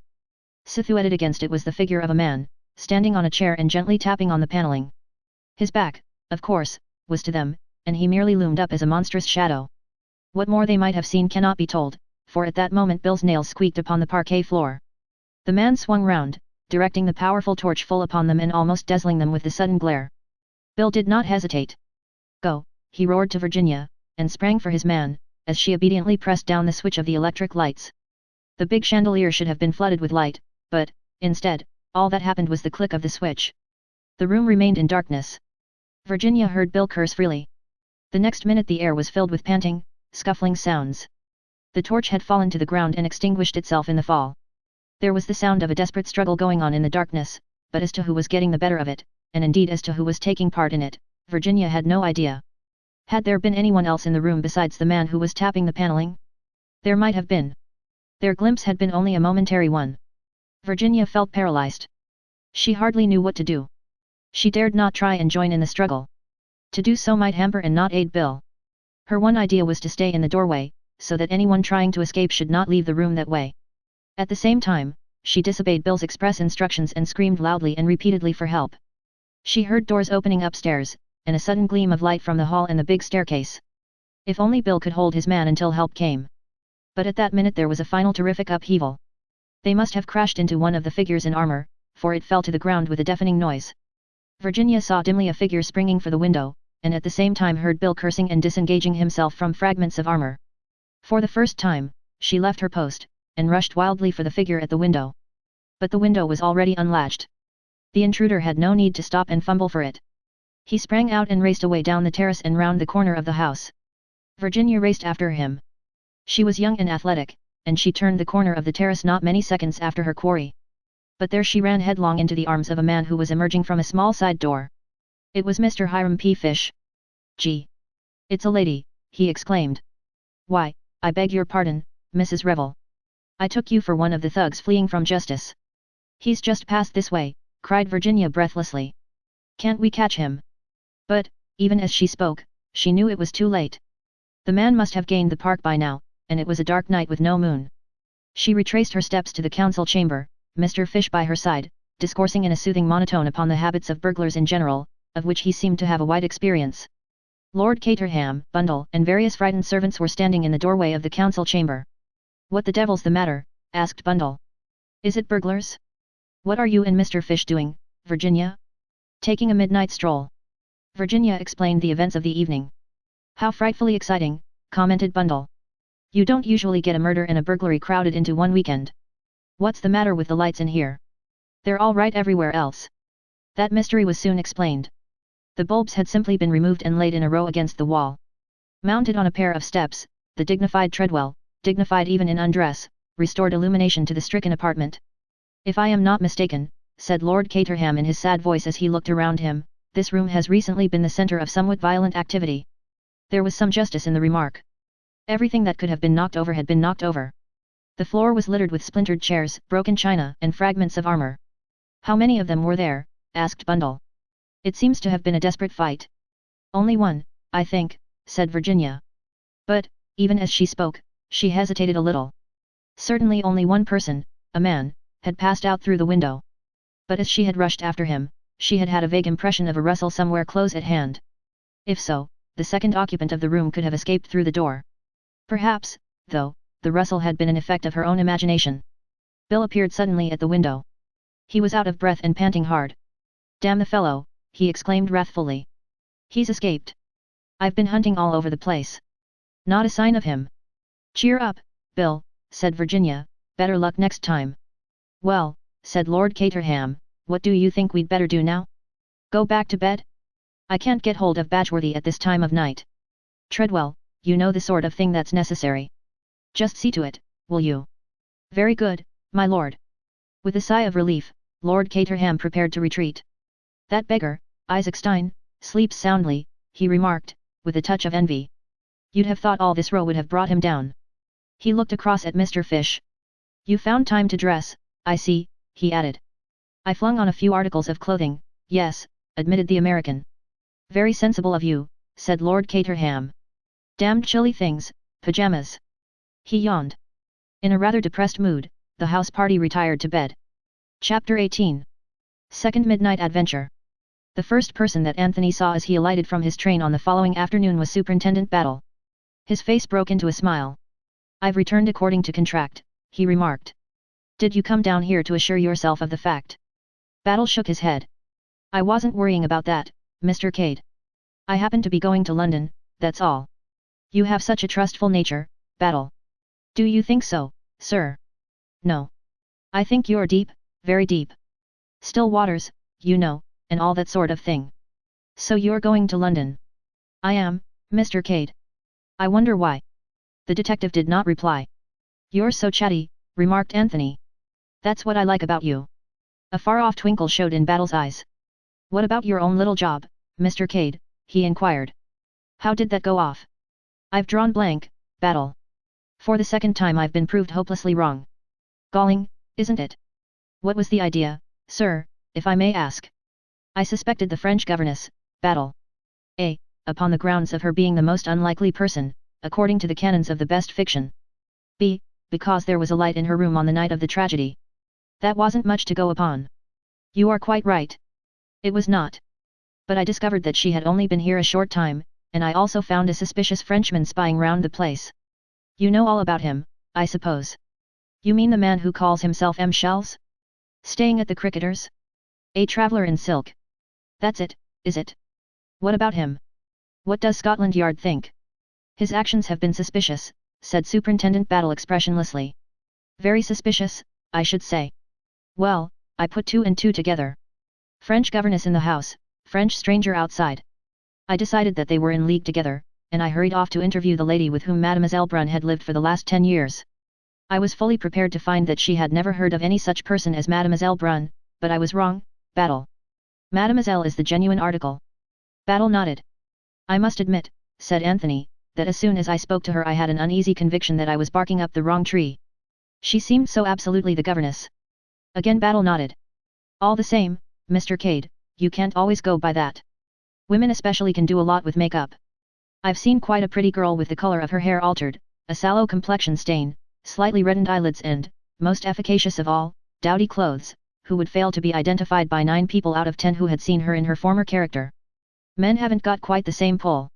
You can do something with the eyebrows, and of course different sets of false teeth alter the whole expression. But there are always the ears, there's an extraordinary lot of character in ears, Mr. Cade. Don't look so hard at mine, Battle, complained Anthony. You make me quite nervous. I'm not talking of false beard and grease paint, continued the superintendent. That's only for books. No, there are very few men who can escape identification and put it over on you. In fact there's only one man I know who has a positive genius for impersonation. King Victor. Ever heard of King Victor, Mr. Cade? There was something so sharp and sudden about the way the detective put the question that Anthony half checked the words that were rising to his lips. King Victor, he said reflectively instead. Somehow, I seem to have heard the name. One of the most celebrated jewel thieves in the world. Irish father, French mother. Can speak 5 languages at least.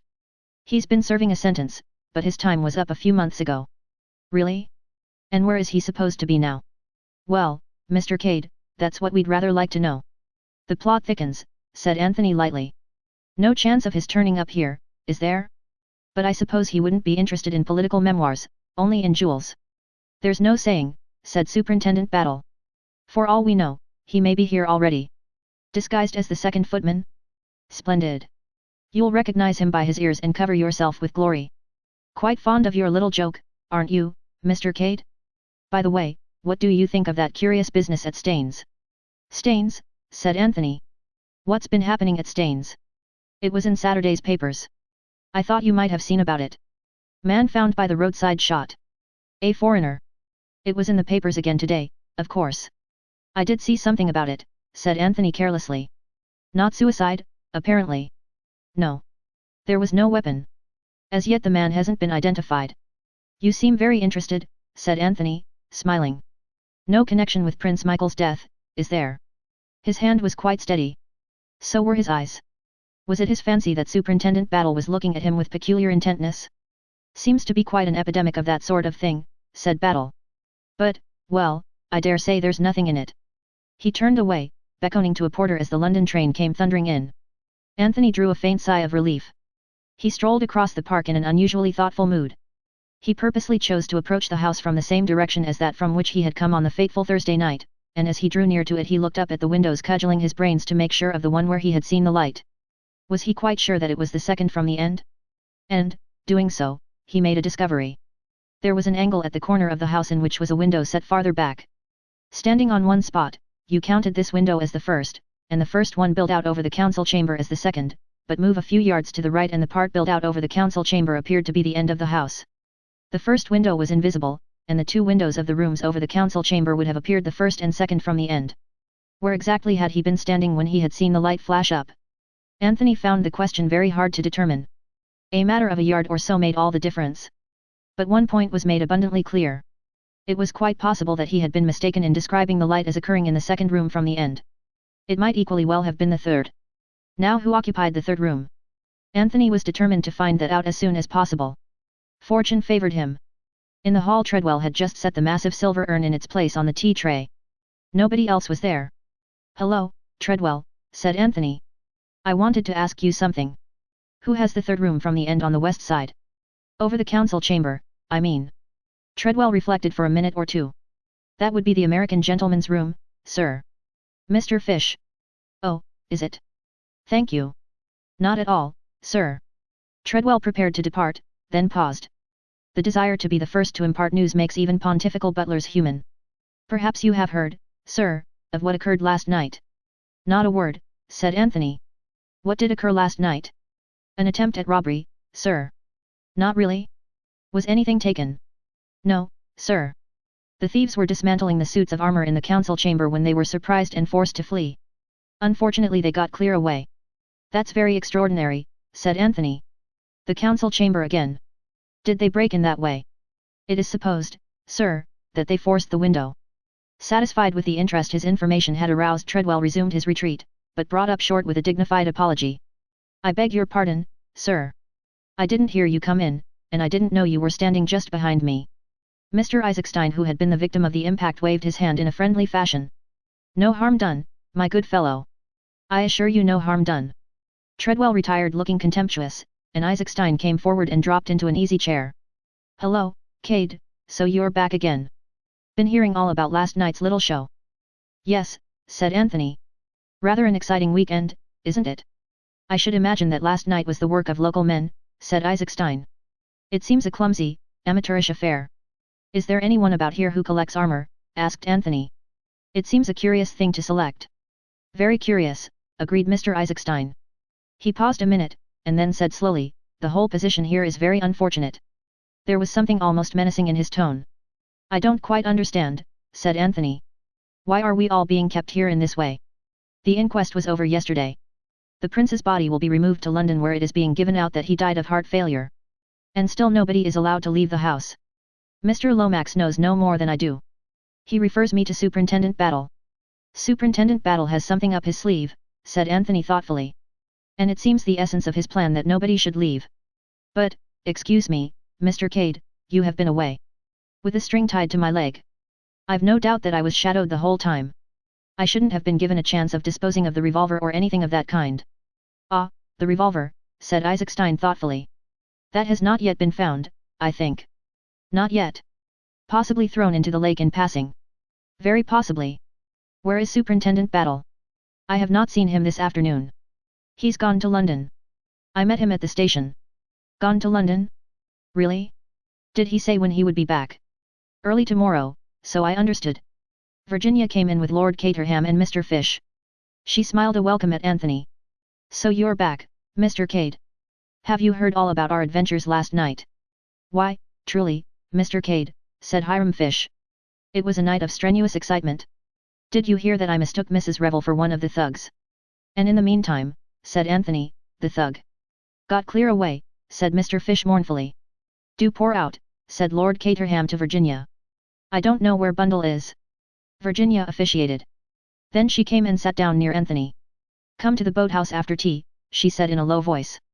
Bill and I have got a lot to tell you. Then she joined lightly in the general conversation. The meeting at the boathouse was duly held. Virginia and Bill were bubbling over with their news. They agreed that a boat in the middle of the lake was the only safe place for confidential conversation. Having paddled out a sufficient distance, the full story of last night's adventure was related to Anthony. Bill looked a little sulky. He wished Virginia would not insist on bringing this colonial fellow into it. It's very odd, said Anthony, when the story was finished. What do you make of it? He asked Virginia. I think they were looking for something, she returned promptly. The burglar idea is absurd. They thought the something, whatever it was, might be concealed in the suits of armor, that's clear enough. But why tap the paneling? That looks more as though they were looking for a secret staircase, or something of that kind. There's a priest's hole at Chimneys, I know, said Virginia.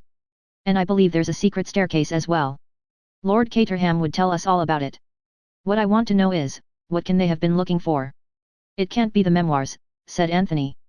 They're a great bulky package. It must have been something small. George knows, I expect, said Virginia. I wonder whether I could get it out of him. All along I felt there was something behind all this. You say there was only one man, pursued Anthony, but that there might possibly be another, as you thought you heard someone going towards the door as you sprang to the window. The sound was very slight, said Virginia. It might have been just my imagination. That's quite possible, but in case it wasn't your imagination, the second person must have been an inmate of the house. I wonder now. What are you wondering at? Asked Virginia. The thoroughness of Mr. Hiram Fish, who dresses himself completely when he hears screams for help downstairs.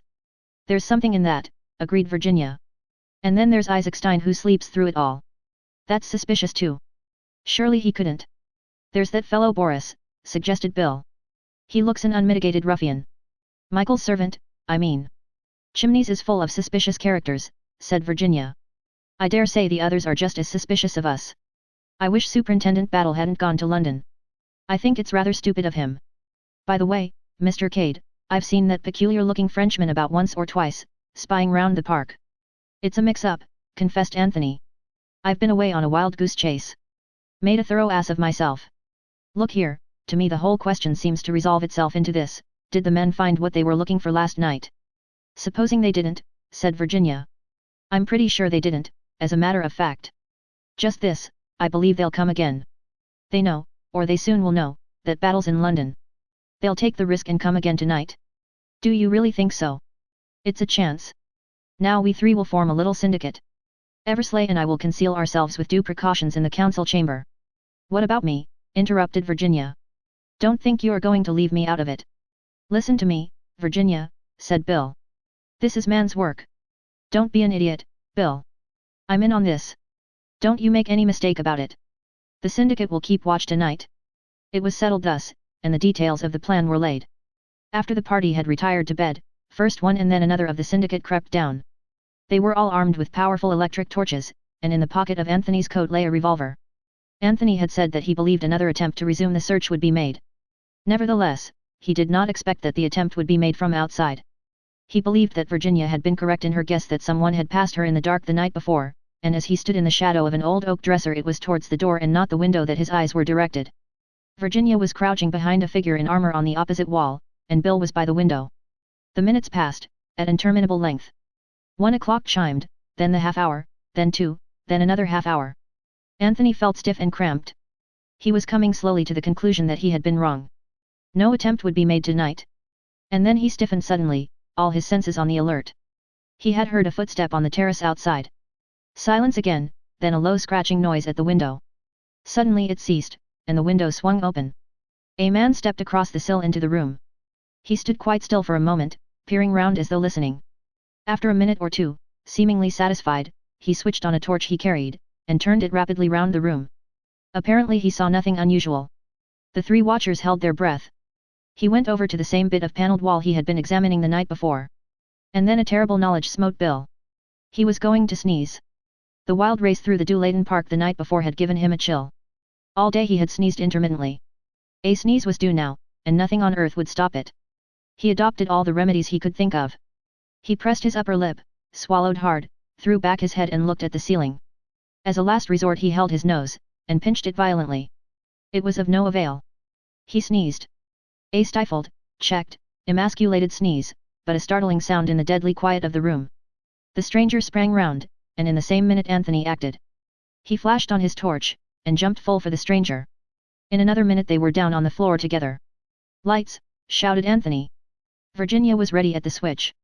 The lights came on true and full tonight. Anthony was on top of his man. Bill leant down to give him a hand.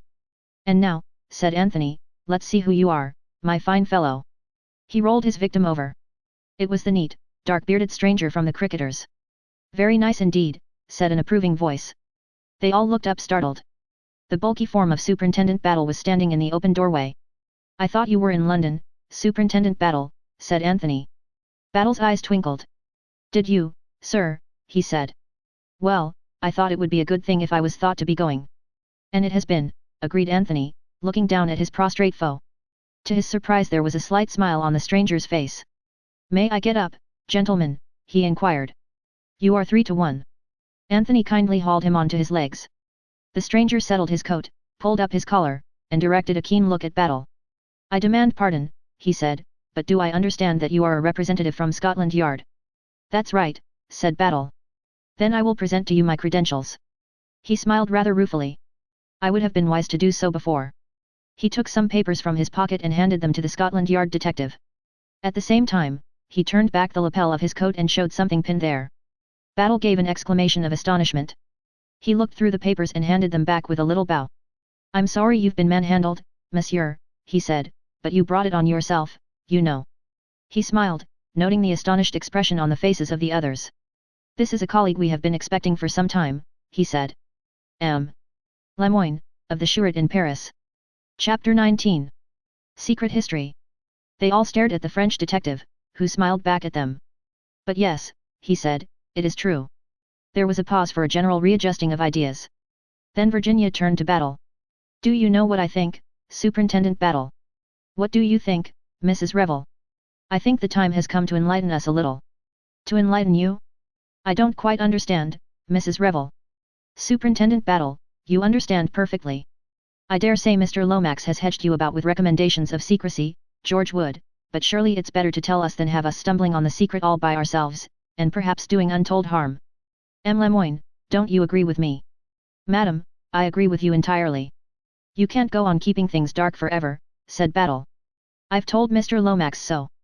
Mr. Eversley is Mr. Lomax's secretary, there's no objection to his knowing what there is to know. As for Mr. Cade, he's been brought into the thing willy-nilly, and I consider he's a right to know where he stands." "But..."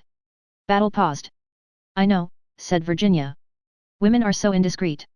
I've often heard George say so." Lemoyne had been studying Virginia attentively. Now he turned to the Scotland Yard man. "Did I hear you just now address Madam by the name of Revel?" "That is my name," said Virginia. "Your husband was in the diplomatic service, was he not? And you were with him in Czechoslovakia just before the assassination of the late King and Queen?" "Yes." Lemoyne turned again. "I think Madam has a right to hear the story. She is indirectly concerned. Moreover," his eyes twinkled a little, "Madam's reputation for discretion stands very high in diplomatic circles." "I'm glad they give me a good character," said Virginia, laughing. "And I'm glad I'm not going to be left out of it." "What about refreshments?" said Anthony. Where does the conference take place? Here. If you please, sir, said Battle, I've a fancy for not leaving this room until morning. You'll see why when you've heard the story. Then I'll go and forage, said Anthony. Bill went with him and they returned with a tray of glasses, siphons and other necessaries of life. The augmented syndicate established itself comfortably in the corner by the window, being grouped round a long oak table. It's understood, of course, said Battle, that anything that's said here is said in strict confidence. There must be no leakage. I've always felt it would come out one of these days. Gentlemen like Mr. Lomax who want everything hushed up take bigger risks than they think. The start of this business was just over 7 years ago. There was a lot of what they call reconstruction going on, especially in the Near East. There was a good deal going on in England, strictly on the QT with that old gentleman, Count Stiltich, pulling the strings. All the Balkan states were interested parties, and there were a lot of royal personages in England just then. I'm not going into details, but something disappeared in a way that seemed incredible unless you admitted two things, that the thief was a royal personage and that at the same time it was the work of a high-class professional. M. Lemoyne here will tell you how that well might be. The Frenchman bowed courteously and took up the tale. It is possible that you in England may not even have heard of our famous and fantastic King Victor. What his real name is, no one knows, but he is a man of singular courage and daring, one who speaks 5 languages and is unequalled in the art of disguise.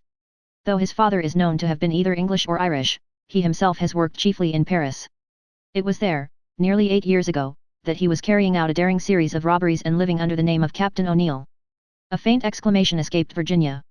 M. Lemoyne darted a keen glance at her. I think I understand what agitates Madam. You will see in a minute. Now we of the Shirred had our suspicions that this Captain O'Neill was none other than King Victor, but we could not obtain the necessary proof. There was also in Paris at the time a clever young actress, Angélie Maury, of the Folies Bergers.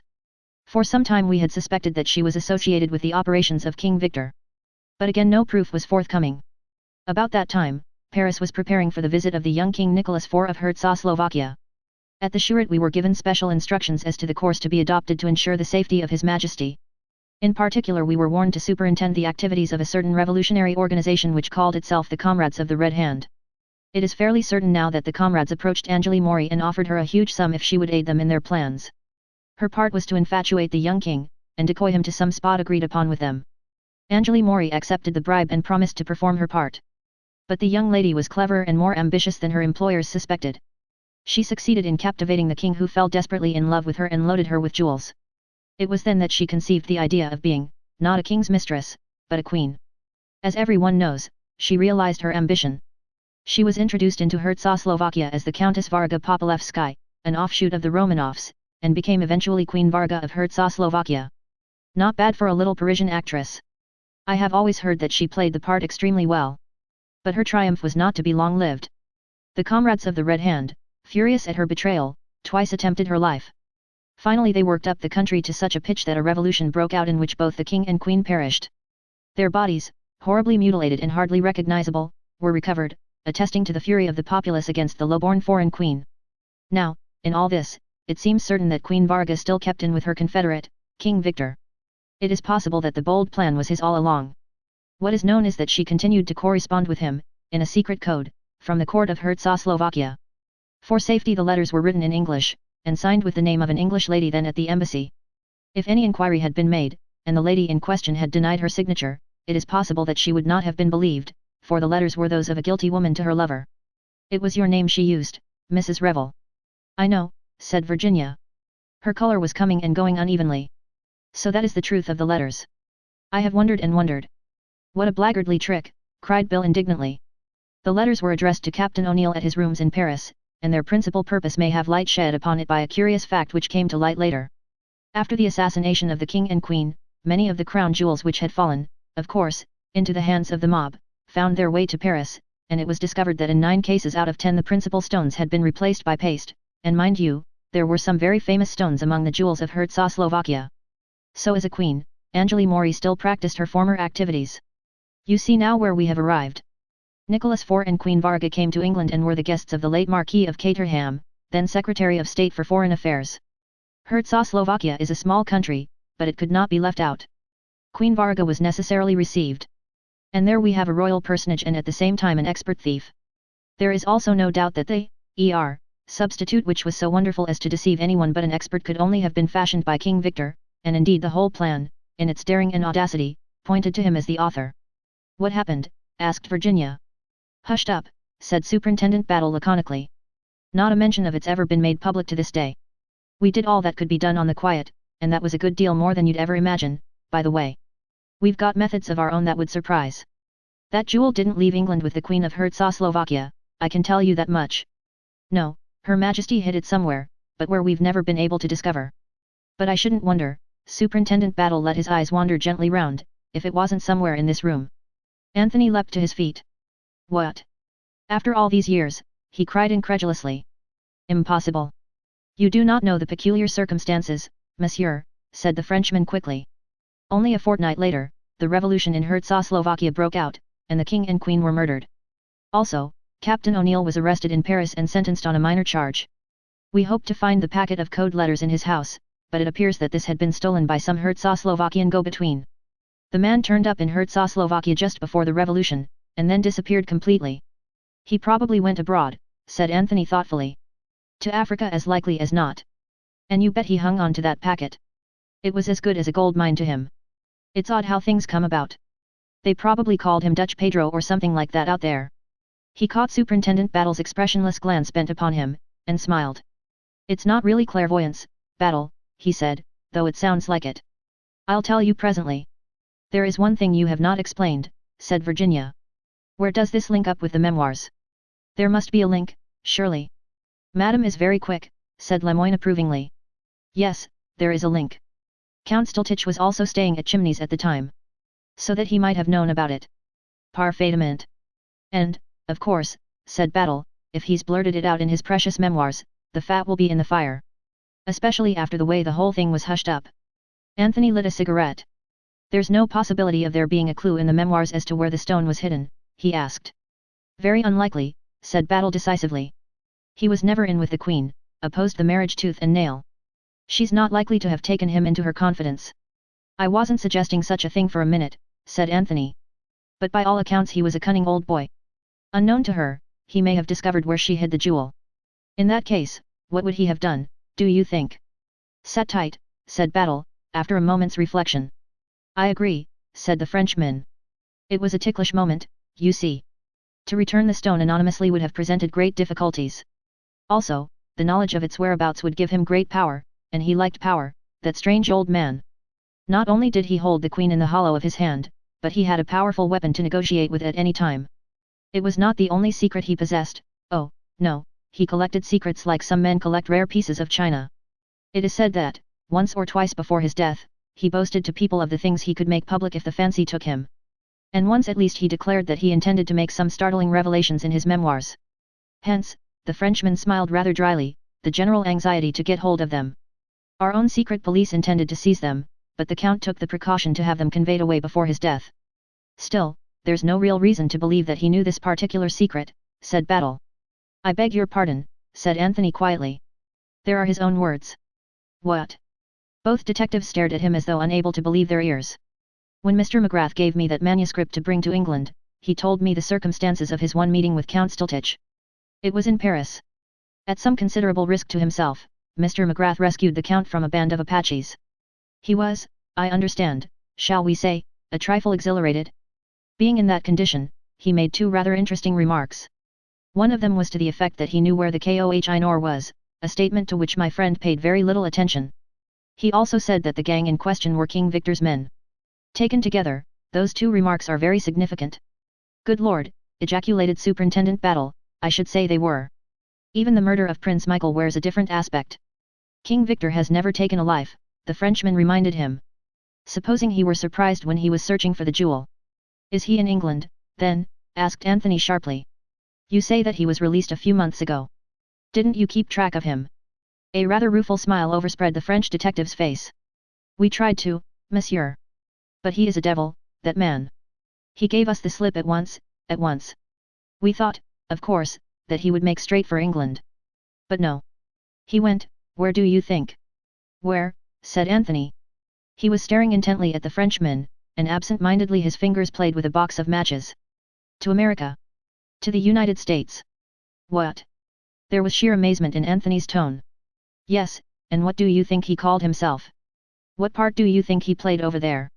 The part of Prince Nicholas of Herzegovina. The matchbox fell from Anthony's hand, but his amazement was fully equalled by that of Battle. Impossible. Not so, my friend. You, too, will get the news in the morning. It has been the most colossal bluff. As you know, Prince Nicholas was rumored to have died in the Congo years ago. Our friend, King Victor, seizes on that, difficult to prove a death of that kind. He resurrects Prince Nicholas, and plays him to such purpose that he gets away with a tremendous haul of American dollars, all on account of the supposed oil concessions. But by a mere accident, he was unmasked, and had to leave the country hurriedly. This time he did come to England. And that is why I am here. Sooner or later he will come to Chimneys. That is, if he is not already here. You think that? I think he was here the night Prince Michael died, and again last night. It was another attempt, said Battle. It was another attempt. What has bothered me, continued Battle, was wondering what had become of M. Lemoyne here. I'd had word from Paris that he was on his way over to work with me, and I couldn't make out why he hadn't turned up. I must indeed apologize, said Lemoyne. You see, I arrived on the morning after the murder. It occurred to me at once that it would be as well for me to study things from an unofficial standpoint without appearing officially as your colleague. I thought that great possibilities lay that way. I was, of course, aware that I was bound to be an object of suspicion, but that in a way furthered my plan since it would not put people I was after on their guard. I can assure you that I have seen a good deal that is interesting in the last 2 days. But look here, said Bill, what really did happen last night? I am afraid, said M. Lemoyne, that I gave you rather violent exercise. It was you I chased then. Yes. I will recount things to you. I came up here to watch, convinced that the secret had to do with this room since the prince had been killed here. I stood outside on the terrace. Presently I became aware that someone was moving about in this room. I could see the flash of a torch now and again. I tried the middle window and found it unlatched. Whether the man had entered that way earlier, or whether he had left it so as a blind in case he was disturbed, I do not know. Very gently, I pushed it back and slipped inside the room. Step by step I felt my way until I was in a spot where I could watch operations without likelihood of being discovered myself. The man himself I could not see clearly. His back was to me, of course, and he was silhouetted against the light of the torch so that his outline only could be seen. But his actions filled me with surprise. He took to pieces first one and then the other of those 2 suits of armor, examining each one piece by piece. When he had convinced himself that what he sought was not there, he began tapping the paneling of the wall under that picture. What he would have done next, I do not know. The interruption came. You burst in, he looked at Bill. Our well-meant interference was really rather a pity, said Virginia thoughtfully. In a sense, madam, it was. The man switched out his torch, and I, who had no wish as yet to be forced to reveal my identity, sprang for the window. I collided with the other 2 in the dark, and fell headlong. I sprang up and out through the window. Mr. Eversley, taking me for his assailant, followed. I followed you first, said Virginia. Bill was only second in the race. And the other fellow had the sense to stay still and sneak out through the door. I wonder he didn't meet the rescuing crowd. That would present no difficulties, said Lemoyne. He would be a rescuer in advance of the rest, that was all. Do you really think this Arsène Lupin fellow is actually among the household now? Asked Bill, his eyes sparkling. Why not? Said Lemoyne. He could pass perfectly as a servant. For all we may know, he may be Boris Angkukov, the trusted servant of the late Prince Michael. He is an odd-looking bloke, agreed Bill. But Anthony was smiling. That's hardly worthy of you, M. Lemoyne, he said gently. The Frenchman smiled too. You've taken him on as your valet now, haven't you, Mr. Cade? Asked Superintendent Battle. Battle, I take off my hat to you. You know everything. But just as a matter of detail, he's taken me on, not I him. Why was that, I wonder, Mr. Cade? I don't know, said Anthony lightly. It's a curious taste, but perhaps he may have liked my face. Or he may think I murdered his master and wished to establish himself in a handy position for executing revenge upon me. He rose and went over to the windows, pulling the curtains. Daylight, he said, with a slight yawn. There won't be any more excitements now. Lemoyne rose also. I will leave you, he said. We shall perhaps meet again later in the day. With a graceful bow to Virginia, he stepped out of the window. Bed, said Virginia, yawning. It's all been very exciting. Come on, Bill, go to bed like a good little boy. The breakfast table will see us not, I fear. Anthony stayed at the window looking after the retreating form of M. Lemoyne. You wouldn't think it, said Battle behind him, but that's supposed to be the cleverest detective in France. I don't know that I wouldn't, said Anthony thoughtfully. I rather think I would. Well, said Battle, he was right about the excitements of this night being over. By the way, do you remember my telling you about that man they'd found shot near Staines? Yes. Why? Nothing. They've identified him, that's all. It seems he was called Giuseppe Manueli. He was a waiter at the Blitz in London. Curious, isn't it? Chapter 20. Battle and Anthony confer. Anthony said nothing. He continued to stare out of the window. Superintendent Battle looked for some time at his motionless back. Well, good night, sir, he said at last, and moved to the door. Anthony stirred. Wait a minute, Battle. The superintendent halted obediently. Anthony left the window. He drew out a cigarette from his case and lighted it. Then, between two puffs of smoke, he said. You seem very interested in this business at Staines. I wouldn't go as far as that, sir. It's unusual, that's all. Do you think the man was shot where he was found, or do you think he was killed elsewhere and the body brought to that particular spot afterwards? I think he was shot somewhere else, and the body brought there in a car. I think so too, said Anthony. Something in the emphasis of his tone made the detective look up sharply. Any ideas of your own, sir? Do you know who brought him there? Yes, said Anthony. I did. He was a little annoyed at the absolutely unruffled calm preserved by the other. I must say you take these shocks very well, Battle, he remarked. Never display emotion. That was a rule that was given to me once, and I've found it very useful. You live up to it, certainly, said Anthony. I can't say I've ever seen you ruffled. Well, do you want to hear the whole story? If you please, Mr. Cade. Anthony pulled up two of the chairs, both men sat down, and Anthony recounted the events of the preceding Thursday night. Battle listened immovably. There was a far-off twinkle in his eyes as Anthony finished. You know, sir, he said, you'll get into trouble one of these days. Then, for the second time, I'm not to be taken into custody. We always like to give a man plenty of rope, said Superintendent Battle. Very delicately put, said Anthony. Without unduly stressing the end of the proverb.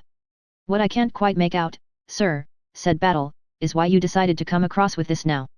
It's rather difficult to explain, said Anthony. You see, Battle, I've come to have really a very high opinion of your abilities. When the moment comes, you're always there. Look at tonight. And it occurred to me that, in withholding this knowledge of mine, I was seriously cramping your style. You deserve to have access to all the facts. I've done what I could, and up to now I've made a mess of things. Until tonight, I couldn't speak for Mrs. Revell's sake. But now that those letters have been definitely proved to have nothing whatever to do with her, any idea of her complicity becomes absurd. Perhaps I advised her badly in the first place, but it struck me that her statement of having paid this man money to suppress the letters, simply as a whim, might take a bit of believing. It might, by a jury, agreed Battle. Juries never have any imagination. But you accept it quite easily, said Anthony, looking curiously at him. Well, you see, Mr. Cade, most of my work has lain amongst these people. What they call the upper classes, I mean. You see, the majority of people are always wondering what the neighbors will think. But tramps and aristocrats don't, they just do the first thing that comes into their heads, and they don't bother to think what anyone thinks of them. I'm not meaning just the idle rich, the people who give big parties, and so on, I mean those that have had it born and bred in them for generations that nobody else's opinion counts but their own. I've always found the upper classes the same, fearless, truthful, and sometimes extraordinarily foolish. This is a very interesting lecture, Battle. I suppose you'll be writing your reminiscences one of these days. They ought to be worth reading too. The detective acknowledged the suggestion with a smile, but said nothing. I'd rather like to ask you one question, continued Anthony. Did you connect me at all with the Staines affair? I fancied, from your manner, that you did. Quite right. I had a hunch that way. But nothing definite to go upon. Your manner was very good, if I may say so, Mr. Cade. You never overdid the carelessness. I'm glad of that, said Anthony. I've a feeling that ever since I met you you've been laying little traps for me. On the whole I've managed to avoid falling into them, but the strain has been acute. Battle smiled grimly. That's how you get a crook in the end, sir. Keep him on the run, to and fro, turning and twisting. Sooner or later, his nerve goes, and you've got him. You're a cheerful fellow, Battle. When will you get me, I wonder?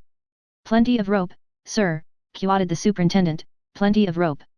In the meantime, said Anthony, I am still the amateur assistant. That's it, Mr. Cade. Watson to your Sherlock, in fact. Detective stories are mostly bunkum, said Battle unemotionally. But they amuse people, he added, as an afterthought. And they're useful sometimes. In what way? Asked Anthony curiously. They encourage the universal idea that the police are stupid. When we get an amateur crime, such as a murder, that's very useful indeed. Anthony looked at him for some minutes in silence. Battle sat quite still, blinking now and then, with no expression whatsoever on his square placid face. Presently he rose. Not much good going to bed now, he observed. As soon as he's up, I want to have a few words with his lordship. Anyone who wants to leave the house can do so now. At the same time I should be much obliged to his lordship if he'll extend an informal invitation to his guests to stay on. You'll accept it, sir, if you please, and Mrs. Revel also. Have you ever found the revolver? Asked Anthony suddenly. You mean the one Prince Michael was shot with? No, I haven't. Yet it must be in the house or grounds. I'll take a hint from you, Mr. Cade, and send some boys up birds nesting. If I could get hold of the revolver, we might get forward a bit. That, and the bundle of letters. You say that a letter with the heading, Chimneys, was amongst them? Depend upon it, that was the last one written. The instructions for finding the diamond are written in code in that letter. What's your theory of the killing of Giuseppe? Asked Anthony. I should say he was a regular thief, and that he was got hold of, either by King Victor or by the comrades of the Red Hand, and employed by them. I shouldn't wonder at all if the comrades and King Victor aren't working together. The organization has plenty of money and power, but it isn't very strong in brains. Giuseppe's task was to steal the memoirs, they couldn't have known that you had the letters. It's a very odd coincidence that you should have, by the way. I know, said Anthony. It's amazing when you come to think of it. Giuseppe gets hold of the letters instead. Is at first vastly chagrined. Then sees the cutting from the paper and has the brilliant idea of turning them to account on his own by blackmailing the lady. He has, of course, no idea of their real significance. The comrades find out what he is doing, believe that he is deliberately double-crossing them, and decree his death. They're very fond of executing traitors. It has a picturesque element which seems to appeal to them. What I can't quite make out is the revolver with Virginia engraved upon it. There's too much finesse about that for the comrades. As a rule, they enjoy plastering their Red Hand sign about, in order to strike terror into other would-be traitors. No, it looks to me as though King Victor had stepped in there. But what his motive was, I don't know. It looks like a very deliberate attempt to saddle Mrs. Revel with the murder, and, on the surface, there doesn't seem any particular point in that. I had a theory, said Anthony. But it didn't work out according to plan. He told Battle of Virginia's recognition of Michael. Battle nodded his head. Oh, yes, no doubt as to his identity. By the way, that old Baron has a very high opinion of you. He speaks of you in most enthusiastic terms. That's very kind of him, said Anthony. Especially as I've given him full warning that I mean to do my utmost to get hold of the missing memoirs before Wednesday next. You'll have a job to do that, said Battle. Why, yes. You think so? I suppose King Victor and co have got the letters. Battle nodded. Pinched them off Giuseppe that day in Pont Street. Prettily planned piece of work, that. Yes, they've got 'em all right, and they've decoded them, and they know where to look. Both men were on the point of passing out of the room. In here, said Anthony, jerking his head back. Exactly, in here. But they haven't found the prize yet, and they're going to run a pretty risk trying to get it. I suppose, said Anthony, that you've got a plan in that subtle head of yours. Battle returned no answer. He looked particularly stolid and unintelligent. Then, very slowly, he winked. Want my help? Asked Anthony. I do. And I shall want someone else's. Who is that? Mrs. Revels. You may not have noticed it, Mr. Cade, but she's a lady who has a particularly beguiling way with her. I've noticed it all right, said Anthony. He glanced at his watch. I'm inclined to agree with you about bed, Battle. A dip in the lake and a hearty breakfast will be far more to the point. He ran lightly upstairs to his bedroom. Whistling to himself, he discarded his evening clothes, and picked up a dressing gown and a bath towel. Then suddenly he stopped dead in front of the dressing table, staring at the object that reposed demurely in front of the looking glass. For a moment he could not believe his eyes. He took it up, examined it closely. Yes, there was no mistake. It was the bundle of letters signed Virginia Revel. They were intact. Not one was missing. Anthony dropped into a chair, the letters in his hand. My brain must be cracking, he murmured. I can't understand a quarter of what is going on in this house. Why should the letters reappear like a damned conjuring trick? Who put them on my dressing table? Why? And to all these very pertinent questions he could find no satisfactory reply. Chapter 21. Mr. Isaacstein's suitcase.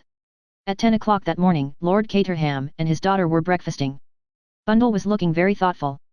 Father, she said at last.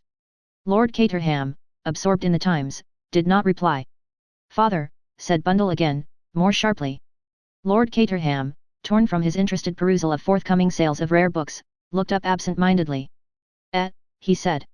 Did you speak? Yes. Who is it who's had breakfast? She nodded towards a place that had evidently been occupied. The rest were all expectant. Oh, what's his name? Fat Ike.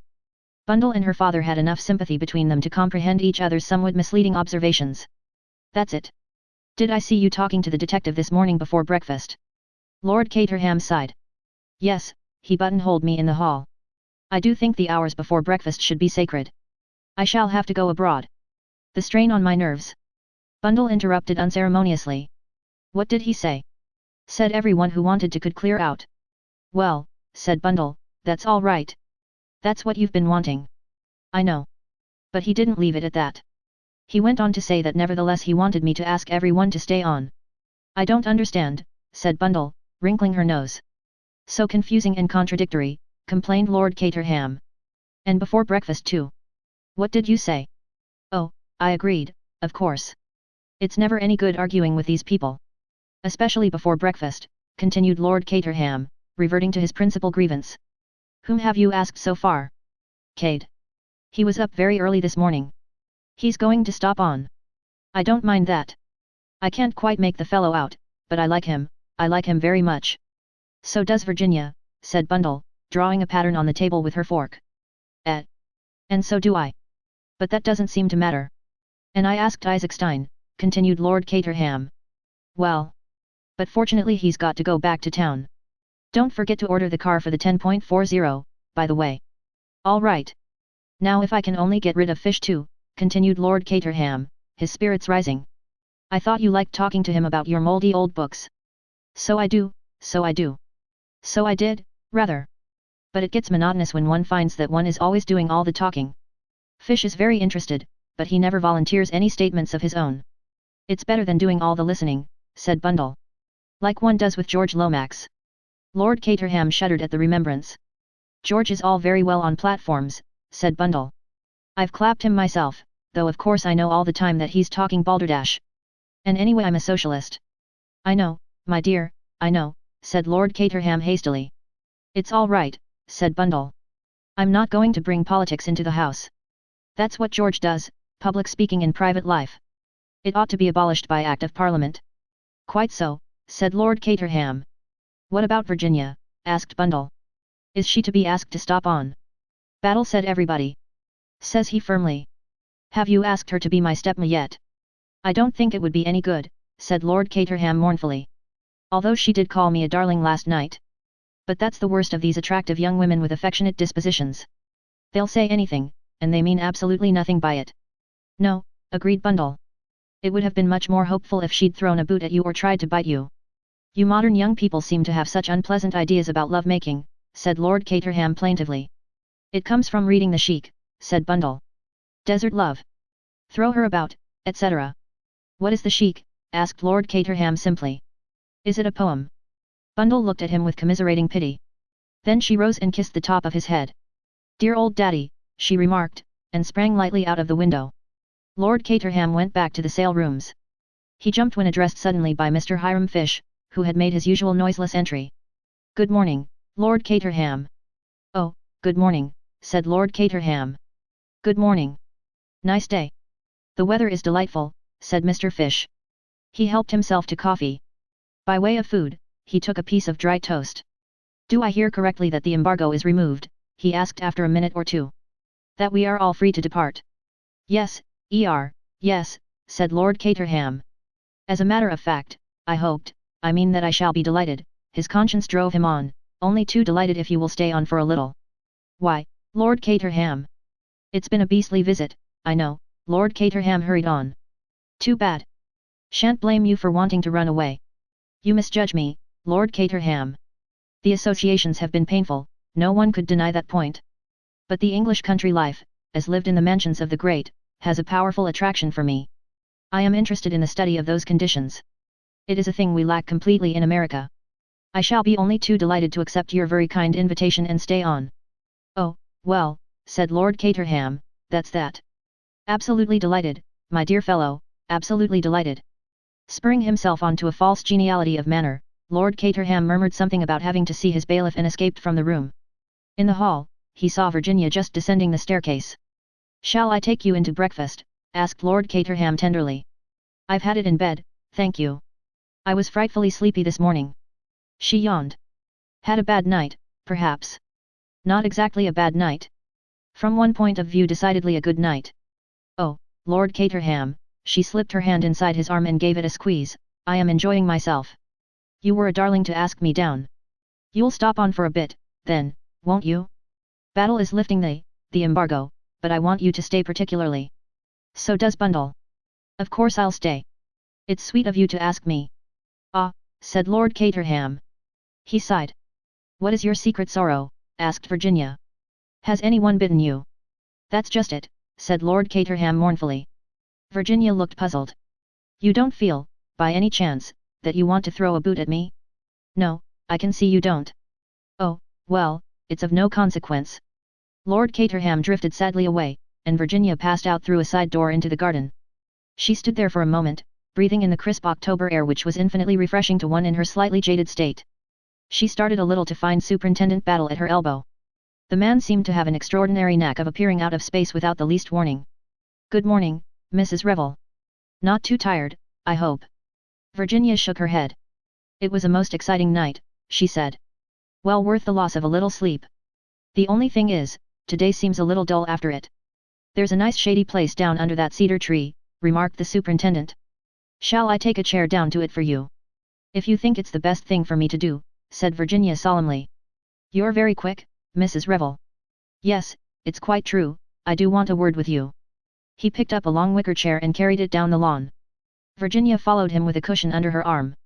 "Very dangerous place, that terrace," remarked the detective. "That is, if you want to have a private conversation."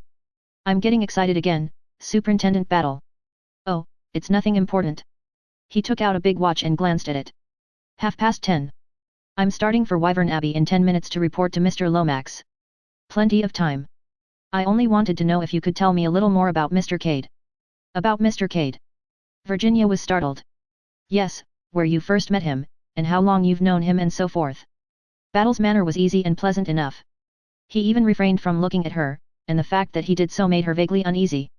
"It's more difficult than you think," she said at last. "He did me a great service once." Battle interrupted her. "Before you go any further, Mrs. Revel, I'd just like to say something. Last night, after you and Mr. Eversley had gone to bed, Mr. Cade told me all about the letters and the man who was killed in your house." "He did?" gasped Virginia. "Yes, and very wisely too. It clears up a lot of misunderstanding. There's only one thing he didn't tell me, how long he had known you. Now I've a little idea of my own about that. You shall tell me if I'm right or wrong. I think that the day he came to your house in Pont Street was the first time you had ever seen him." "Ah. I see I'm right." It was so. Virginia said nothing. For the first time she felt afraid of this stolid man with the expressionless face. She understood what Anthony had meant when he said there were no flies on Superintendent Battle. "Has he ever told you anything about his life?" the detective continued. "Before he was in South Africa, I mean. Canada? Or before that, the Sudan? Or about his boyhood?" Virginia merely shook her head. "And yet I'd bet he's got something worth telling. You can't mistake the face of a man who's led a life of daring and adventure. He could tell you some interesting tales if he cared to. If you want to know about his past life, why don't you cable to that friend of his, Mr. McGrath?" Virginia asked. "Oh, we have. But it seems he's up country somewhere. Still, there's no doubt Mr. Cade was in Bulawayo when he said he was. But I wondered what he'd been doing before he came to South Africa. He'd only had that job with Castles about a month." He took out his watch again. "I must be off. The car will be waiting." Virginia watched him retreat to the house. But she did not move from her chair. She hoped that Anthony might appear and join her. Instead came Bill Eversley, with a prodigious yawn. "Thank God, I've got a chance to speak to you at last, Virginia," he complained.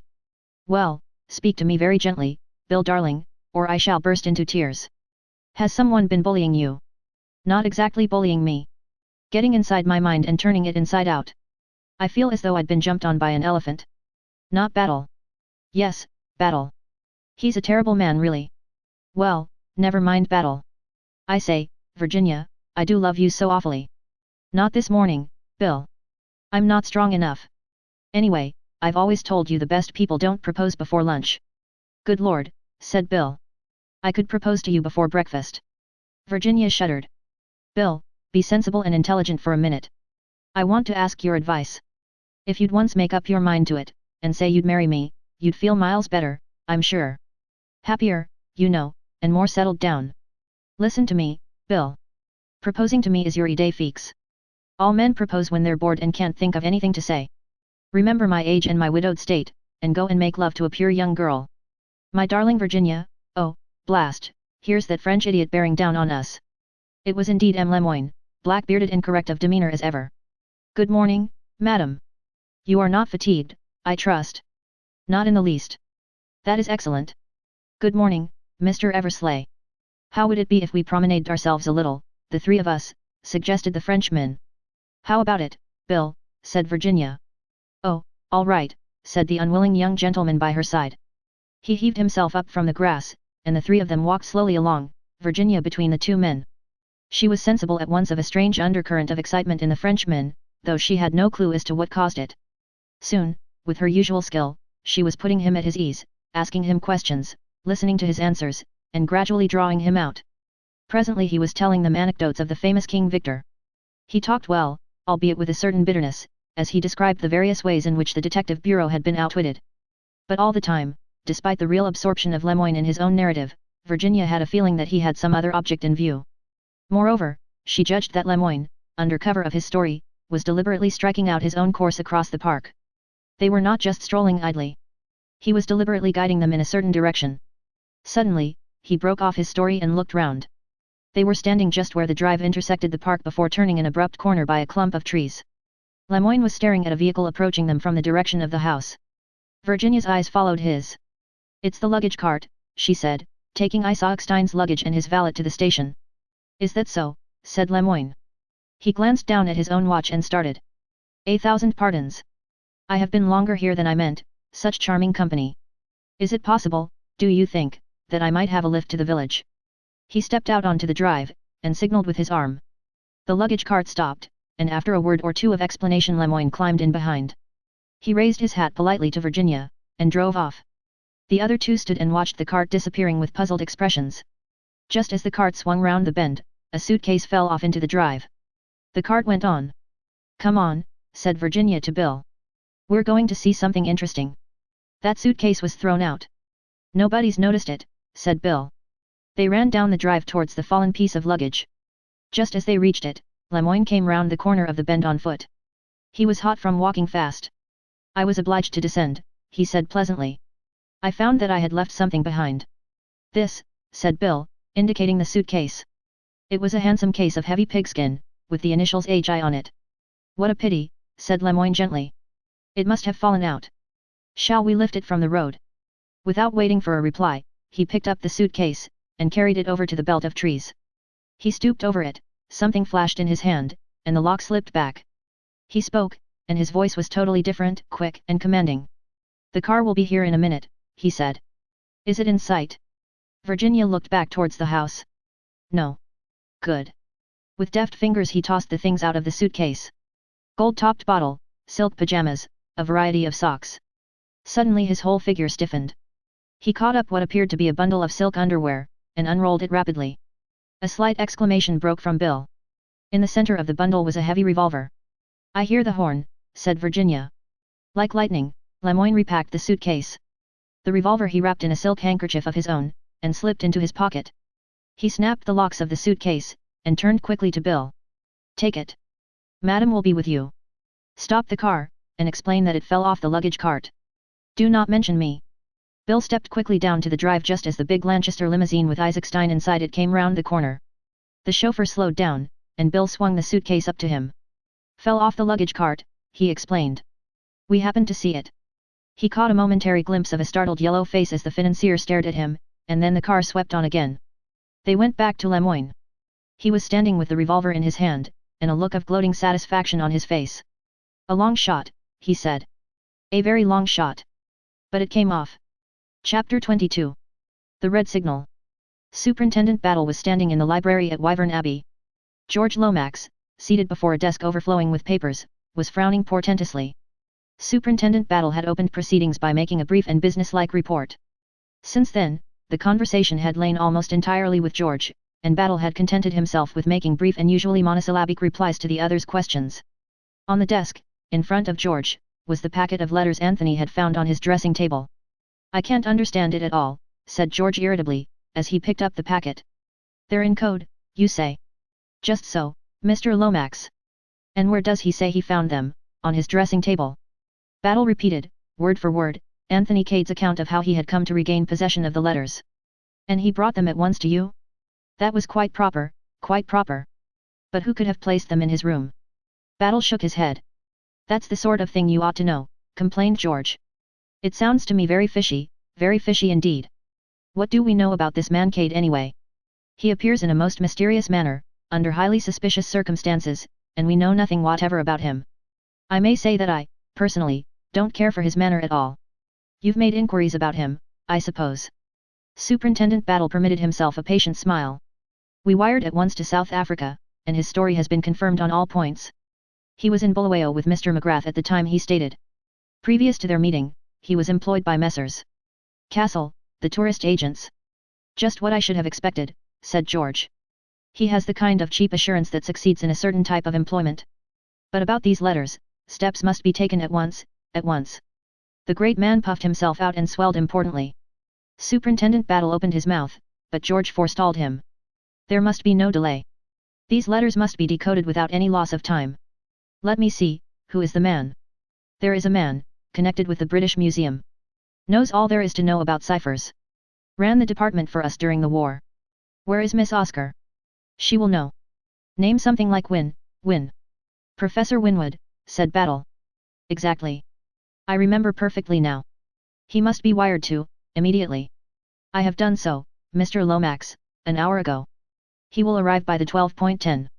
"Oh, very good, very good. Thank heaven, something is off my mind.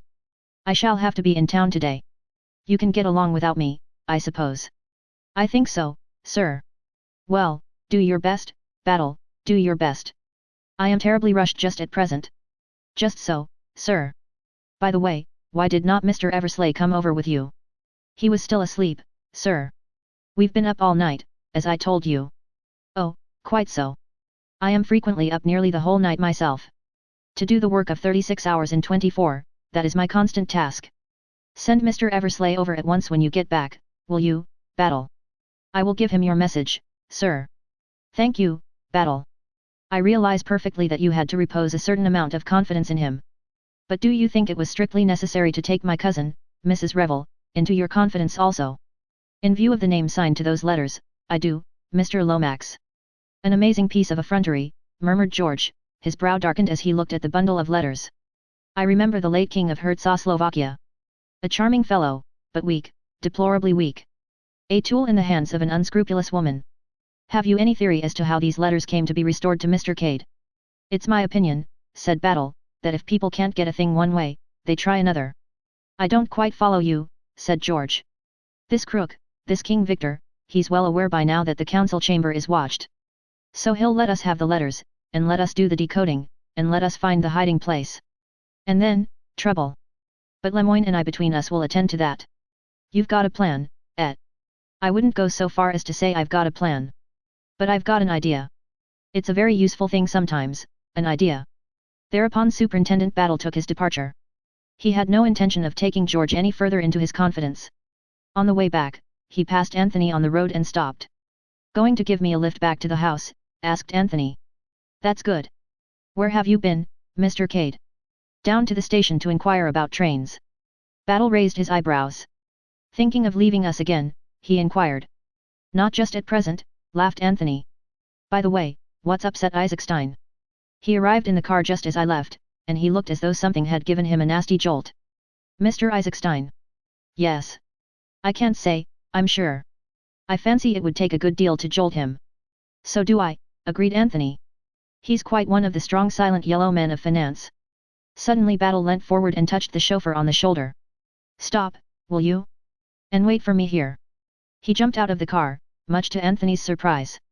But in a minute or two, the latter perceived M. Lemoyne advancing to meet the English detective, and gathered that it was a signal from him which had attracted Battle's attention. There was a rapid colloquy between them, and then the superintendent returned to the car and jumped in again, bidding the chauffeur drive on. His expression had completely changed. "They've found the revolver," he said suddenly and curtly. "What?" Anthony gazed at him in great surprise. "Where?" "In Eisenstein's suitcase." "Oh, impossible." "Nothing's impossible," said Battle. "I ought to have remembered that." He sat perfectly still, tapping his knee with his hand. "Who found it?" Battle jerked his head over his shoulder. "Lemoyne. Clever chap. They think no end of him at the Charrette. But doesn't this upset all your ideas?" "No," said Superintendent Battle very slowly. "I can't say it does. It was a bit of a surprise, I admit, at first. But it fits in very well with one idea of mine." "Which is?" But the superintendent branched off onto a totally different subject. "I wonder if you'd mind finding Mr. Eversley for me, sir? There's a message for him from Mr. Lomax. He's to go over to the Abbey at once." "All right," said Anthony. The car had just drawn up at the great door. "He's probably in bed still." "I think not," said the detective. "If you'll look, you'll see him walking under the trees with Mrs. Revel." "Wonderful eyes you have, haven't you, Battle?" said Anthony as he departed on his errand. He delivered the message to Bill, who was duly disgusted. "Damn it all," grumbled Bill to himself, as he strode off to the house, "why can't cotters sometimes leave me alone? And why can't these blasted colonials stay in their colonies? What do they want to come over here for, and pick out all the best girls? I'm fed to the teeth with everything." "Have you heard about the revolver?" asked Virginia breathlessly, as Bill left them. "Battle told me." "Rather staggering, isn't it? Eisenstein was in a frightful state yesterday to get away, but I thought it was just nerves. He's about the one person I'd have pitched upon as being above suspicion. Can you see any motive for his wanting Prince Michael out of the way?" "It certainly doesn't fit in," agreed Virginia thoughtfully. "Nothing fits in anywhere," said Anthony discontentedly. "I rather fancied myself as an amateur detective to begin with, and so far all I've done is to clear the character of the French governess at vast trouble and some little expense." "Is that what you went to France for?" inquired Virginia. "Yes, I went to Dinant and had an interview with the Comtesse de Bretuel, awfully pleased with my own cleverness, and fully expecting to be told that no such person as Mademoiselle Brun had ever been heard of. Instead of which I was given to understand that the lady in question had been the mainstay of the household for the last 7 years. So, unless the Comtesse is also a crook, that ingenious theory of mine falls to the ground." Virginia shook her head. "Madame de Bretuel is quite above suspicion. I know her quite well, and I fancy I must have come across Mademoiselle at the chateau. I certainly know her face quite well, in that vague way one does know governesses and companions and people one sits opposite to in trains. It's awful, but I never really look at them properly." "Do you?" "Only if they're exceptionally beautiful," admitted Anthony. "Well, in this case," she broke off. "What's the matter?" Anthony was staring at a figure which detached itself from the clump of trees and stood there rigidly at attention. It was the Hertzo-Slovakian, Boris. "Excuse me," said Anthony to Virginia, "I must just speak to my dog a minute." He went across to where Boris was standing. "What's the matter? What do you want?" "Master," said Boris, bowing. "Yes, that's all very well, but you mustn't keep following me about like this. It looks odd." Without a word, Boris produced a soiled scrap of paper, evidently torn from a letter, and handed it to Anthony. "What's this?" said Anthony. There was an address scrawled on the paper, nothing else. "He dropped it," said Boris. "I bring it to the master." "Who dropped it?" "The foreign gentleman." "But why bring it to me?" Boris looked at him reproachfully. "Well, anyway, go away now," said Anthony. "I'm busy." Boris saluted, turned sharply on his heel, and marched away. Anthony rejoined Virginia, thrusting the piece of paper into his pocket. "What did he want?" she asked curiously. "And why do you call him your dog?" "Because he acts like one," said Anthony, answering the last question first. "He must have been a retriever in his last incarnation, I think. He's just brought me a piece of a letter which he says the foreign gentleman dropped. I suppose he means Lemoyne." "I suppose so," acquiesced Virginia. "He's always following me round," continued Anthony. "Just like a dog. Says next to nothing. Just looks at me with his big round eyes. I can't make him out." "Perhaps he meant Eisenstein," suggested Virginia. "Eisenstein looks foreign enough, heaven knows." "Eisenstein," muttered Anthony impatiently. "Where the devil does he come in?" "Are you ever sorry that you've mixed yourself up in all this?" asked Virginia suddenly. "Sorry? Good Lord, no. I love it. I've spent most of my life looking for trouble, you know. Perhaps, this time, I've got a little more than I bargained for. But you're well out of the wood now, said Virginia, a little surprised by the unusual gravity of his tone. Not quite. They strolled on for a minute or two in silence. There are some people, said Anthony, breaking the silence, who don't conform to the signals. An ordinary well-regulated locomotive slows down or pulls up when it sees the red light hoisted against it. Perhaps I was born color-blind. When I see the red signal, I can't help forging ahead. And in the end, you know, that spells disaster. Bound to. And quite right really. That sort of thing is bad for traffic generally. He still spoke very seriously. I suppose, said Virginia, that you have taken a good many risks in your life. Pretty nearly every one there is, except marriage. That's rather cynical. It wasn't meant to be. Marriage, the kind of marriage I mean, would be the biggest adventure of the lot. I like that, said Virginia, flushing eagerly. There's only one kind of woman I'd want to marry, the kind who is worlds removed from my type of life. What would we do about it? Is she to lead my life, or am I to lead hers? If she loved you. Sentimentality, Mrs. Revel. You know it is. Love isn't a drug that you take to blind you to your surroundings, you can make it that, yes, but it's a pity, love can be a lot more than that. What do you think the king and his beggar maid thought of married life after they'd been married a year or two? Didn't she regret her rags and her bare feet and her carefree life? You bet she did. Would it have been any good renouncing his crown for her sake? Not a bit of good, either. He'd have made a damned bad beggar, I'm sure. And no woman respects a man when he's doing a thing thoroughly badly. Have you fallen in love with a beggar maid, Mr. Cade? Inquired Virginia softly. It's the other way about with me, but the principle's the same. And there's no way out, asked Virginia. There's always a way out, said Anthony gloomily. I've a theory that one can always get anything one wants if one will pay the price. And do you know what the price is, 9 times out of 10? Compromise. A beastly thing, compromise, but it steals up on you as you near middle age. It's stealing up on me now.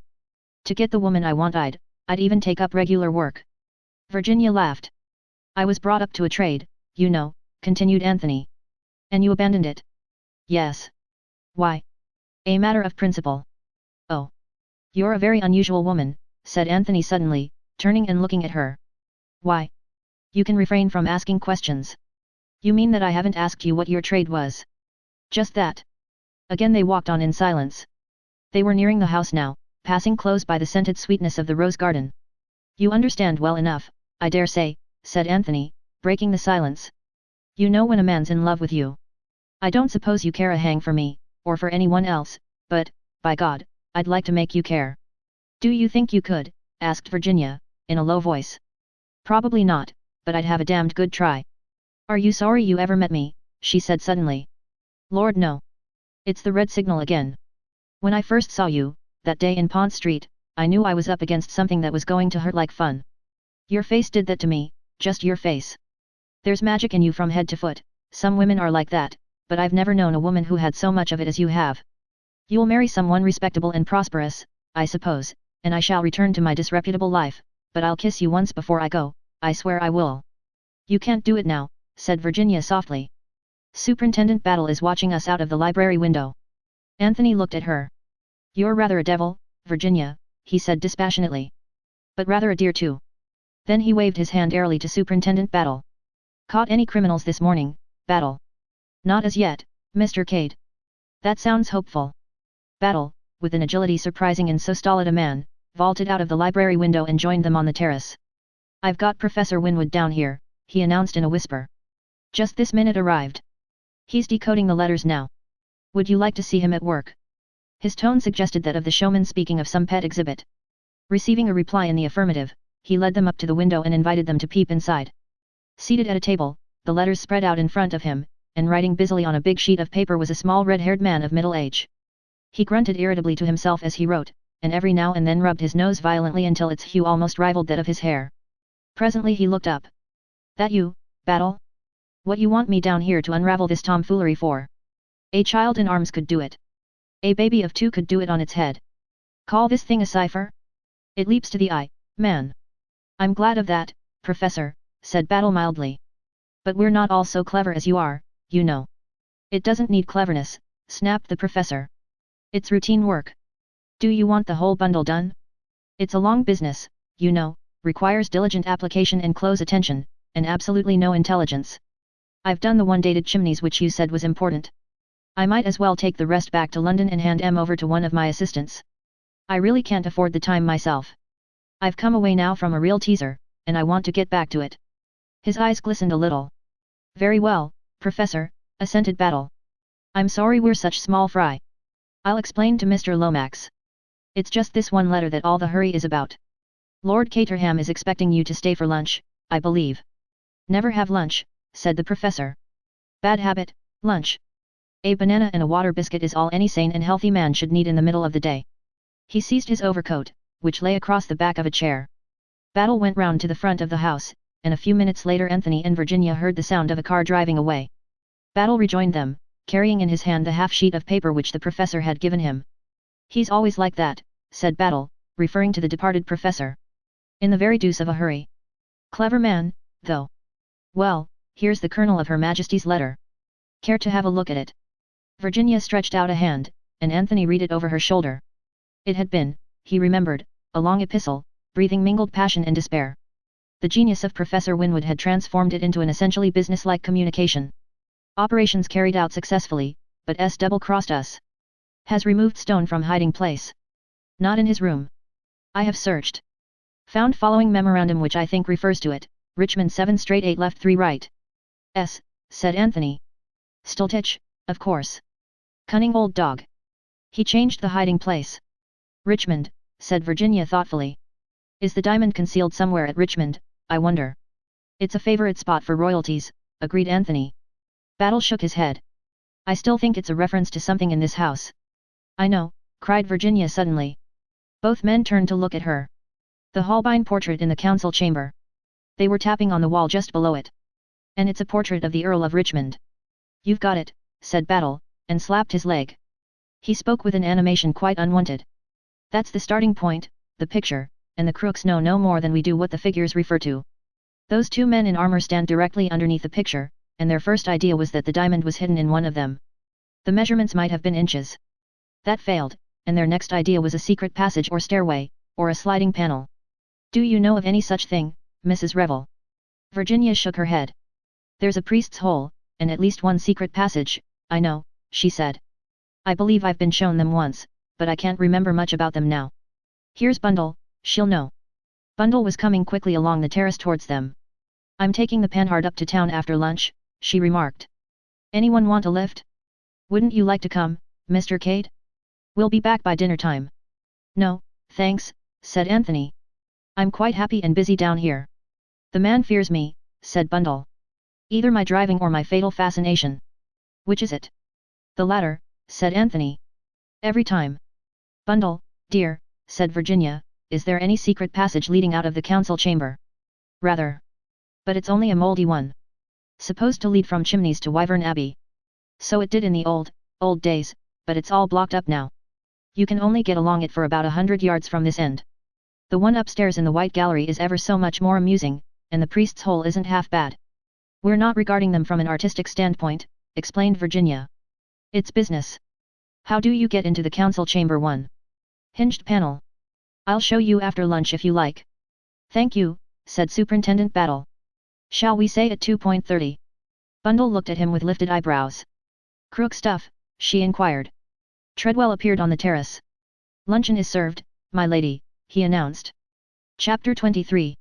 Encounter in the Rose Garden. At 2:30 a little party met together in the council chamber, Bundle, Virginia, Superintendent Battle, M. Lemoyne and Anthony Cade. No good waiting until we can get hold of Mr. Lomax, said Battle. This is the kind of business one wants to get on with quickly. If you've got any idea that Prince Michael was murdered by someone who got in this way, you're wrong, said Bundle. It can't be done. The other end's blocked completely. There is no question of that, milady, said Lemoyne quickly. It is quite a different search that we make. Looking for something, are you? Asked Bundle quickly. Not the historic whatnot, by any chance? Lemoyne looked puzzled.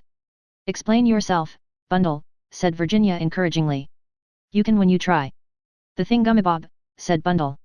The historic diamond of purple princes that was pinched in the dark ages before I grew to years of discretion. Who told you this, Lady Eileen? Asked Battle. I've always known. One of the footmen told me when I was 12 years old. A footman, said Battle. Lord.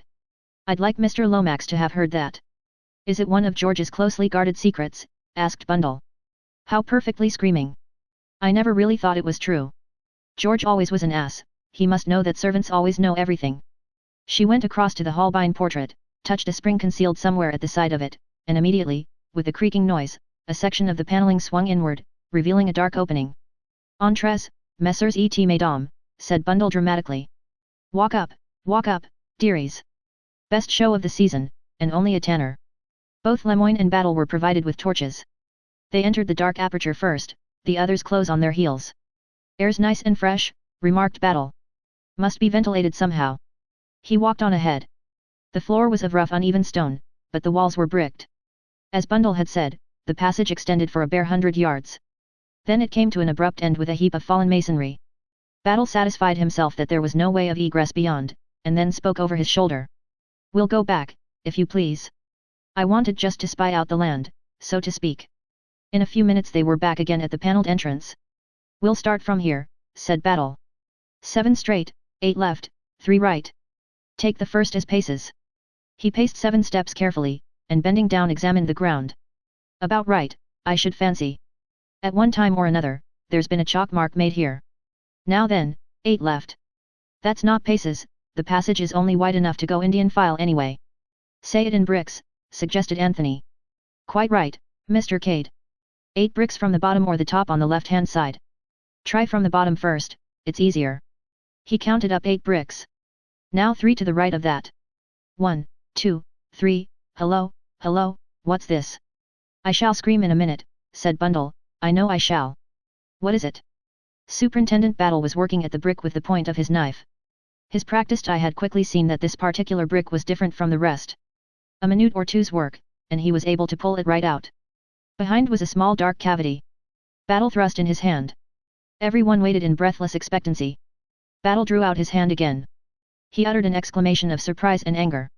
The others crowded round and stared uncomprehendingly at the 3 articles he held. For a moment it seemed as though their eyes must have deceived them. A card of small pearl buttons, a square of coarse knitting and a piece of paper on which were inscribed a row of capital E's. Well, said Battle. I'm danged. What's the meaning of this? Monday Dieu, muttered the Frenchman.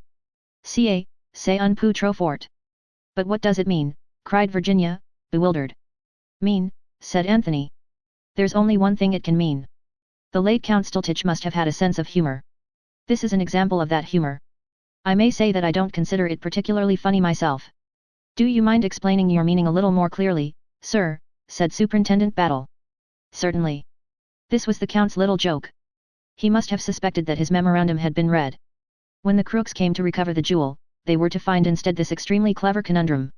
It's the sort of thing you pin on to yourself at book teas, when people have to guess what you are. It has a meaning, then. I should say, undoubtedly. If the Count had meant to be merely offensive, he would have put a placard with sold on it, or a picture of a donkey or something crude like that. A bit of knitting, some capital E's, and a lot of buttons, muttered Battle discontentedly. C'est ennui, said Lemoyne angrily. Cipher no 2, said Anthony. I wonder whether Professor Winwood would be any good at this one. When was this passage last used, milady? Asked the Frenchman of Bundle. Bundle reflected. I don't believe anyone's been into it for over 2 years. The Priest's Hole is the show exhibit for Americans and tourists generally. Curious, murmured the Frenchman. Why curious? Lemoyne stooped and picked up a small object from the floor. Because of this, he said. This match has not lain here for 2 years, not even for 2 days. Battle looked at the match curiously. It was of pink wood, with a yellow head. Any of you ladies or gentlemen drop this, by any chance? He asked. He received a negative all round. Well, then, said Superintendent Battle, we've seen all there is to see. We might as well get out of here. The proposal was assented to by all. The panel had swung to, but Bundle showed them how it was fastened from the inside.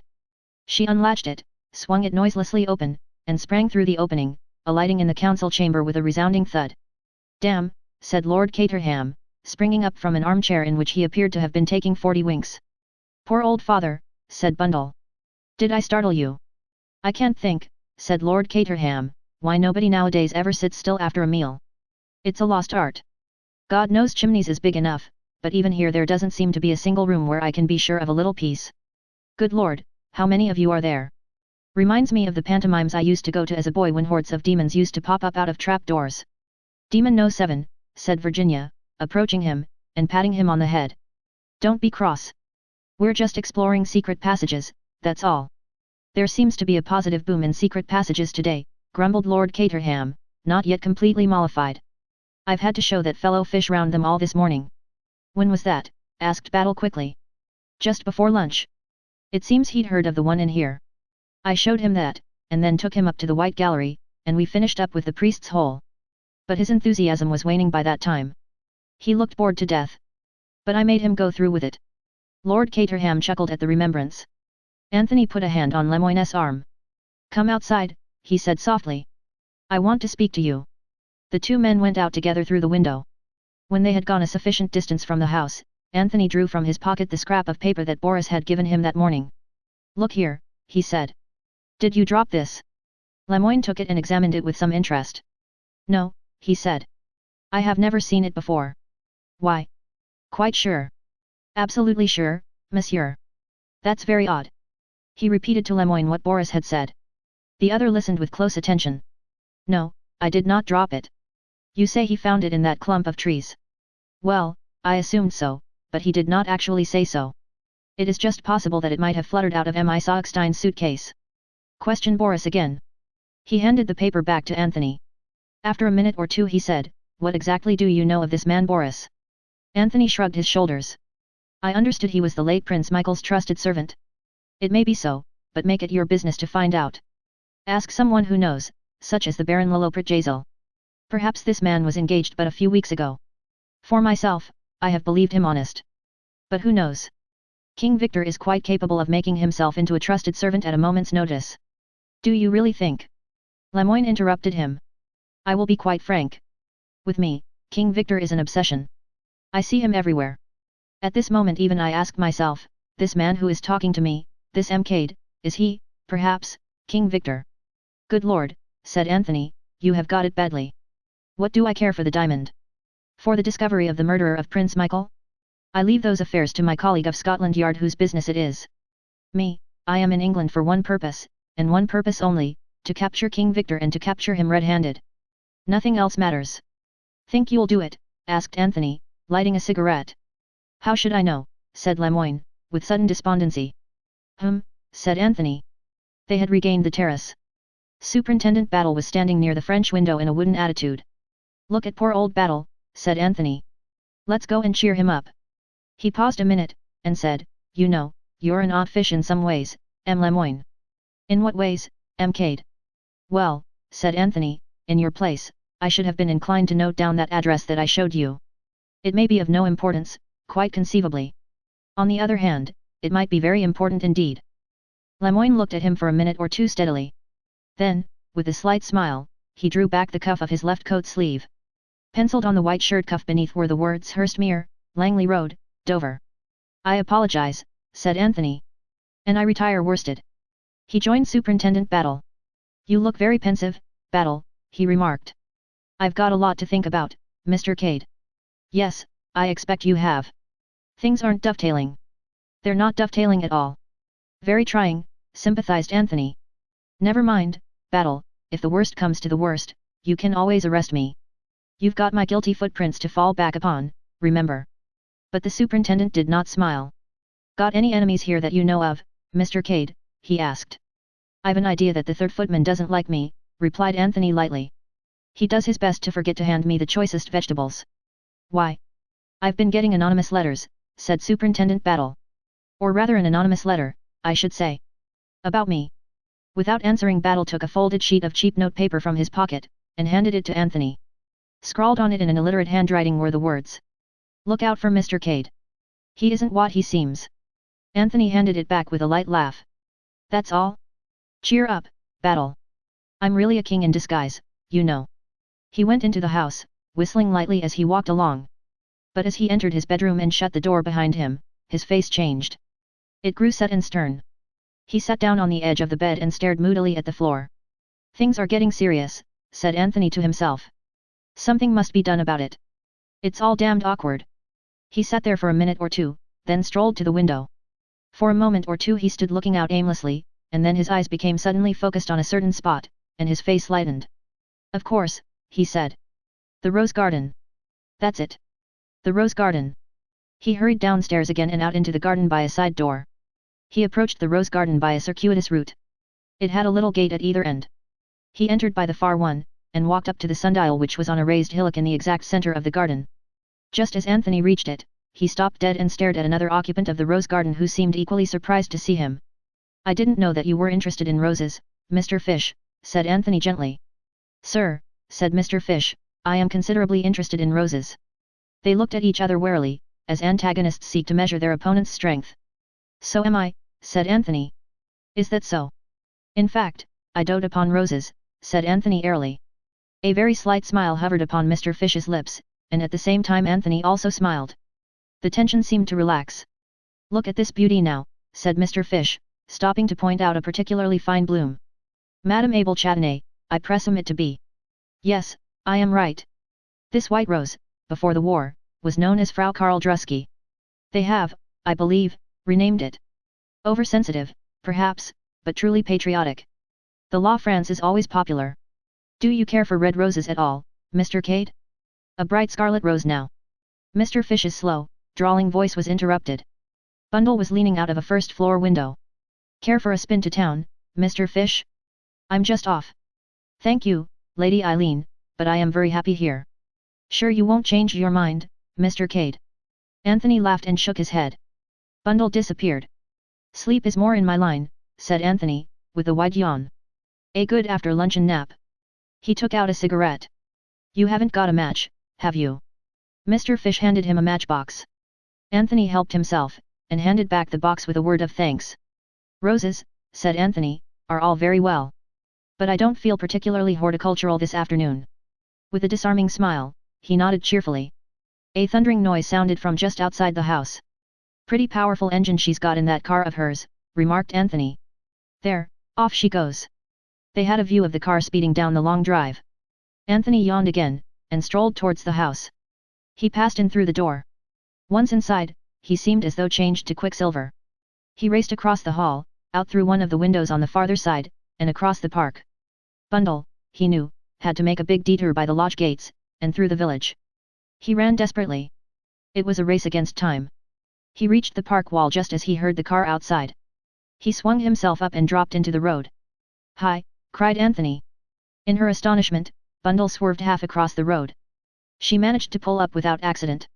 Anthony ran after the car, opened the door, and jumped in beside Bundle. I'm coming to London with you, he said. I meant to all along. Extraordinary person, said Bundle. What's that you've got in your hand? Only a match, said Anthony. He regarded it thoughtfully. It was pink, with a yellow head. He threw away his unlighted cigarette, and put the match carefully into his pocket. Chapter 24. The house at Dover. You don't mind, I suppose, said Bundle after a minute or two, if I drive rather fast? I started later than I meant to do. It had seemed to Anthony that they were proceeding at a terrific speed already, but he soon saw that that was nothing compared to what Bundle could get out of the Panhard if she tried. Some people, said Bundle, as she slowed down momentarily to pass through a village, are terrified of my driving. Poor old father, for instance. Nothing would induce him to come up with me in this old bus.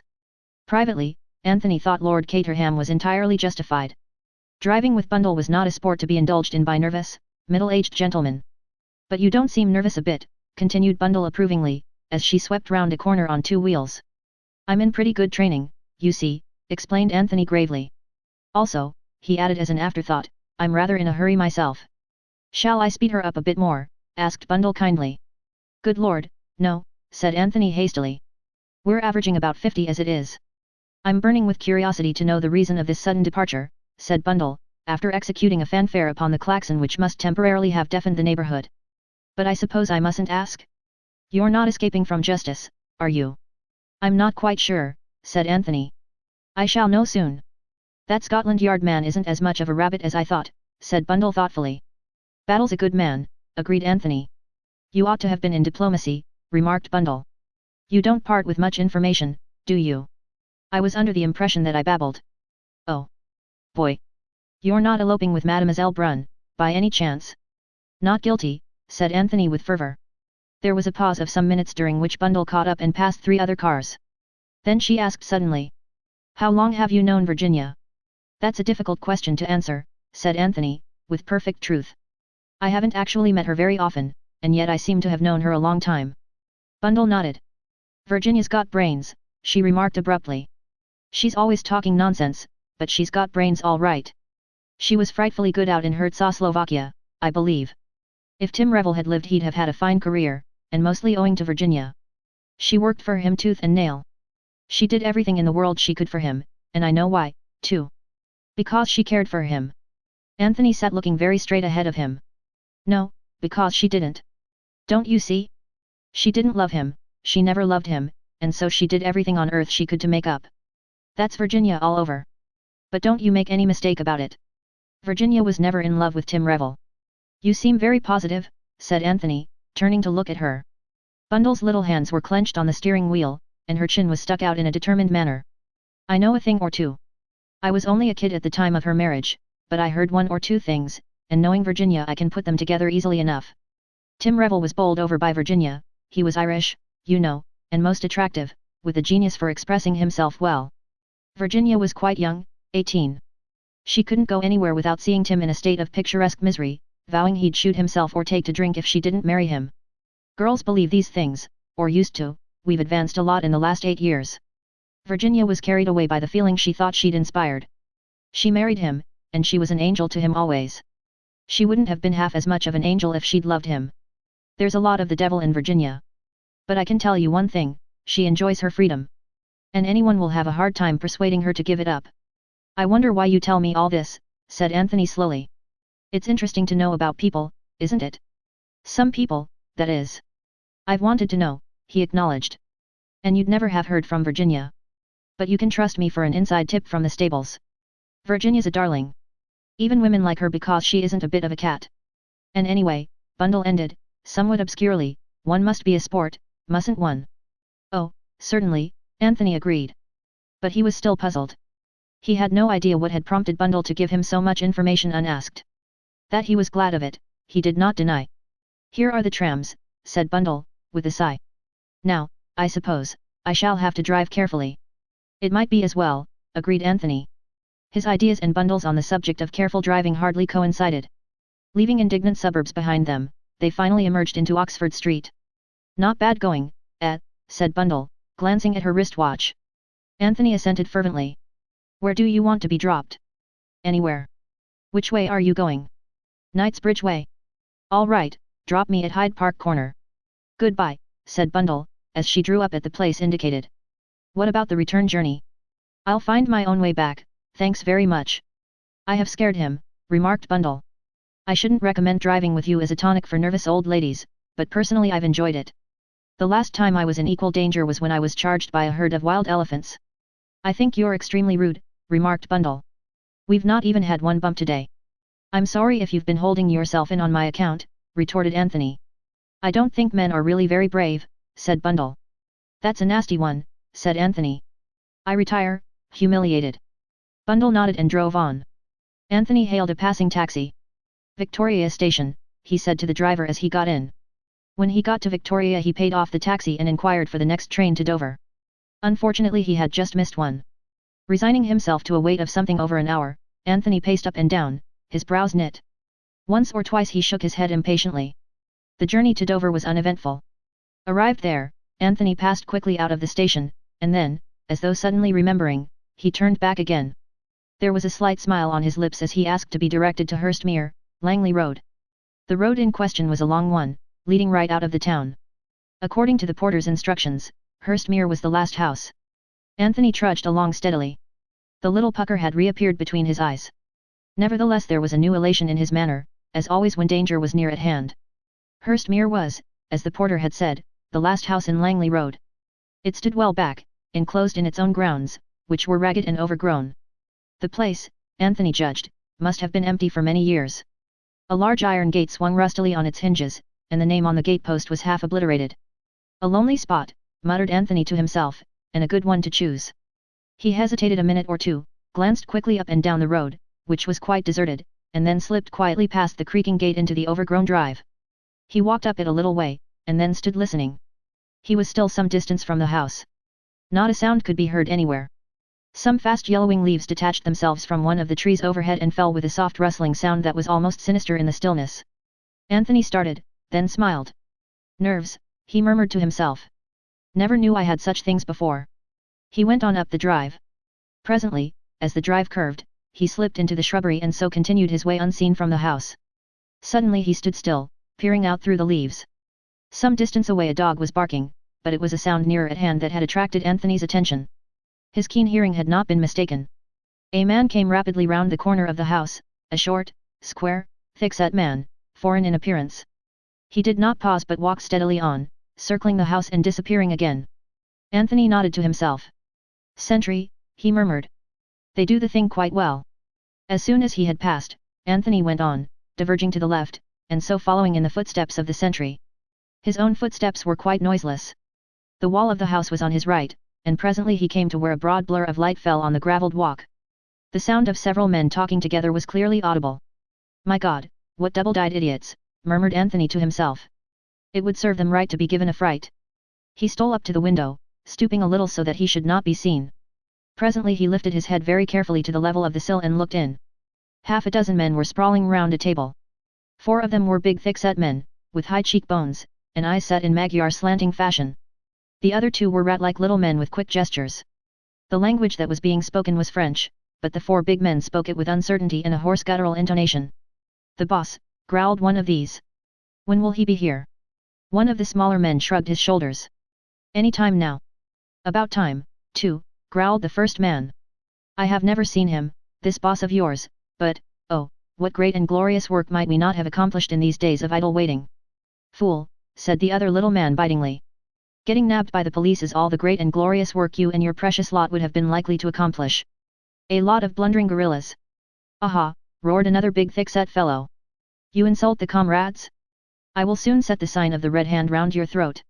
He half rose, glaring ferociously at the Frenchman, but one of his companions pulled him back again. No quarrelling, he grunted. We're to work together. From all I heard this King Victor doesn't stand for being disobeyed. In the darkness, Anthony heard the footsteps of the sentry coming his round again, and he drew back behind a bush. Who's that? Said one of the men inside. Carlo, going his rounds. Oh.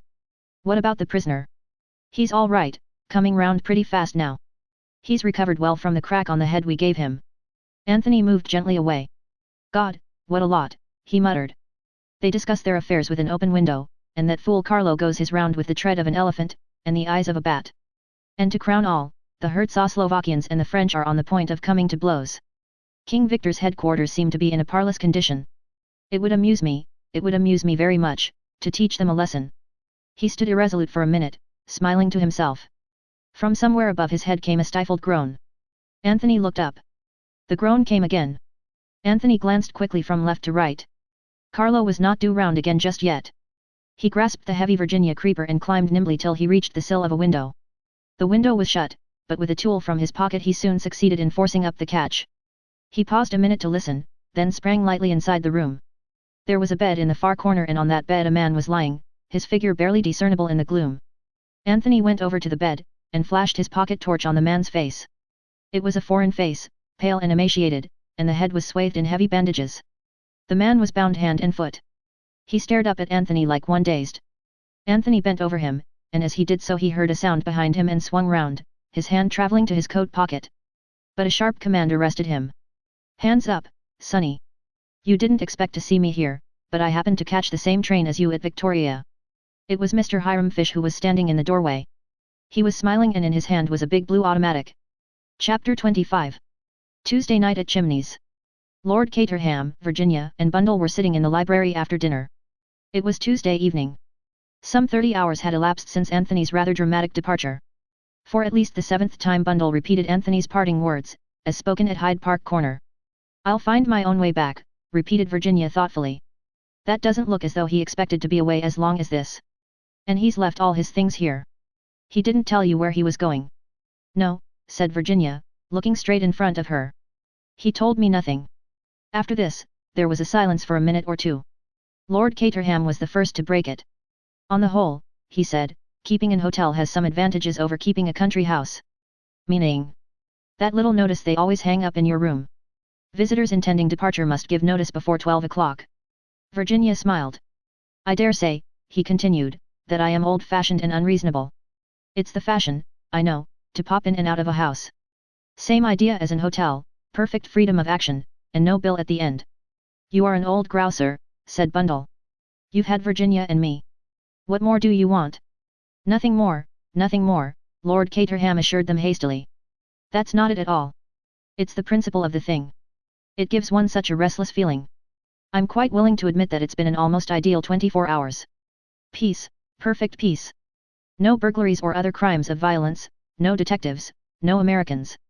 What I complain of is that I should have enjoyed it all so much more if I'd felt really secure. As it is, all the time I've been saying to myself, one or other of them is bound to turn up in a minute. And that spoilt the whole thing.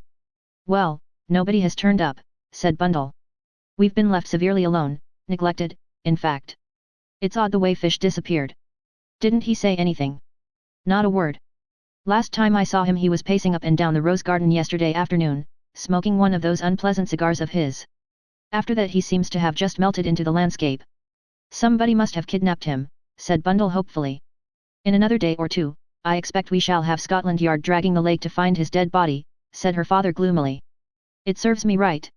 At my time of life, I ought to have gone quietly abroad and taken care of my health, and not allowed myself to be drawn into George Lomax's wildcat schemes. He was interrupted by Treadwell. Well, said Lord Caterham irritably, what is it? The French detective is here, my lord, and would be glad if you could spare him a few minutes. What did I tell you? Said Lord Caterham. I knew it was too good to last. Depend upon it, they've found Fish's dead body doubled up in the goldfish pond. Treadwell, in a strictly respectful manner, steered him back to the point of issue. Am I to say that you will see him, my lord? Yes, yes. Bring him in here. Treadwell departed. He returned a minute or two later announcing in a lugubrious voice. Monsieur Lemoyne. The Frenchman came in with a quick, light step. His walk, more than his face, betrayed the fact that he was excited about something. Good evening, Lemoyne, said Lord Caterham. Have a drink, won't you? I thank you, no. He bowed punctiliously to the ladies. At last I make progress. As things are, I felt that you should be acquainted with the discoveries, the very grave discoveries that I have made in the course of the last 24 hours. I thought there must be something important going on somewhere, said Lord Caterham. My lord, yesterday afternoon one of your guests left this house in a curious manner. From the beginning, I must tell you, I have had my suspicions. Here is a man who comes from the wilds. 2 months ago he was in South Africa. Before that, where? Virginia drew a sharp breath. For a moment the Frenchman's eyes rested on her doubtfully. Then he went on. Before that, where? None can say. And he is just such a one as the man I am looking for, gay, audacious, reckless, one who would dare anything. I send cable after cable, but I can get no word as to his past life. 10 years ago he was in Canada, yes, but since then, silence. My suspicions grow stronger. Then I picked up one day a scrap of paper where he has lately passed along. It bears an address, the address of a house in Dover. Later, as though by chance, I drop that same piece of paper. Out of the tail of my eye, I see this Boris, this Herzegovslovakian, pick it up and take it to his master. All along I have been sure that this Boris is an emissary of the comrades of the Red Hand. We know that the comrades are working in with King Victor over this affair. If Boris recognized his chief in Mr. Anthony Cade, would he not do just what he has done, transferred his allegiance? Why should he attach himself otherwise to an insignificant stranger? It was suspicious, I tell you, very suspicious. But almost I am disarmed, for Anthony Cade brings this same paper to me at once and asks me if I have dropped it. As I say, almost I am disarmed, but not quite. For it may mean that he is innocent, or it may mean that he is very, very clever. I deny, of course, that it is mine or that I dropped it. But in the meantime I have set inquiries on foot. Only today I have news. The house at Dover has been precipitately abandoned, but up till yesterday afternoon it was occupied by a body of foreigners. Not a doubt but that it was King Victor's headquarters. Now see the significance of these points. Yesterday afternoon, Mr. Cade clears out from here precipitately. Ever since he dropped that paper, he must know that the game is up. He reaches Dover and immediately the gang is disbanded. What the next move will be, I do not know. What is quite certain is that Mr. Anthony Cade will not return here. But knowing King Victor, as I do, I am certain that he will not abandon the game without having one more try for the jewel. And that is when I shall get him. Virginia stood up suddenly. She walked across to the mantelpiece and spoke in a voice that rang cold as steel. You are leaving one thing out of account, I think, M. Lemoyne, she said. Mr. Cade is not the only guest who disappeared yesterday in a suspicious manner. You mean, madam, that all you have said applies equally well to another person? What about Mr. Hiram Fish? Oh, Mr. Fish. Yes, Mr. Fish. Did you not tell us that first night that King Victor had lately come to England from America? So has Mr. Fish come to England from America. It is true that he brought a letter of introduction from a very well-known man, but surely that would be a simple thing for a man like King Victor to manage. He is certainly not what he pretends to be. Lord Caterham has commented on the fact that when it is a question of the first editions he is supposed to have come here to see. He is always the listener, never the talker. And there are several suspicious facts against him. There was a light in his window the night of the murder. Then take that evening in the council chamber. When I met him on the terrace he was fully dressed. He could have dropped the paper. You didn't actually see Mr. Cade do so. Mr. Cade may have gone to Dover. If he did it was simply to investigate. He may have been kidnapped there. I say that there is far more suspicion attaching to Mr. Fish's actions than to Mr. Cade's. The Frenchman's voice rang out sharply. From your point of view, that well may be, madam. I do not dispute it. And I agree that Mr. Fish is not what he seems. Well, then. But that makes no difference. You see, madam, Mr. Fish is a Pinkerton's man. What? Cried Lord Caterham. Yes, Lord Caterham. He came over here to trail King Victor. Superintendent Battle and I have known this for some time. Virginia said nothing. Very slowly she sat down again. With those few words the structure that she had built up so carefully was scattered in ruins about her feet. You see, Lemoyne was continuing, we have all known that eventually King Victor would come to Chimneys. It was the one place we were sure of catching him. Virginia looked up with an odd light in her eyes, and suddenly she laughed. You've not caught him yet, she said. Lemoyne looked at her curiously. No, madam. But I shall. He's supposed to be rather famous for outwitting people, isn't he? The Frenchman's face darkened with anger. This time, it will be different, he said between his teeth. He's a very attractive fellow, said Lord Caterham. Very attractive. But surely, why, you said he was an old friend of yours, Virginia. That is why, said Virginia composedly, I think M. Lemoyne must be making a mistake. And her eyes met the detective steadily, but he appeared in no wise discomfited. Time will show, madam, he said.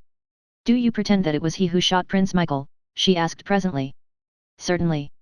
But Virginia shook her head. Oh, no, she said. Oh, no. That is one thing I am quite sure of. Anthony Cade never killed Prince Michael. Lemoyne was watching her intently. There is a possibility that you are right, madam, he said slowly. A possibility, that is all. It may have been the Czechoslovakian, Boris, who exceeded his orders and fired that shot. Who knows, Prince Michael may have done him some great wrong, and the man sought revenge. He looks a murderous sort of fellow, agreed Lord Caterham. The housemaids, I believe, scream when he passes them in the passages. Well, said Lemoyne. I must be going now. I felt it was due to you, my lord, to know exactly how things stand. Very kind of you, I'm sure, said Lord Caterham. Quite certain you won't have a drink? All right then. Good night. I hate that man with his prim little black beard and his eyeglasses, said Bundle, as soon as the door had shut behind him. I hope Anthony does snoo him. I'd love to see him dancing with rage. What do you think about it all, Virginia? I don't know, said Virginia. I'm tired. I shall go up to bed. Not a bad idea, said Lord Caterham. It's 11:30. As Virginia was crossing the White Hall, she caught sight of a broad back that seemed familiar to her discreetly vanishing through a side door. Superintendent Battle, she called imperiously. The superintendent, for it was indeed he, retraced his steps with a shade of unwillingness. Yes, Mrs. Revel. Lemoyne has been here. He says, tell me, is it true, really true, that Mr. Fish is an American detective? Superintendent Battle nodded. That's right. You have known it all along. Again Superintendent Battle nodded. Virginia turned away towards the staircase. I see, she said. Thank you. Until that minute she had refused to believe. And now? Sitting down before her dressing table in her own room, she faced the question squarely. Every word that Anthony had said came back to her fraught with a new significance. Was this the trade that he had spoken of? The trade that he had given up? But then, an unusual sound disturbed the even tenor of her meditations. She lifted her head with a start. Her little gold clock showed the hour to be after 1. Nearly 2 hours she had sat here thinking.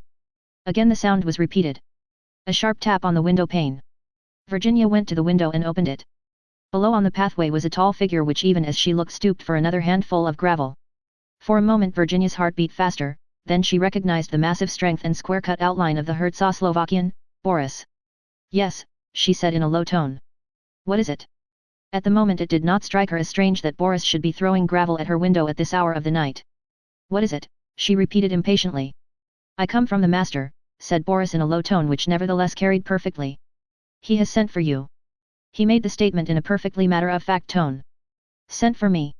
Yes, I am to bring you to him. There is a note. I will throw it up to you. Virginia stood back a little, and a slip of paper, weighted with a stone, fell accurately at her feet. She unfolded it and read. My dear, Anthony had written, I'm in a tight place, but I mean to win through. Will you trust me and come to me? For quite 2 minutes Virginia stood there, immovable, reading those few words over again and again. She raised her head, looking round the well-appointed luxury of the bedroom as though she saw it with new eyes. Then she leaned out of the window again. What am I to do? She asked. The detectives are on the other side of the house, outside the council chamber. Come down and out through this side door. I will be there. I have a car waiting outside in the road. Virginia nodded. Quickly she changed her dress for one of fawn tricot, and pulled on a little fawn leather hat. Then, smiling a little, she wrote a short note, addressed it to Bundle and pinned it to the pincushion. She stole quietly downstairs and undid the bolts of the side door. Just a moment she paused, then, with a little gallant toss of the head, the same toss of the head with which her ancestors had gone into action in the Crusades, she passed through. Chapter 26. The 13th of October. At 10 o'clock on the morning of Wednesday, the 13th of October, Anthony Cade walked into Harridge's hotel and asked for Baron Liloprit-Jazel, who was occupying a suite there. After suitable and imposing delay, Anthony was taken to the suite in question. The Baron was standing on the hearthrug in a correct and stiff fashion. Little Captain Andrassy, equally correct as to demeanor, but with a slightly hostile attitude, was also present. The usual bows, clicking of heels, and other formal greetings of etiquette took place. Anthony was, by now, thoroughly conversant with the routine. You will forgive this early call I trust, Baron, he said cheerfully, laying down his hat and stick on the table. As a matter of fact, I have a little business proposition to make to you. Ha! Is that so? Said the Baron. Captain Andrassy, who had never overcome his initial distrust of Anthony, looked suspicious. Business, said Anthony, is based on the well-known principle of supply and demand. You want something, the other man has it. The only thing left to settle is the price. The Baron looked at him attentively, but said nothing. Between a Herzo-Slovakian nobleman and an English gentleman the terms should be easily arranged, said Anthony rapidly. He blushed a little as he said it. Such words do not rise easily to an Englishman's lips, but he had observed on previous occasions the enormous effect of such phraseology upon the Baron's mentality. True enough, the charm worked. That is so, said the Baron approvingly, nodding his head. That is entirely so. Even Captain Andrassy appeared to unbend a little, and nodded his head also. Very good, said Anthony. I won't beat about the bush any more. What is that, you say? Interrupted the Baron. To beat about the bush? I do not comprehend. A mere figure of speech, Baron. To speak in plain English, you want the goods, we have them. The ship is all very well, but it lacks a figurehead. By the ship, I mean the loyalist party of Herzo-Slovakia. At the present minute you lack the principal plank of your political program. You are minus a prince. Now supposing, only supposing, that I could supply you with a prince. The Baron stared. I do not comprehend you in the least, he declared. Sir, said Captain Andrassy, twirling his mustache fiercely, you are insulting. Not at all, said Anthony. I'm trying to be helpful. Supply and demand, you understand. It's all perfectly fair and square. No prince is supplied unless genuine, see trademark. If we come to terms, you'll find it's quite all right. I'm offering you the real genuine article, out of the bottom drawer. Not in the least, the Baron declared again, do I comprehend you? It doesn't really matter, said Anthony kindly. I just want you to get used to the idea. To put it vulgarly, I've got something up my sleeve. Just get hold of this. You want a prince? Under certain conditions, I will undertake to supply you with one. The Baron and Andrassy stared at him. Anthony took up his hat and stick again and prepared to depart. Just think it over. Now, Baron, there is one thing further. You must come down to Chimneys this evening, Captain Andrassy also. Several very curious things are likely to happen there. Shall we make an appointment? Say in the council chamber at 9 o'clock? Thank you, gentlemen, I may rely upon you to be there. The Baron took a step forward and looked searchingly in Anthony's face.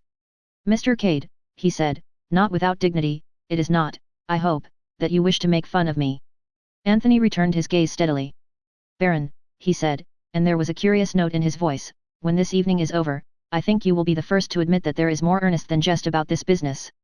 Bowing to both the men, he left the room. His next call was in the city, where he sent in his card to Mr. Hermann Isaacstein. After some delay, Anthony was received by a pale and exquisitely dressed underling with an engaging manner, and a military title. You wanted to see Mr. Isaacstein, didn't you? Said the young man. I'm afraid he's most awfully busy this morning, board meetings and all that sort of thing, you know. Is it anything that I can do? I must see him personally, said Anthony, and added carelessly, I've just come up from Chimneys. The young man was slightly staggered by the mention of Chimneys. Oh, he said doubtfully.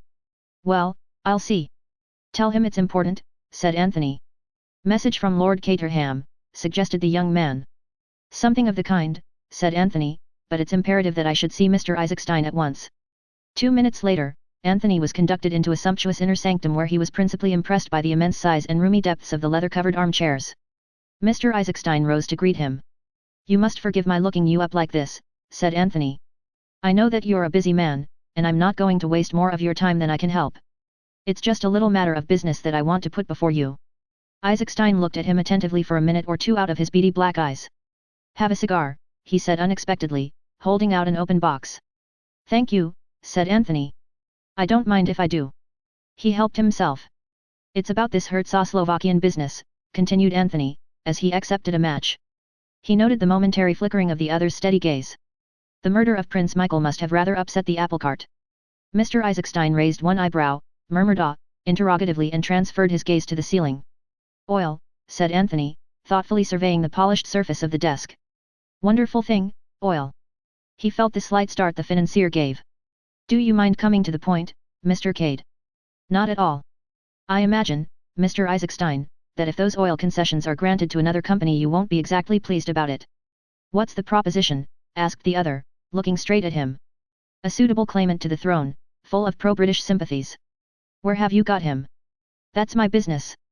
Isaacstein acknowledged the retort by a slight smile, his glance had grown hard and keen. The genuine article? I can't stand for any funny business. The absolute genuine article. Straight? Straight? I'll take your word for it. You don't seem to take much convincing, said Anthony, looking curiously at him. Hermann Isaacstein smiled. I shouldn't be where I am now if I hadn't learned to know whether a man is speaking the truth or not, he replied simply. What terms do you want? The same loan, on the same conditions, that you offered to Prince Michael. What about yourself? For the moment, nothing, except that I want you to come down to Chimneys tonight. No, said Isaacstein, with some decision. I can't do that.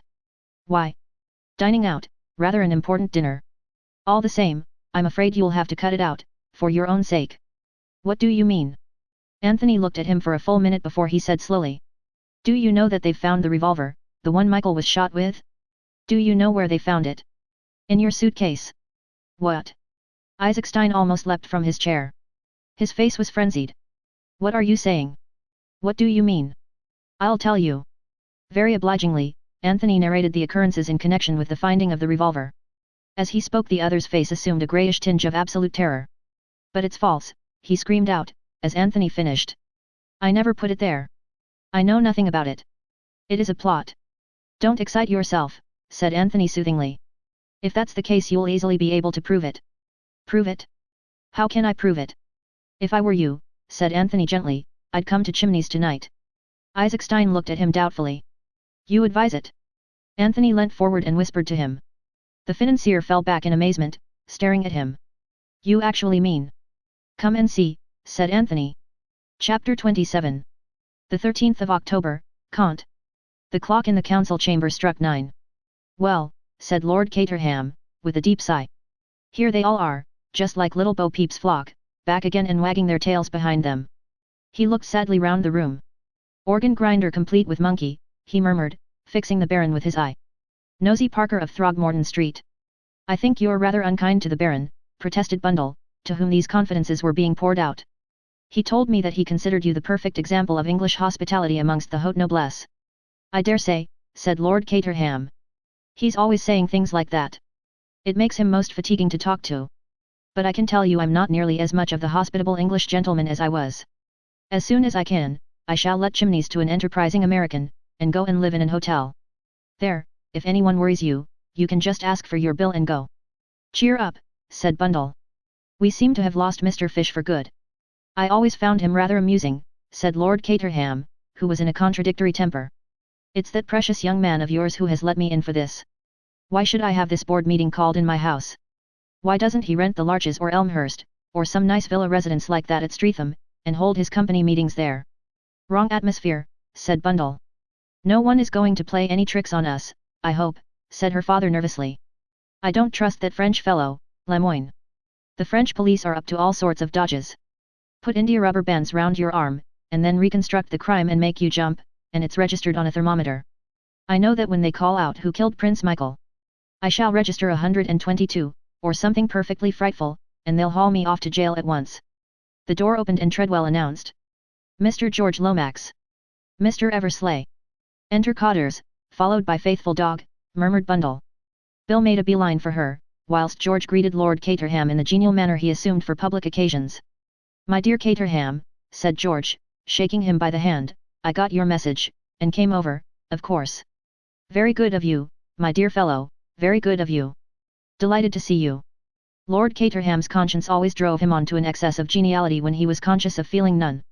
Not that it was my message, but that doesn't matter at all. In the meantime, Bill was attacking Bundle in an undertone. I say. What's it all about? What's this I hear about Virginia bolting off in the middle of the night? She's not been kidnapped, has she? Oh, no, said Bundle. She left a note pinned to the pincushion in the orthodox fashion. She's not gone off with anyone, has she? Not with that colonial Johnny? I never liked the fellow and, from all I hear, there seems to be an idea floating round that he himself is the super crook. But I don't quite see how that can be. Why not? Well, this King Victor was a French fellow, and Cade's English enough. You don't happen to have heard that King Victor was an accomplished linguist, and, moreover, was half Irish. Oh, Lord.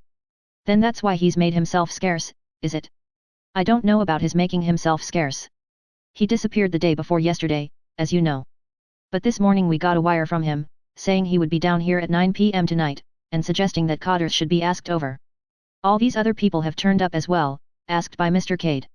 It is a gathering, said Bill, looking round. One French detective by window, one English ditto by fireplace. Strong foreign element. The stars and stripes don't seem to be represented. Bundle shook her head. Mr. Fish has disappeared into the blue. Virginia's not here either.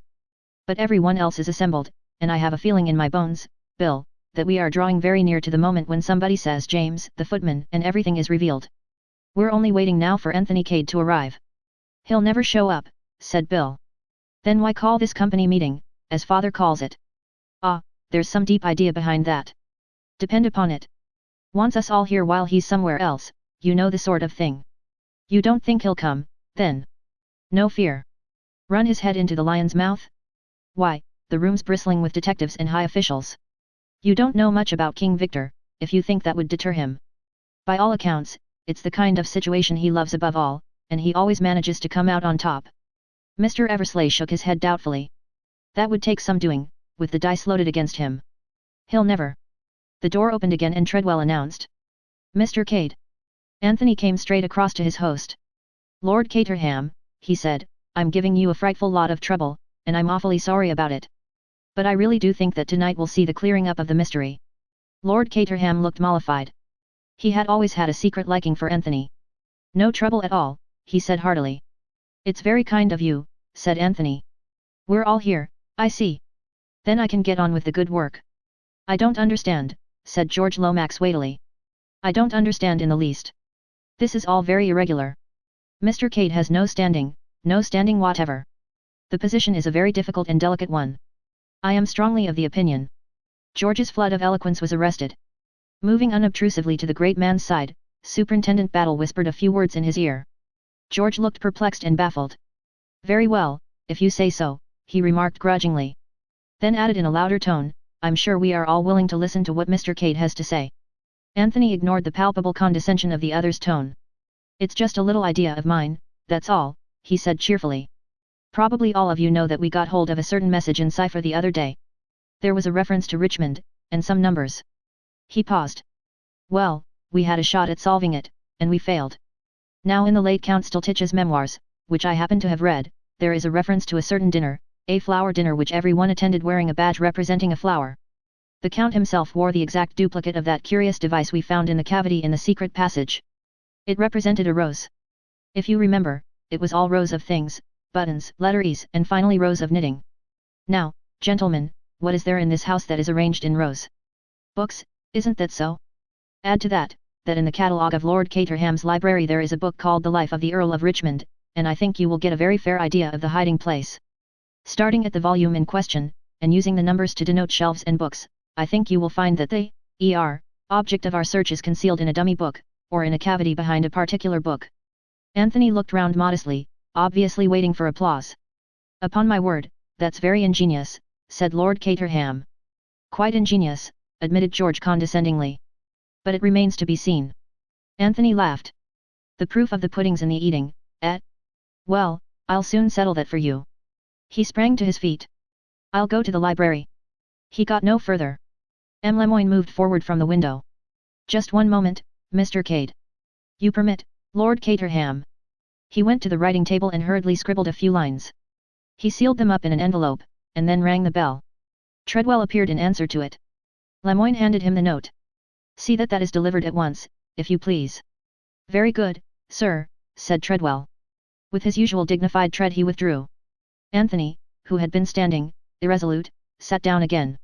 What's the big idea, Lemoyne? He asked gently. There was a sudden sense of strain in the atmosphere. If the jewel is where you say it is, well, it has been there for over 7 years, a quarter of an hour more does not matter. Go on, said Anthony. That wasn't all you wanted to say. No, it was not. At this juncture, it is unwise to permit any one person to leave the room. Especially if that person has rather questionable antecedents. Anthony raised his eyebrows, and lighted a cigarette. I suppose a vagabond life is not very respectable, he mused. 2 months ago, Mr. Cade, you were in South Africa. That is admitted. Where were you before that? Anthony leaned back in his chair, idly blowing smoke rings. Canada. Wild Northwest. Are you sure you were not in prison? A French prison. Automatically, Superintendent Battle moved a step nearer the door, as if to cut off a retreat that way, but Anthony showed no signs of doing anything dramatic. Instead, he stared at the French detective, and then burst out laughing. My poor Lemoyne. It is a monomania with you. You do indeed see King Victor everywhere. So you fancy that I am that interesting gentleman? Do you deny it? Anthony brushed a fleck of ash from his coat sleeve. I never deny anything that amuses me, he said lightly. But the accusation is really too ridiculous. Ah, you think so? The Frenchman leant forward. His face was twitching painfully, and yet he seemed perplexed and baffled, as though something in Anthony's manner puzzled him. What if I tell you, monsieur, that this time, I am out to get King Victor, and nothing shall stop me? Very laudable, was Anthony's comment. You've been out to get him before, though, haven't you, Lemoyne? And he's got the better of you. Aren't you afraid that that may happen again? He's a slippery fellow, by all accounts. The conversation had developed into a duel between the detective and Anthony. Everyone else in the room was conscious of the tension. It was a fight to a finish between the Frenchman, painfully in earnest, and the man who smoked so calmly and whose words seemed to show that he had not a care in the world. If I were you, Lemoyne, continued Anthony, I should be very, very careful. Watch your step, and all that sort of thing. This time, said Lemoyne grimly, there will be no mistake. You seem very sure about it all, said Anthony. But there's such a thing as evidence, you know. Lemoyne smiled, and something in his smile seemed to attract Anthony's attention. He sat up and stubbed out his cigarette. You saw that note I wrote just now, said the French detective. It was to my people at the inn. Yesterday I received from France the fingerprints and the Bertillon measurements of King Victor, the so-called Captain O'Neill. I have asked for them to be sent up to me here. In a few minutes we shall know whether you are the man. Anthony stared steadily at him. Then a little smile crept over his face. You're really rather clever, Lemoyne. I never thought of that. The documents will arrive, you will induce me to dip my fingers in the ink, or something equally unpleasant, you will measure my ears and look for my distinguishing marks. And if they agree? Well, said Lemoyne, if they agree, Anthony leant forward in his chair. Well, if they do agree, he said very gently, what then? What then? The detective seemed taken aback. But, I shall have proved then that you are King Victor. But for the first time, a shade of uncertainty crept into his manner. That will doubtless be a great satisfaction to you, said Anthony. But I don't quite see where it's going to hurt me. I'm not admitting anything, but supposing, just for the sake of argument, that I was King Victor, I might be trying to repent, you know. Repent? That's the idea. Put yourself in King Victor's place, Lemoyne. Use your imagination. You've just come out of prison. You're getting on in life. You've lost the first fine rapture of the adventurous life. Say, even, that you meet a beautiful girl. You think of marrying and settling down somewhere in the country where you can grow vegetable marrows. You decide from henceforth to lead a blameless life. Put yourself in King Victor's place. Can't you imagine feeling like that? I do not think that I should feel like that, said Lemoyne with a sardonic smile. Perhaps you wouldn't, admitted Anthony. But then you're not King Victor, are you? You can't possibly know what he feels like. But it is nonsense, what you are saying there, spluttered the Frenchman. Oh, no, it isn't. Come now, Lemoyne, if I'm King Victor, what have you against me after all? You could never get the necessary evidence in the old days, remember. I've served my sentence, and that's all there is to it. I suppose you could arrest me for the French equivalent of loitering with intent to commit a felony, but that would be poor satisfaction, wouldn't it? You forget, said Lemoyne. America. How about this business of obtaining money under false pretenses, and passing yourself off as Prince Nicholas Obolovich? No good, Lemoyne, said Anthony, I was nowhere near America at the time. And I can prove that easily enough. If King Victor impersonated Prince Nicholas in America, then I'm not King Victor. You're sure he was impersonated? That it wasn't the man himself? Superintendent Battle suddenly interposed. The man was an impostor all right, Mr. Cade. I wouldn't contradict you, Battle, said Anthony. You have such a habit of being always right. Are you equally sure that Prince Nicholas died in the Congo? Battle looked at him curiously. I wouldn't swear to that, sir. But it's generally believed. Careful man. What's your motto? Plenty of rope, eh? I've taken a leaf out of your book. I've given M. Lemoyne plenty of rope. I've not denied his accusations. But, all the same, I'm afraid he's going to be disappointed. You see, I always believe in having something up one's sleeve. Anticipating that some little unpleasantness might arise here, I took the precaution to bring a trump card along with me. It, or rather he, is upstairs. Upstairs, said Lord Caterham, very interested. Yes, he's been having rather a trying time of it lately, poor fellow. Got a nasty bump on the head from someone. I've been looking after him. Suddenly the deep voice of Mr. Isaacstein broke in. Can we guess who he is? If you like, said Anthony, but... Lemoyne interrupted with sudden ferocity. All this is foolery. You think to outwit me yet again. It may be true what you say, that you were not in America. You are too clever to say it if it were not true. But there is something else. Murder. Yes, murder. The murder of Prince Michael. He interfered with you that night as you were looking for the jewel. Lemoyne, have you ever known King Victor to do murder? Anthony's voice rang out sharply. You know as well, better than I do, that he has never shed blood. Who else but you could have murdered him, cried Lemoyne. Tell me that. The last word died on his lips, as a shrill whistle sounded from the terrace outside. Anthony sprang up, all his assumed nonchalance laid aside. You ask me who murdered Prince Michael, he cried. I won't tell you, I'll show you. That whistle was the signal I've been waiting for. The murderer of Prince Michael is in the library now. He sprang out through the window, and the others followed him as he led the way round the terrace, until they came to the library window. He pushed the window, and it yielded to his touch. Very softly he held aside the thick velvet curtain, so that they could look into the room. Standing by the bookcase was a dark figure, hurriedly pulling out and replacing volumes, so absorbed in the task that no outside sound was heeded. And then, as they stood watching, trying to recognize the figure that was vaguely silhouetted against the light of the electric torch it carried, someone sprang past them with a sound like the roar of a wild beast. The torch fell to the ground, was extinguished, and the sounds of a terrific struggle filled the room. Lord Caterham groped his way to the lights and switched them on. Two figures were swaying together. And as they looked, the end came. The short sharp crack of a pistol shot, and the smaller figure crumpled up and fell. The other figure turned and faced them. It was Boris, his eyes alight with rage. She killed my master, he growled. Now she tries to shoot me. I would have taken the pistol from her and shot her, but it went off in the struggle. Saint Michael directed it. The evil woman is dead. A woman, cried George Lomax. They drew nearer. On the floor, the pistol still clasped in her hand, and an expression of deadly malignity on her face, Lay, Mademoiselle Brun. Chapter 28. King Victor. I suspected her from the first, explained Anthony. There was a light in her room on the night of the murder. Afterwards, I wavered. I made inquiries about her in Brittany, and came back satisfied that she was what she represented herself to be. I was a fool. Because the Comtesse de Breteuil had employed a Mademoiselle Brun and spoke highly of her, it never occurred to me that the real Mademoiselle Brun might have been kidnapped on her way to her new post, and that it might be a substitute taking her place. Instead I shifted my suspicions to Mr. Fish. It was not until he had followed me to Dover and we had had a mutual explanation that I began to see clearly. Once I knew that he was a Pinkerton's man, trailing King Victor, my suspicions swung back again to their original object. The thing that worried me most was that Mrs. Revel had definitely recognized the woman. Then I remembered that it was only after I had mentioned her being Madame de Breteuil's governess. And all she had said was that accounted for the fact that the woman's face was familiar to her. Superintendent Battle will tell you that a deliberate plot was formed to keep Mrs. Revel from coming to Chimneys. Nothing more nor less than a dead body, in fact. And though the murder was the work of the comrades of the Red Hand, punishing supposed treachery on the part of the victim, the staging of it, and the absence of the comrades' sign manual, pointed to some abler intelligence directing operations. From the first, I suspected some connection with Czechoslovakia. Mrs. Revel was the only member of the house party who had been to the country.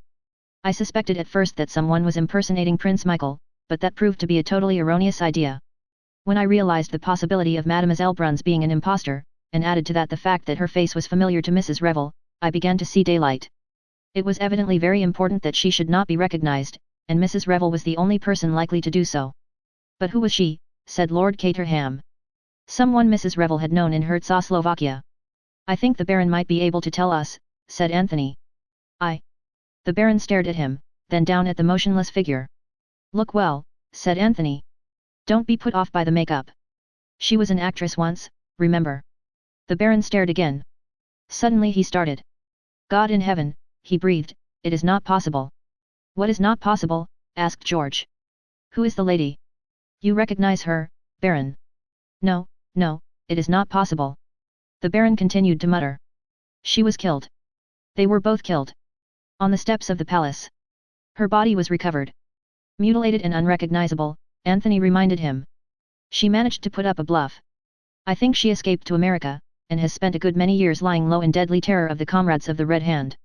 They promoted the revolution, remember, and, to use an expressive phrase, they always had it in for her. Then King Victor was released, and they planned to recover the diamond together. She was searching for it that night when she came suddenly upon Prince Michael, and he recognized her. There was never much fear of her meeting him in the ordinary way of things. Royal guests don't come in contact with governesses, and she could always retire with a convenient migraine, as she did the day the Baron was here. However, she met Prince Michael face to face when she least expected it. Exposure and disgrace stared her in the face. She shot him. It was she who placed the revolver in Eisenstein's suitcase, so as to confuse the trail, and she who returned the letters. Lemoyne moved forward. She was coming down to search for the jewel that night, you say, he said. Might she not have been going to meet her accomplice, King Victor, who was coming from outside? What do you say to that? Anthony sighed. Still at it, my dear Lemoyne? How persistent you are. You won't take my hint that I've got a trump card up my sleeve. But George, whose mind worked slowly, now broke in. I am still completely at sea. Who was this lady, Baron? You recognize her, it seems. But the Baron drew himself up and stood very straight and stiff. You are in error, Mr. Lomax. To my knowledge I have not this lady seen before. A complete stranger she is to me. But... George stared at him, bewildered. The Baron took him into a corner of the room, and murmured something into his ear. Anthony watched, with a good deal of enjoyment, George's face turning slowly purple, his eyes bulging, and all the incipient symptoms of apoplexy. A murmur of George's throaty voice came to him. Certainly. Certainly. By all means. No need at all. Complicate situation. Utmost discretion. Ah. Lemoyne hit the table sharply with his hand. I do not care about all this. The murder of Prince Michael, that was not my affair. I want King Victor. Anthony shook his head gently. I'm sorry for you, Lemoyne. You're really a very able fellow. But, all the same, you're going to lose the trick. I'm about to play my trump card. He stepped across the room and rang the bell. Treadwell answered it. A gentleman arrived with me this evening, Treadwell. Yes, sir, a foreign gentleman. Quite so. Will you kindly ask him to join us here as soon as possible? Yes, sir. Treadwell withdrew. Entry of the trump card, the mysterious Monsieur X, remarked Anthony. Who is he? Can anyone guess?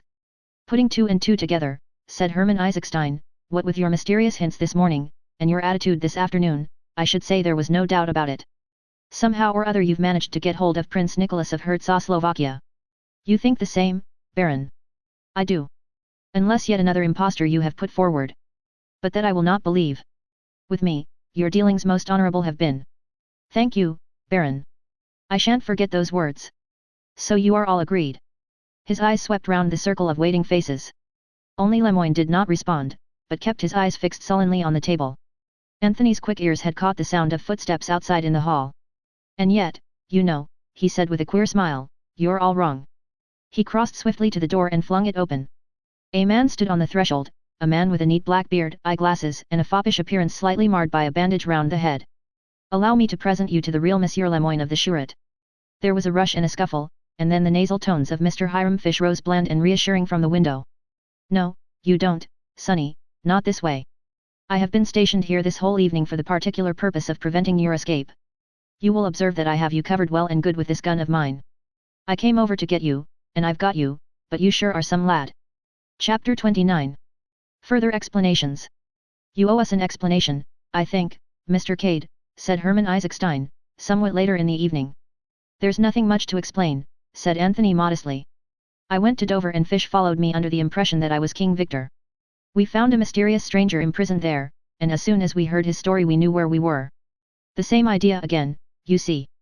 The real man kidnapped, and the false one, in this case King Victor himself, takes his place. But it seems that Battle here always thought there was something fishy about his French colleague, and wired to Paris for his fingerprints and other means of identification. Ah, cried the Baron. The fingerprints. The Bertillon measurements that scoundrel talked about. It was a clever idea, said Anthony. I admired it so much that I felt forced to play up. Besides, my doing so puzzled the false Lemoyne enormously. You see, as soon as I had given the tip about the rose and where the jewel really was, he was keen to pass on the news to his accomplice, and at the same time to keep us all in that room. The note was really to Mademoiselle Brunn. He told Treadwell to deliver it at once, and Treadwell did so by taking it upstairs to the schoolroom. Lemoyne accused me of being King Victor, by that means creating a diversion and preventing anyone from leaving the room. By the time all that had been cleared up and we adjourned to the library to look for the stone, he flattered himself that the stone would no longer be there to find. George cleared his throat. I must say, Mr. Cade, he said pompously, that I consider your action in that matter highly reprehensible. If the slightest hitch had occurred in your plans, one of our national possessions might have disappeared beyond the hope of recovery. It was foolhardy, Mr. Cade, reprehensibly foolhardy. I guess you haven't tumbled to the little idea, Mr. Lomax, said the drawling voice of Mr. Fish. That historic diamond was never behind the books in the library. Never. Not on your life. You see, explained Anthony, that little device of Count Stultich's stood for what it had originally stood for, a rose. When that dawned upon me on Monday afternoon, I went straight to the rose garden. Mr. Fish had already tumbled to the same idea. If, standing with your back to the sundial, you take 7 paces straight forward, then 8 to the left and 3 to the right, you come to some bushes of a bright red rose called Richmond. The house has been ransacked to find the hiding place, but nobody has thought of digging in the garden. I suggest a little digging party tomorrow morning. Then the story about the books in the library. An invention of mine to trap the lady. Mr. Fish kept watch on the terrace, and whistled when the psychological moment had arrived. I may say that Mr. Fish and I established martial law at the Dover house, and prevented the comrades from communicating with the false Lemoyne. He sent them an order to clear out, and word was conveyed to him that this had been done. So he went happily ahead with his plans for denouncing me. Well, well, said Lord Caterham cheerfully, everything seems to have been cleared up most satisfactorily. Everything but one thing, said Mr. Isaacstein. What is that? The great financier looked steadily at Anthony. What did you get me down here for? Just to assist at a dramatic scene as an interested onlooker. Anthony shook his head. No, Mr. Isaacstein.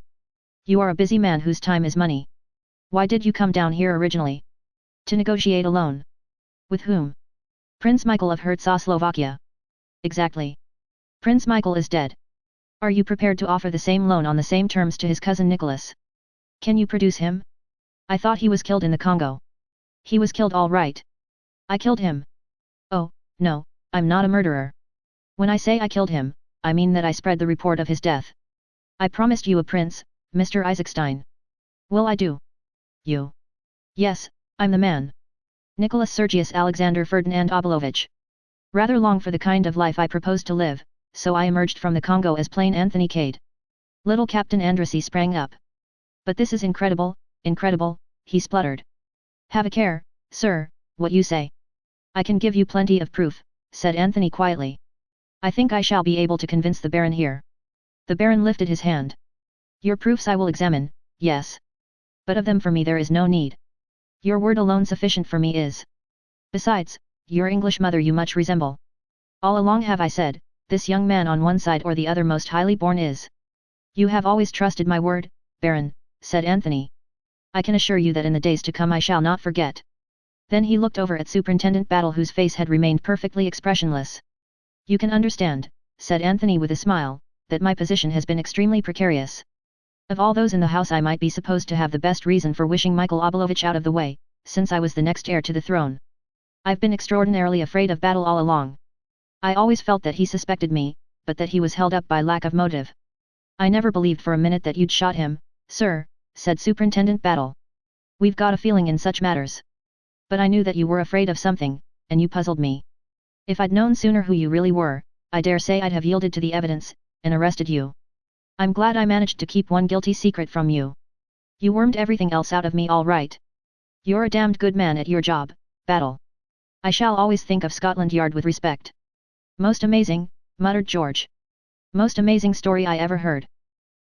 I can really hardly believe it. You are quite sure, Baron, that... My dear Mr. Lomax, said Anthony, with a slight hardness in his tone, I have no intention of asking the British Foreign Office to support my claim without bringing forward the most convincing documentary evidence. I suggest that we adjourn now, and that you, the Baron, Mr. Isaacstein and myself discuss the terms of the proposed loan. The Baron rose to his feet, and clicked his heels together. It will be the proudest moment of my life, sir, he said solemnly, when I see you King of Slovakia. Oh, by the way, Baron, said Anthony carelessly, slipping his hand through the other's arm, I forgot to tell you. There's a string tied to this. I'm married, you know. The Baron retreated a step or two. Dismay overspread his countenance. Something wrong I knew there would be, he boomed. Merciful God in heaven. He has married a black woman in Africa. Come, it's not so bad as all that, said Anthony, laughing. She's white enough, white all through, bless her. Good. A respectable morganatic affair it can be, then. Not a bit of it. She's to play queen to my king. It's no use shaking your head. She's fully qualified for the post. She's the daughter of an English peer who dates back to the time of the Conqueror. It's very fashionable just now for royalties to marry into the aristocracy, and she knows something of Slovakia. My God, cried George Lomax, startled out of his usual careful speech. Not, Virginia Revel. Yes, said Anthony. Virginia Revel. My dear fellow, cried Lord Caterham, I mean, sir, I congratulate you, I do indeed. A delightful creature. Thank you, Lord Caterham, said Anthony. She's all you say and more. But Mr. Isaacstein was regarding him curiously. You'll excuse my asking your highness, but when did this marriage take place? Anthony smiled back at him. As a matter of fact, he said, I married her this morning. Chapter 30. Anthony signs on for a new job. If you will go on, gentlemen, I will follow you in a minute, said Anthony. He waited whilst the others filed out, and then turned to where Superintendent Battle was standing apparently absorbed in examining the paneling. Well, Battle? Want to ask me something, don't you? Well, I do, sir, though I don't know how you knew I did. But I always marked you out as being specially quick in the uptake. I take it that the lady who is dead was the late Queen Varga. Quite right, Battle. It'll be hushed up, I hope. You can understand what I feel about family skeletons. Trust Mr. Lomax for that, sir. No one will ever know.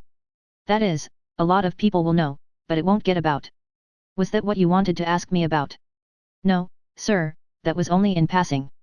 I was curious to know just what made you drop your own name, if I'm not taking too much of a liberty. Not a bit. I'll tell you. I killed myself from the purest motives, Battle. My mother was English, I'd been educated in England, and I was far more interested in England than in Slovakia. And I felt an absolute fool knocking about the world with a comic opera title tacked onto me. You see, when I was very young, I had democratic ideas. Believed in the purity of ideals, and the equality of all men. I especially disbelieved in kings and princes. And since then, asked Battle shrewdly. Oh, Since then, I've traveled and seen the world. There's damned little equality going about. Mind you, I still believe in democracy. But you've got to force it on people with a strong hand, ram it down their throats. Men don't want to be brothers, they may someday, but they don't now. My final belief in the brotherhood of man died the day I arrived in London last week, when I observed the people standing in a tube train resolutely refuse to move up and make room for those who entered. You won't turn people into angels by appealing to their better natures just yet a while, but by judicious force you can coerce them into behaving more or less decently to one another to go on with. I still believe in the brotherhood of man, but it's not coming yet a while. Say another 10,000 years or so. It's no good being impatient. Evolution is a slow process. I'm very interested in these views of yours, sir, said Battle with a twinkle. And if you'll allow me to say so, I'm sure you'll make a very fine king out there. Thank you, Battle, said Anthony with a sigh. You don't seem very happy about it, sir. Oh, I don't know. I dare say it will be rather fun. But it's tying oneself down to regular work. I've always avoided that before. But you consider it your duty, I suppose, sir. Good Lord, no. What an idea. It's a woman, it's always a woman, Battle. I'd do more than be a king for her sake. Quite so, sir. I've arranged it so that the Baron and Isaac Stein can't kick. The one wants a king and the other wants oil. They'll both get what they want, and I've got, oh, Lord, Battle, have you ever been in love? I am much attached to Mrs. Battle, sir. Much attached to Mrs., oh, you don't know what I'm talking about. It's entirely different. Excuse me, sir, that man of yours is waiting outside the window. Boris? So he is. He's a wonderful fellow. It's a mercy that pistol went off in the struggle and killed the lady. Otherwise Boris would have wrung her neck as sure as fate, and then you would have wanted to hang him. His attachment to the Obolovich dynasty is remarkable. The queer thing was that as soon as Michael was dead he attached himself to me, and yet he couldn't possibly have known who I really was. Instinct, said Battle. Like a dog. Very awkward instinct, I thought it at the time. I was afraid it might give the show away to you. I suppose I'd better see what he wants. He went out through the window. Superintendent Battle, left alone, looked after him for a minute, then apparently addressed the paneling. He'll do, said Superintendent Battle. Outside, Boris explained himself. Master, said he, and led the way along the terrace. Anthony followed him, wondering what was forward. Presently Boris stopped and pointed with his forefinger. It was moonlight, and in front of them was a stone seat on which sat two figures. He is a dog, said Anthony to himself. And what's more, a pointer. He strode forward. Boris melted into the shadows. The two figures rose to meet him. One of them was Virginia, the other. Hello, Joe, said a well-remembered voice. This is a great girl of yours. Jimmy McGrath, by all that's wonderful, cried Anthony. How in the name of fortune did you get here? That trip of mine into the interior went phut. Then some Dagos came monkeying round. Wanted to buy that manuscript off me. Next thing I as near as nothing got a knife in the back one night. That made me think that I'd handed you out a bigger job than I knew. I thought you might need help, and I came along after you by the very next boat. Wasn't it splendid of him, said Virginia. She squeezed Jimmy's arm. Why didn't you ever tell me how frightfully nice he was? You are, Jimmy, you're a perfect dear. You two seem to be getting along all right, said Anthony. Sure thing, said Jimmy. I was snooping round for news of you, when I connected with this dame. She wasn't at all what I thought she'd be, some swell haughty society lady that'd scare the life out of me. He told me all about the letters, said Virginia. And I feel almost ashamed not to have been in real trouble over them when he was such a knight-errant. If I'd known what you were like, said Jimmy gallantly, I'd not have given him the letters. I'd have brought them to you myself. Say, young man, is the fun really over? Is there nothing for me to do? By Jove, said Anthony, there is. Wait a minute. He disappeared into the house. In a minute or two he returned with a paper package which he cast into Jimmy's arms. Go round to the garage and help yourself to a likely-looking car. Beat it to London and deliver that parcel at 17, Everdeen Square. That's Mr. Balderson's private address. In exchange he'll hand you £1,000. What? It's not the memoirs? I understood that they'd been burnt. What do you take me for? Demanded Anthony. You don't think I'd fall for a story like that, do you? I rang up the publishers at once, found out that the other was a fake call, and arranged accordingly. I made up a dummy package as I'd been directed to do. But I put the real package in the manager's safe and handed over the dummy. The memoirs have never been out of my possession. Bully for you, my son, said Jimmy. Oh, Anthony, cried Virginia. You're not going to let them be published. I can't help myself. I can't let a pal like Jimmy down. But you needn't worry. I've had time to wade through them, and I see now why people always hint that bigwigs don't write their own reminiscences but hire someone to do it for them. As a writer, Stultich is an insufferable bore. He proses on about statecraft, and doesn't go in for any racy and indiscreet anecdotes. His ruling passion of secrecy held strong to the end. There's not a word in the memoirs from beginning to end to flutter the susceptibilities of the most difficult politician. I rang up Balderson today, and arranged with him that I'd deliver the manuscript tonight before midnight.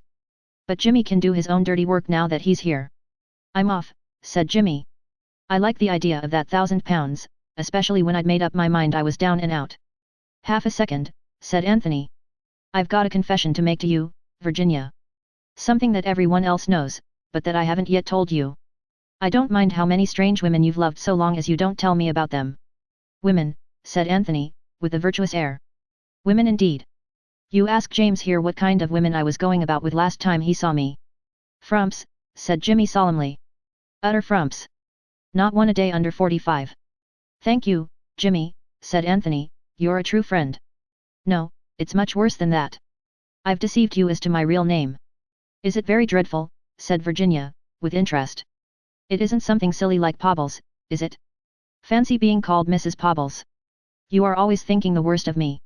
I admit that I did once think you were King Victor, but only for about a minute and a half. By the way, Jimmy, I've got a job for you, gold prospecting in the rocky fastnesses of Slovakia. Is there gold there? Asked Jimmy eagerly. Sure to be, said Anthony. It's a wonderful country. So you're taking my advice and going there? Yes, said Anthony. Your advice was worth more than you knew. Now for the confession. I wasn't changed at nurse, or anything romantic like that, but nevertheless I am really Prince Nicholas Obolovich of Slovakia. Oh, Anthony, cried Virginia. How perfectly screaming. And I have married you. What are we going to do about it? We'll go to Slovakia and pretend to be kings and queens. Jimmy McGrath once said that the average life of a king or queen out there is under 4 years. I hope you don't mind. Mind, cried Virginia. I shall love it. Isn't she great, murmured Jimmy. Then, discreetly, he faded into the night. A few minutes later the sound of a car was heard. Nothing like letting a man do his own dirty work, said Anthony, with satisfaction. Besides, I didn't know how else to get rid of him. Since we were married I've not had 1 minute alone with you. We'll have a lot of fun, said Virginia. Teaching the brigands not to be brigands, and the assassins not to assassinate, and generally improving the moral tone of the country. I like to hear these pure ideals, said Anthony. It makes me feel my sacrifice has not been in vain. Rot, said Virginia calmly, you'll enjoy being a king. It's in your blood, you know. You were brought up to the trade of royalty, and you've got a natural aptitude for it, just like plumbers have a natural bent for plumbing. I never think they have, said Anthony. But damn it all, don't let's waste time talking about plumbers. Do you know that at this very minute I'm supposed to be deep in conference with Isaac Stein and Old Lollipop? They want to talk about oil. Oil, my God. They can just await my kingly pleasure. Virginia, do you remember my telling you once that I'd have a damned good try to make you care for me? I remember, said Virginia softly. But Superintendent Battle was looking out of the window. Well, he isn't now, said Anthony. He caught her suddenly to him, kissing her eyelids, her lips, the green gold of her hair. I do love you so, Virginia, he whispered. I do love you so. Do you love me? He looked down at her, sure of the answer. Her head rested against his shoulder, and very low, in a sweet shaken voice, she answered. Not a bit. You little devil, cried Anthony, kissing her again. Now I know for certain that I shall love you until I die. Chapter 31. Sundry details. Scene, Chimneys, 11 a.m. Thursday morning. Johnson, the police constable, with his coat off, digging. Something in the nature of a funeral feeling seems to be in the air. The friends and relations stand round the grave that Johnson is digging. George Lomax has the air of the principal beneficiary under the will of the deceased. Superintendent Battle, with his immovable face, seems pleased that the funeral arrangements have gone so nicely. As the undertaker, it reflects credit upon him. Lord Caterham has that solemn and shocked look which Englishmen assume when a religious ceremony is in progress. Mr. Fish does not fit into the picture so well. He is not sufficiently grave. Johnson bends to his task. Suddenly he straightens up. A little stir of excitement passes round. That'll do, Sonny, says Mr. Fish. We shall do nicely now. One perceives at once that he is really the family physician. Johnson retires. Mr. Fish, with due solemnity, stoops over the excavation. The surgeon is about to operate. He brings out a small canvas package. With much ceremony he hands it to Superintendent Battle. The latter, in his turn, hands it to George Lomax. The etiquette of the situation has now been fully complied with. George Lomax unwraps the package, slits up the oilsick inside it, burrows into further wrapping. For a moment he holds something on the palm of his hand, then quickly shrouds it once more in cotton wool. He clears his throat. At this auspicious minute, he begins, with the clear delivery of the practiced speaker. Lord Caterham beats a precipitate retreat. On the terrace he finds his daughter. "Bundle, is that car of yours in order?" "Yes." "Why? Then take me up to town in it immediately. I'm going abroad at once, today." "But, father." "Don't argue with me, Bundle. George Lomax told me when he arrived this morning that he was anxious to have a few words with me privately on a matter of the utmost delicacy. He added that the King of Timbuktu was arriving in London shortly. I won't go through it again, Bundle, do you hear? Not for 50 George Lomaxes. If Chimneys is so valuable to the nation, let the nation buy it. Otherwise I shall sell it to a syndicate and they can turn it into an hotel. Where is Codders now?" Bundle is rising to the situation. "At the present minute," replied Lord Caterham, looking at his watch, "he is good for at least 15 minutes about the Empire." Another picture. Mr. Bill Eversleigh, not invited to be present at the graveside ceremony, at the telephone. "No, really, I mean it. I say, don't be huffy." "Well, you will have supper tonight anyway." "No, I haven't. I've been kept to it with my nose at the grindstone. You've no idea what Codders is like. I say, Dolly, you know jolly well what I think about you. You know I've never cared for anyone but you." "Yes, I'll come to the show first. How does the old wheeze go?" And the little girl tries hooks and eyes. Unearthly sounds. Mr. Eversleigh trying to hum the refrain in question. And now George's peroration draws to a close. "The lasting peace and prosperity of the British Empire.